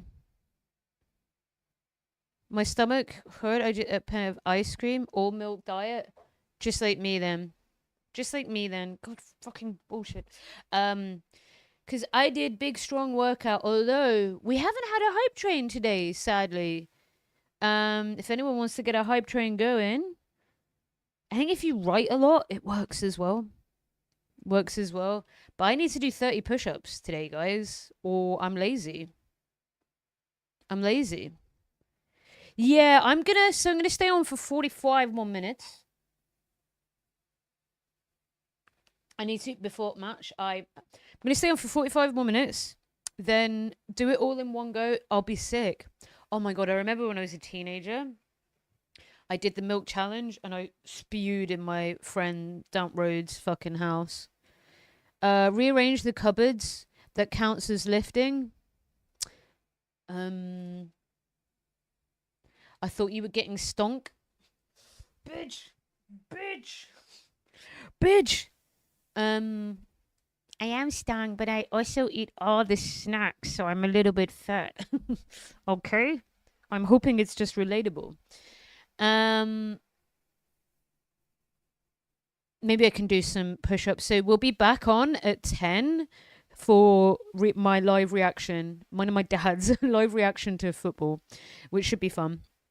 Dad will just be supporting England, I think, because it's my mum that's Norwegian. So I think he'll just be pro-England, whereas I'm supporting both. Country in which 7% of students have private educations. 80% of you come from meaningful social and economic. So I should explain. My dad grew up in England. So he's like, Irish, but not. Like me. Privilege. As we heard a moment ago, at my university, Yale, there are more... Oh, hi, Dexy. Yeah. Yeah, I am. I'm everywhere now. Or on, you can watch me live on 3 places. For now, unless they change their TOS. Of the income distribution than from the entire bottom half. Now, my university's admissions process is corrupt, and failures of meritocracy might explain... Many English-born people, they're eligible to play for England. Yeah. I'd be eligible to play for England, Norway, and no meaningful Ireland. legacy preference. And yet, nevertheless, you're all rich, and you all come from privileged backgrounds, or almost all. Now, why is that? God, The I reason hate is them. straightforward. Think Famous tank US cunts. baseball player once said, "Practice doesn't make perfect. Perfect practice makes perfect." Meritocracy, in fact, is... Every Brit bonger will know what I mean. Like, they literally have posh face. Like, you know what I mean, right? That posh face. Oh, I don't go out in the sun, lest it burn me, mother, or I look like a peasant. It's not, as we just heard, that advantage turns on effort and talent. It turns on effort and talent. Look at him. This man, posh is. Posh is. I don't know what it is. Well, like, he is 18 and he looks 42.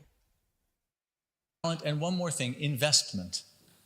It turns on how much is invested in developing a child's talent using their own efforts. And the investment that different kinds of children get in meritocratic societies is absolutely enormously different. In the United States, the richest private schools spend over $75,000 per pupil per year on educating their children, in a society in which public schools on average spend about $12,000. In this country, the richest private schools spend over £30,000 a year educating their children. These massive investments produce massive... Just so people understand, that's like around the median wage, which is massively skewed, right, by by high wage earners. But like literally, that's how rich these cunts are. Achievement, not because of legacy admissions, but because when you get trained, you get good at things. And the result, therefore, is that a meritocracy, when it works as designed, favors those whose parents are in a position best to invest in them, who have the money, who have the skills, and who have the free energy and space to do so. And believe me, 24-hour stream, good lord. Ability to do so. I'll get it in 1 second. Thank you for the lurk, Dexy. When Michael Young... Did you see the Count Bin face debate? The richest in... You mean Count Bin boy? No, I didn't. I don't think. The richest.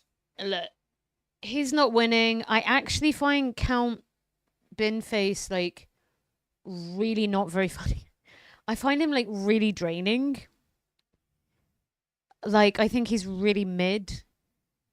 I can't imagine that he would be a particularly useful addition to the political discourse that is supposedly Oxford Union. I don't know. It's just like a meta troll kind of thing. Fun fact: the reason people from the British Isles, in general, is an underbite is because of inbreeding. Do I not have one because I'm Irish? I do have an autoimmune disease because I'm Irish. Everything I've seen him is just, it's just like cunt bum face. That's funnier.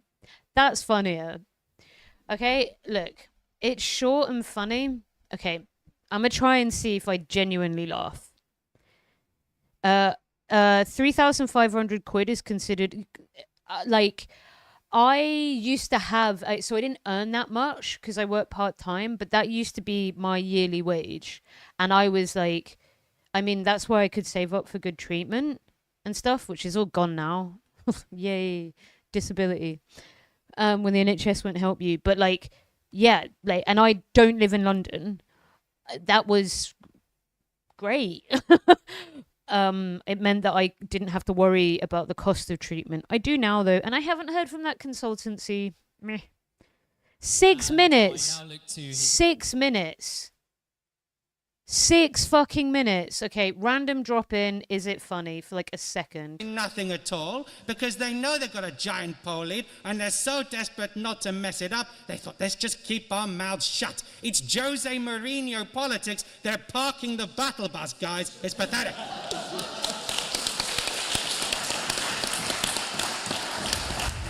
But absolute posh cunts.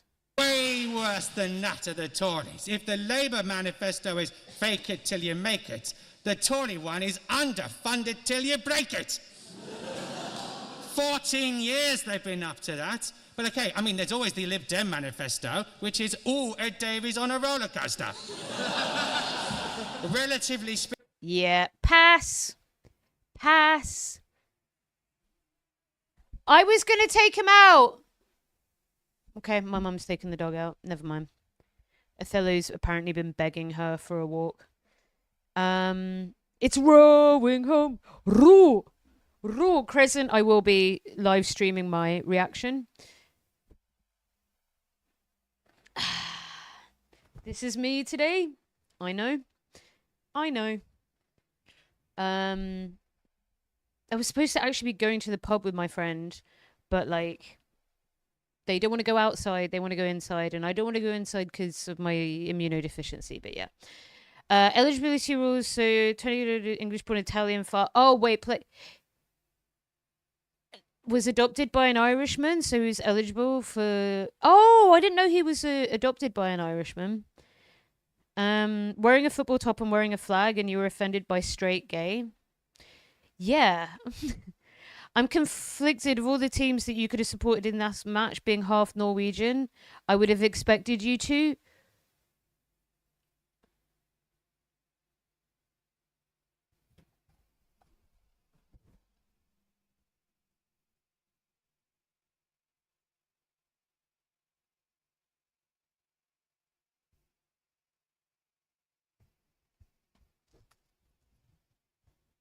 What?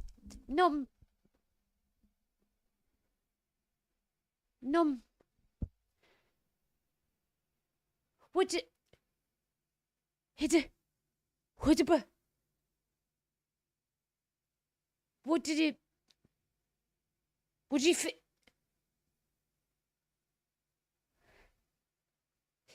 when I typed that, you were showing me an English flag to the camera. I'm supporting both. I win. Hot sauce wins football today and loses. Depends. Half glass half full, etc. I'm having a beer on my balcony. All I hear are birds and bullfrogs. That sounds nice. His mother was adopted by an Irishman, so he's eligible through his adopted Irish grandfather. Oh. Wall sitter. Yes, the first time I've ever been centrist. And it's about football. Anyway, back to this guy. I'm sorry, that straight up just like proved my point about bin man being ridiculous. Thank you so much, Luca, by the way, for gifting as well. In the other space, the other place of doom. Yeah, 10% thank you. of earners made twice as much as the poorest 10% of earners. Today, they made... Who's winning tonight? Most likely England, but if Norway won, I'll be really happy either way. It's very likely that the next the team will go on to face Argentina. It's Haaland home. It's Haaland. I just hope it's a good game, I guess. I guess that's what I'm excited about. I want it to be good football. Is it going to be England versus Argentina? I think that is the most likely outcome of tonight's matches, but we never know until we watch the game.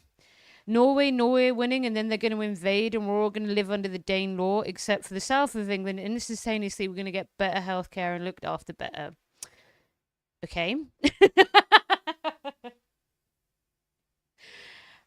I think the Vikings just wanted to kill us all. But okay. And enslave us. Because the Vikings had loads of slaves. But okay. Okay. Yeah. What drugs are you getting a hold of, innit?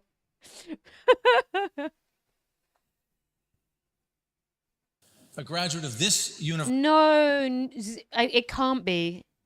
Luca, it can't be. You know that. You watch football. You watch football. It can't do that. Yeah, and go to pens. I'll have an emotional breakdown if we go to penalties. If we go to penalties, there's no way Norway's winning. Look, Haaland, something, and Østegård, very good. Ødegaard, sorry, very, very good. England are the better team, technically. We'll find out. We'll find out. If they go to pens, I want some eggs. I think you have to be there, mate, to do something, though. To do something about it, innit? Anyway. Will make 50% more in her first year out than a graduate of the University of York. So meritocracy, which is a good university. Inequality in which rich parents have the opportunity to spend all this money on. They live in a different world, guys, these rich kids. And they are making all of these think tank decisions. Norway does have Haaland, yeah.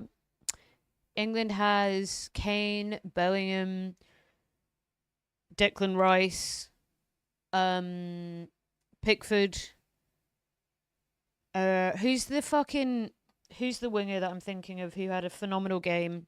I kept on saying it in Mexico. Ginger Boy. Anglo? Oh, Ginger. Gordon, thank you. Gordon. So that's why I think probably it's England. But look, I want Norway to score a lot, and I think Haaland will score, and I think it will be a belter. You know? Raw. They just want to settle the area. It was not until the Anglo-Saxons massacred the Norsemen on a wash day that we went to conquer the lot. Yeah. Rashford, true. Fair. Which country has more mountains above 2,000 feet? What's that in meters? Because you have the this game is in Miami and it's hot. I think the game might be a slog. I was disappointed by the Moroccan-French match. I was. I'm not going to lie to you. I thought it was really lackluster. Just like both teams. It could be fatigue. I don't know. But yeah. Meters?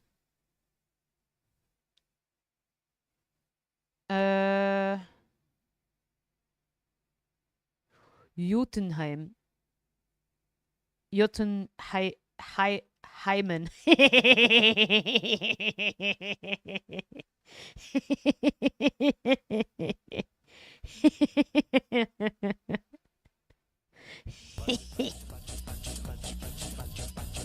Yeah, we did get so distracted.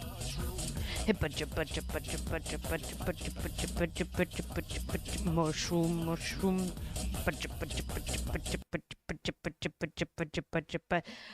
Home of the Jotuns. Hymens. Hymen. Okay, I'm done. On their children, which is why meritocratic children are also rich children. That's the first point. Meritocracy excludes most of society from meaningful advantage. Second point. It's not actually fun to have that much invested in you as a kid. It's not. Oh, really? Yeah. There's like the hench kangaroo and then the baby kangaroo. And subject to tutors and classes and extra help and schools and exams. And you do this. I hate it. No, that's not real. Fuck that. Adulthood. That's bollocks. That's a lie. That's AI. That's a lie.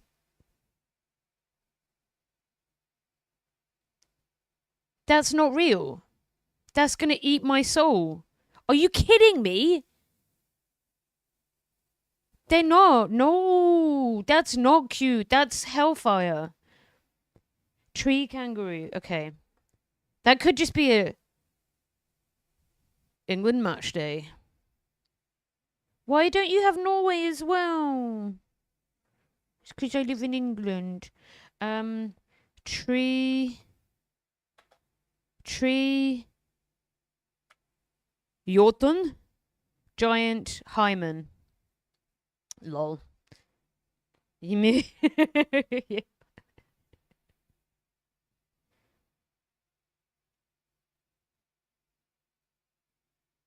I don't like it. It looks fucked up.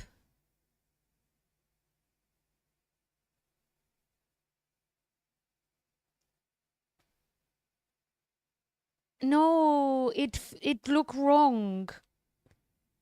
I can't explain it. It look at its titties. I don't like it. No. It's like Australia got even more drunk than it usually does. Drop bear, yeah. I don't like its face. It's too fluffy. It looks weird. Like, look at it. It's scary. I'ma maul you, bitch.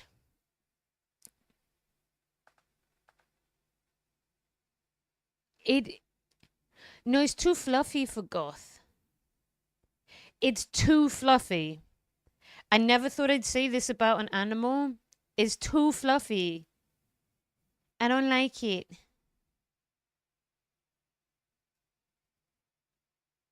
Okay.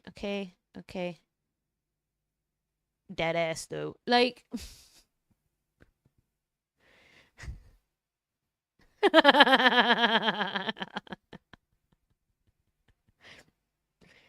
is it high like all like koalas are?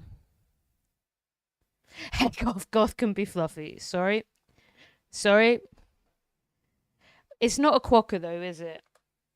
Quokka cute. This guy, hate. I hate him. I'm sorry. I didn't think that I could hate fluffy things. This guy, that's adorable. Look at that. This guy is a very big cutie. Fuck you, Australian Geographic. Look at this guy. This is a friend. Quokka is a very cute shadow. Is a friend. Hi. Okay, that's a bit terrifying. I'm sorry, I hate that other kangaroo. I genuinely hate it. And then you come here and you work hard, and then you get a job at McKinsey or Goldman Sachs, and you work 80 hours a week. What?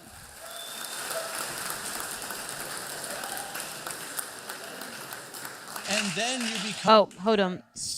And you live in fear that your children will lose the caste that you have acquired by working so hard. Norway has somewhere between you do two 2000. You squeeze According to into your Wikipedia, children the same thing that was squeezed into more you recent production as by you're working to try to make the money to enable 377. you to do that. It's not surprising that in England, Whoa. exam anxiety has 68 now overtaken days. body image as the largest source of stress in wealthy children. It's not surprising that in a study of a wealthy American private school, 50% of children had moderate to severe clinical symptoms.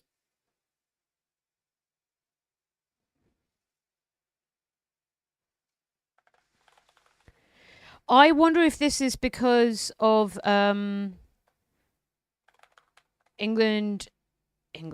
Norway destroying Israel and the fans coming out like en masse. It's AI. It's from Norwad, the aid agency.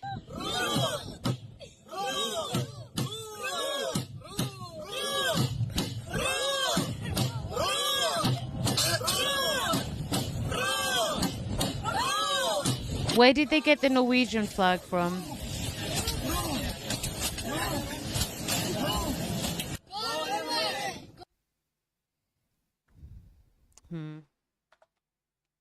Norad Twitter. So hot, I haven't left the house. I'm really tempted to buy ice cream, but I need to sort my diet out. Get a healthier snack. That's what I try and do. So today I had the exact same thing. I wanted to go get myself a bunch of fucking fatty snacks. And I got like fruit instead. When was this supposedly posted? Yeah, I don't think that's real. I don't think that's real. Oh, Norvak. Norwegian Aid Committee, not NORAD. Not heard of these guys.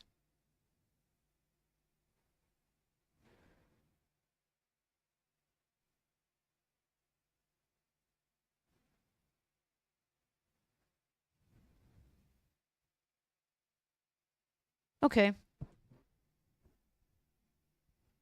I'm underweight, so I just buy ice cream when I feel like it. Nice. Yes, do. Right. Is the Instagram e-post?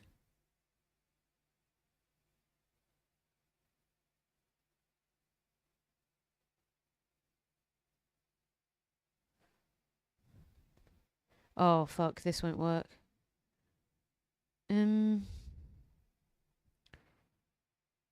New. Where is the Twitter? Our news.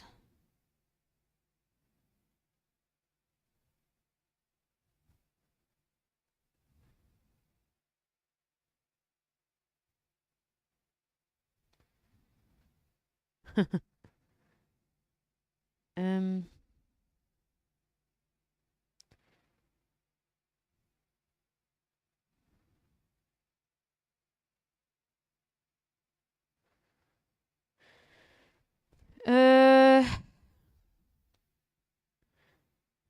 Okay, this is apparently someone from in Norway.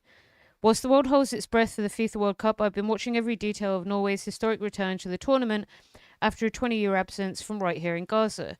For me, these matches are not just about football, they're a window of hope and a reminder of deep bonds that transcend geography. My connection to Norway began in 2010 during my professional journey as a coordinator with the Norwegian Aid Committee. Since then, Norway has become an inseparable part of my identity. I've learned noble values from the Norwegian people and built professional and human relationships that have led me to consider this country my second home. Alongside my support for the Norwegian national team, my heart remains with Algeria. It's my place of birth. I was born there in 1986 and I lived my childhood there before returning to Gaza with my family after the Oslo Accords. Whilst I was deeply saddened by the Algerian national team's departure from the tournament, they remained a part of my soul and history. I lived through unforgettable moments over the past few days. As I watched the Norwegian national team deserve victory over the Ivory Coast and their qualification for the round of 16, I was overcome with immense, indescribable joy. It was a historical qualification that placed Norway exactly where it deserves to be amongst the world's elite. As the tournament progressed to the match against Brazil, I felt an even deeper intensity. My phone chimed with messages from an old Norwegian friend asking, "What do you predict?" I replied with absolute confidence, "Norway will win. They are playing with one spirit and fighting for the victory." Just as I predicted, it happened. Norway won and qualified for the quarterfinals. A Norwegian journalist recently asked me, "Do you watch the games?" I answered, "Yes, I've watched every minute." She was astonished to learn that I was staying awake to watch what many other Norwegians had missed because they were sleeping. Despite the harsh environment we live here in Gaza and the grave daily challenges we face, I've been keen to watch every minute of the matches on my small mobile screen, sometimes at 1 or 3 a.m. because I want to be a part of this dream. I dream of watching these matches in a stadium like other fans around the world, or at least in public spaces filled with cheering crowds. Unfortunately, reality is far from that. Some cafes in Gaza have been targeted in the past, making them dangerous places to gather. Therefore, I will continue to follow the remaining matches on my small mobile screen, still dreaming of the day I can wear a Norway jersey and watch a football match in a royal stadium. This dedication is not just about a game, it is a tribute to a country and a people who have supported me. When I filmed a small clip among the tents and the voices of children cheering and roaring for Norway, I realised that Norway will remain in the heart of Gaza and remains a vital humanitarian pillar for us. Sports are the bridge that connects us when other doors seem closed. Norway's qualification for the quarter-final is a small victory for me amidst these difficult days. From behind my phone screen, I will continue to cheer with all my soul, hoping that my voice and passion reach every Norwegian who reads these words. Gratulerer med dagen, Norge, on this historic achievement. The best is yet to come. From Gaza with love. That was beautiful. That was really beautiful. Thank you. Thank you for that, Dan.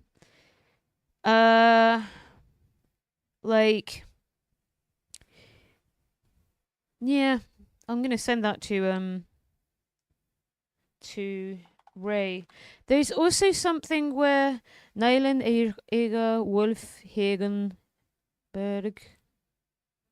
Odegaard, spell all of these wrong as well.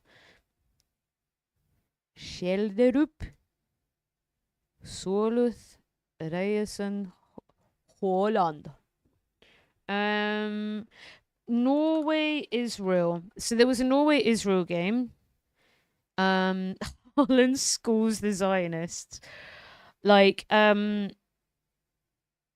This is a game where every minute of the for a start, loads of Norwegians came and flew Palestinian flags, and they refused to shake hands with the Israelis.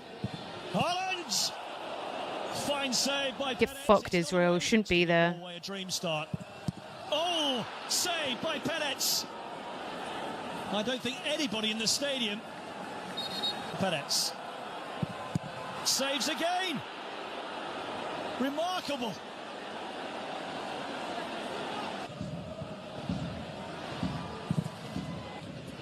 In by Ryerson. And see.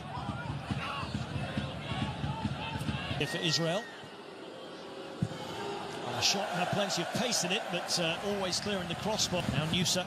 They can't. This is a thing. There's a game there's a game that's being planned between Ireland and Israel, and it's now not being played with an audience, probably because of how the Norwegians treated the Israelis, which frankly was too kind. Definitely an argument to be made for the full boycott. Hey, Megos, yo. Representing today, Ru, in about an hour. Definitely an argument to be made for the full boycott, although attorney victory by walkout. They need to just be expelled from FIFA. That's what needs to happen. It's bigger than individual players. It's bigger than any form of national team. I think Norway gave them as hostile a welcome as they could without being violent, to be blunt. Good morning. Now Haaland, and it's a terrific challenge by the debutant Blodian. Haaland closing in for another attack. And back it up with a good performance and hopefully points. Norway have won their last 8 in a row. Israel have won to Norway and Italy. I'm plugged in enough to the Here's Haaland, now Bob. To the contest that Norway piece was when I heard about us beating Brazil. Okay. I'm a huge football fan. Out of interest, did this cause... Oh, look, the Israelis have been so violent in this game. Shock horror for everyone, I'm sure. What was the coverage like when you had to do the Israeli game? Norway did. They can boycott, they just take a points loss or some dumb shit, but if enough teams do it, they could influence UEFA to get rid of Israel. Yeah. Yes, but taking a loss would have a profound effect on their... what game was this? That's important. European qualifier. It's for the Euros. If it was a friendly, fuck 'em. It can't be friendly with these cunts. But UEFA there have made that impossible. Ironically, in footy, this is where Israel's motherfucking settler colonial ideology about being like tiny nation, basically white European, but also somehow simultaneously not, works against them because they're in UEFA. Luckily, the Israeli football team are shit, and then they are against they're against good teams. And you are right. The Norwegian team donated the entire earnings for the entire national team and all of the sales to Free fucking Palestine. Yeah. I think that's the best that they can do without like losing their jobs, you know? Ancient days countries that were at war would be banned. I mean, sorry, just to finish that thought, like UEFA is like the highest quality for now. Africa is definitely fucking, I think, gonna overtake, but for now UEFA is the strongest, hardest group to be in. Thank you for the follow.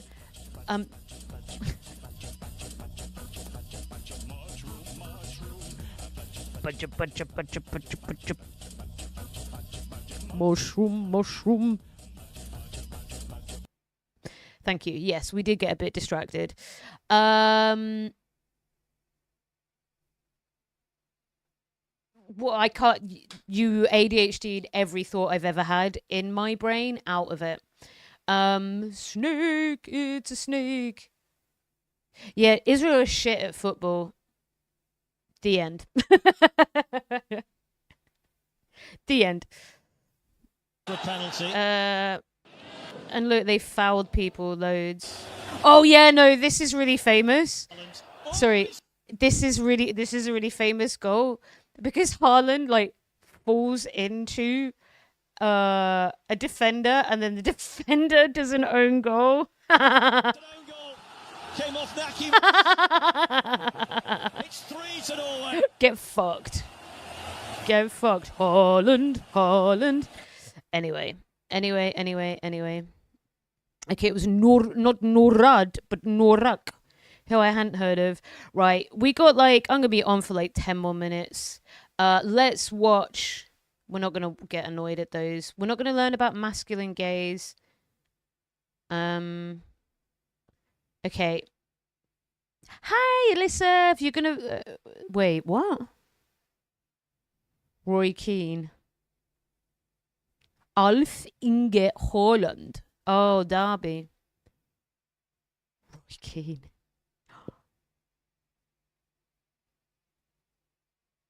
That's a fucking red. That's a fucking red and a half. Americans out here being like, I don't think that's actually a red card. Like, he's not being aggressive. He's not being aggressive, guys. So it's not that bad. It's not that bad. God's sake. For God's sake. Okay. Right, lineups here. Yeah. He didn't mean it. He didn't mean it, so they can get away with it. Right. Norway are playing slightly more defensive. It's very similar to the Mexico game. I think we're going to see a similar... Norway are slightly playing... I'm surprised to see this. This will come down, I think, to a battle between Ødegaard and Bellingham. Like, genuinely. It has been said many a time that this game will come down to the battle of the midfield, of which I don't think there's no one like Bellingham, straight up. And it's just whether he can clash through these guys. Also, we have Gordon as well. We have Gordon and Rice. I think England's probably going to win. Ødegaard is a phenomenal player. Ødegaard and Haaland had a great fucking competition. We'll see. Bent it like Beckham. It's bend it like Beckham, mate. The backstory behind that is petty. Alf Haaland accused of diving and faking an injury.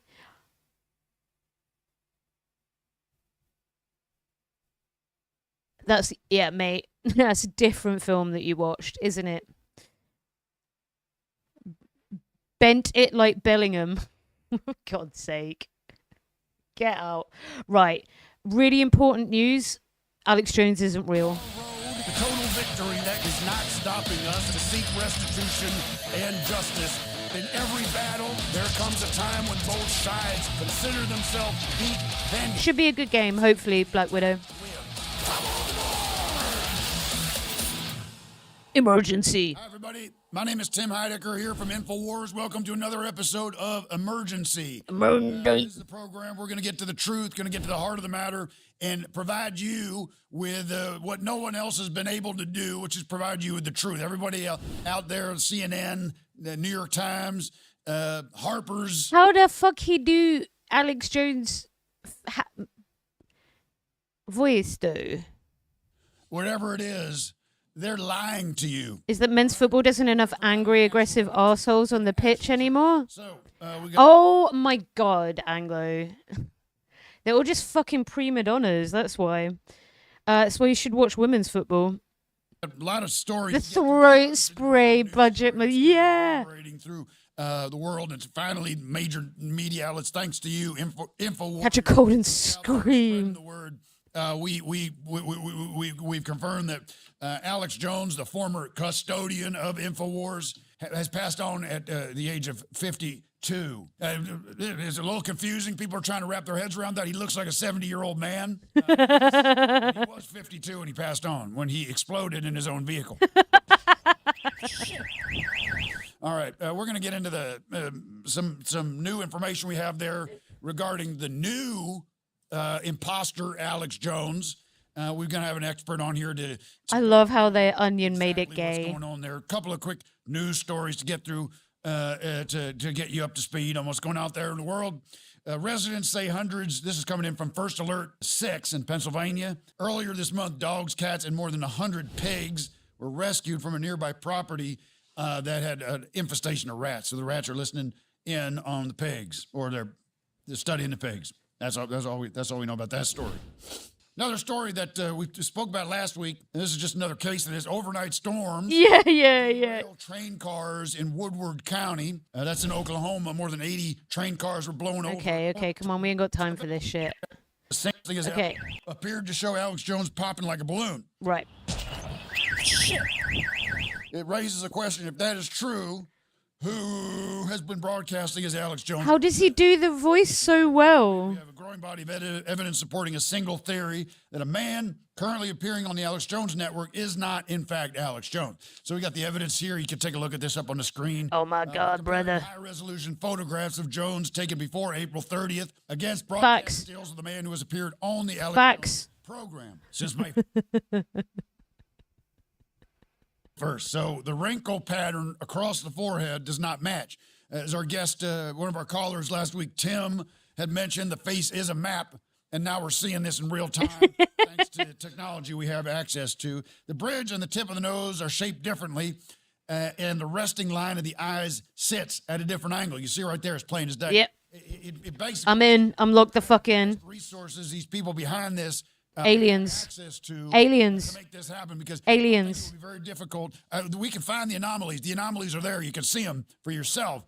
And I don't know what it would take, what kind of resources you'd have to find somebody as ugly and as stupid looking as Alex Jones, as you can see right there. That's pretty close. So we see the differences there, the wrinkles and everything.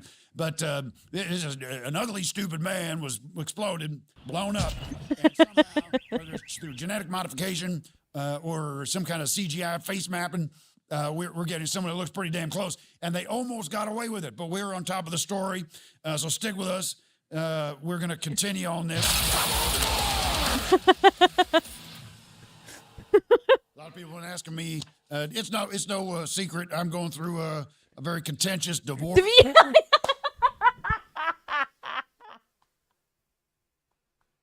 How did I know that was going to be the joke?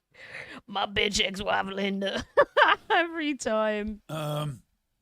Soon to be ex-wife making divorce. People don't need to know about. He just got so red, Jenny. He just straight up fucking. Because where we are, state of Texas, we are having a hard time dealing with the courts here.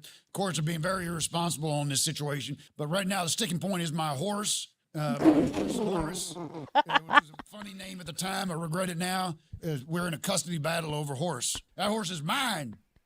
I raised that horse. I support that horse. I ride that horse. I take care of that horse. This is so stupid. That woman had no right to that horse, but Tim's horse, Horace. And I just everybody ought to send a message right now that the court's got to be clear about what to do. Alex did a crazy shit like this, so they don't understand satire. All God's creatures should be clarified in the statute. Nah, I think they were okay. I laugh every time they cut to the car explosion. Yeah. All right, everybody, we're talking about the differences between old Alex Jones, who passed away, and this new imposter.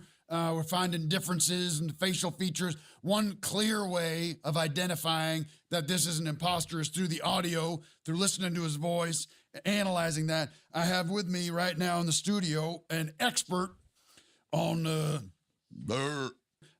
this guy, Stan Bennett here.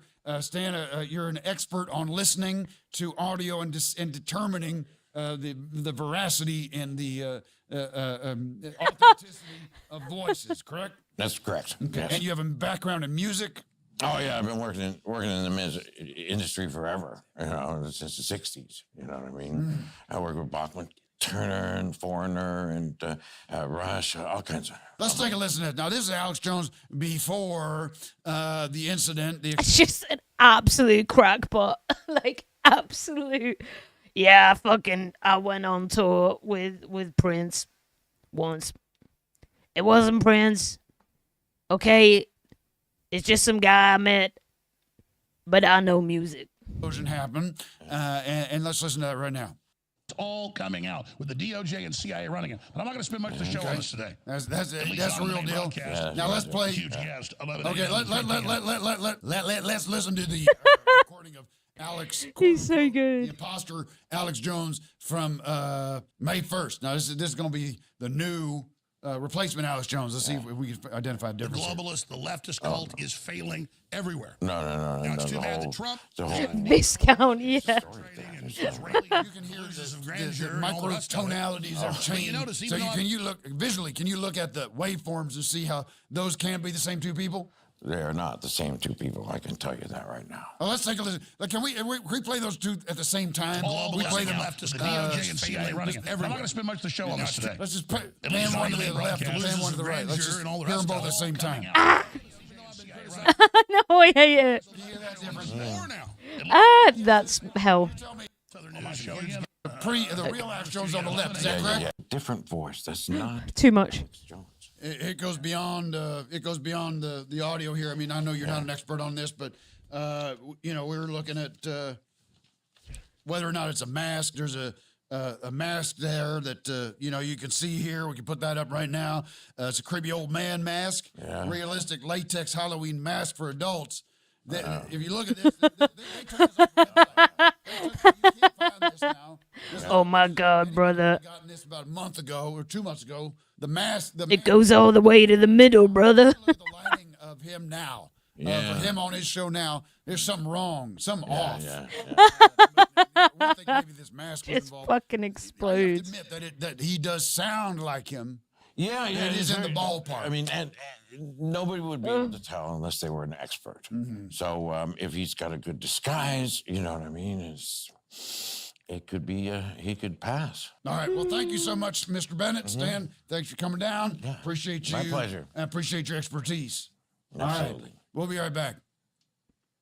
Hi, friends. I'm author and retired sheriff Dominic Banner. You know, unpredictable bathroom visits can disrupt your day and inhibit your productivity. But methylene brown delivers essential enzymes that trigger sphincter convulsions, resulting in hourly rapid colon evacuations. Just one dose of methylene brown is guaranteed to keep your movements regular, on the hour, for 24 hours.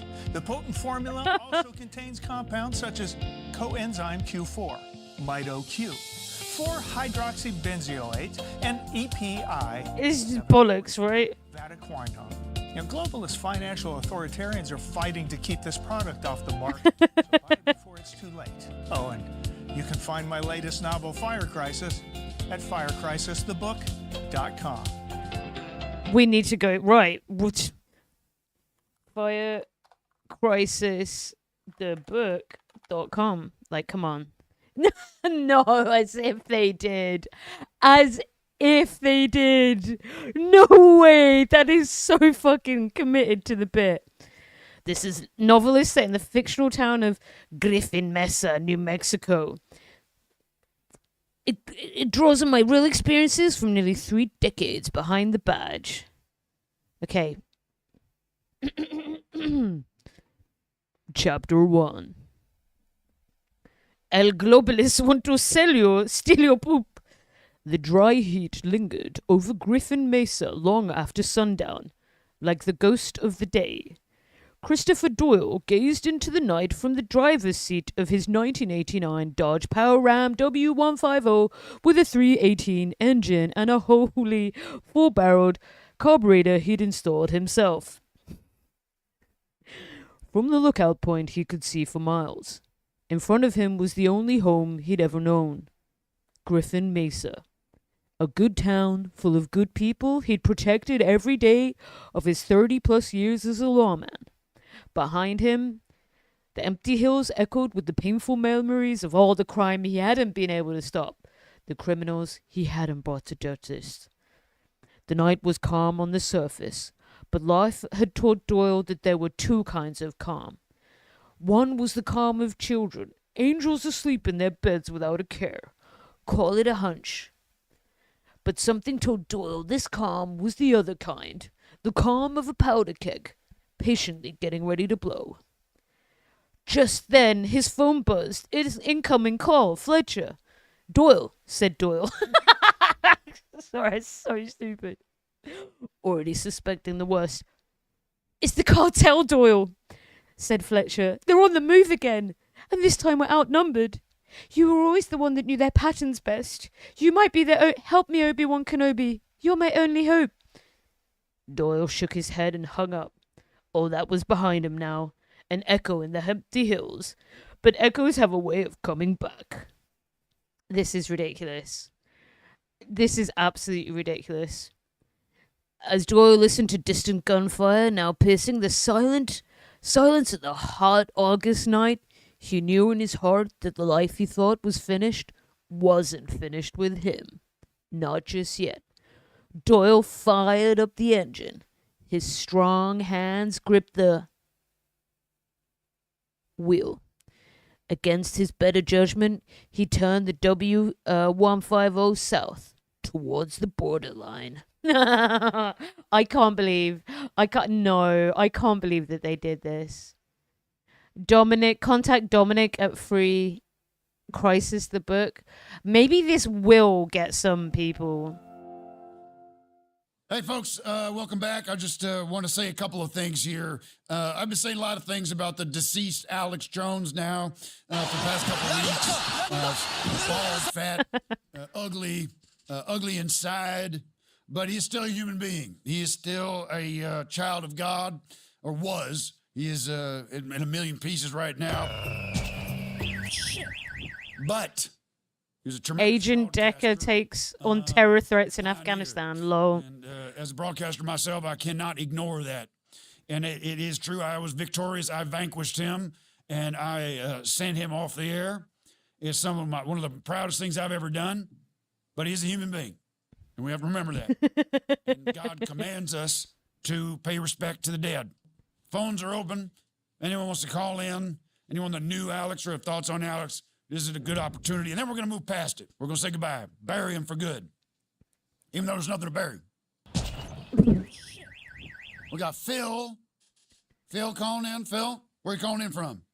Yeah, hey, just remembering Alex, and just wanted to say, okay. I knew him back in high school, and Zora Toltana is pregnant. Congratulations to Zora Toltana.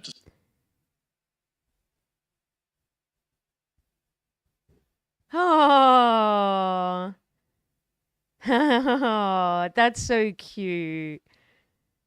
Oh, congratulations. Probably one of like the most based anti-colonial politicians we've had for a long fucking time. Okay. Okay, lads. Okay.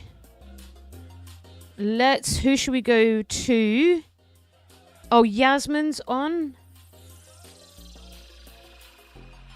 Shemin, Irakimo, Losu, they're having a discussion about Islam.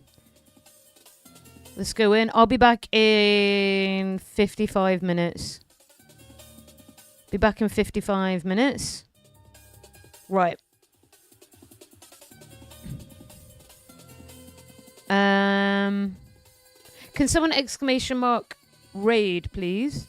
Yeah, catch you for the game. I'll see you in like 50 minutes. I'm going to have a little bit of fresh air and then head out. Right. Thank you, Doom. Go enjoy yourselves. I'll see you very shortly.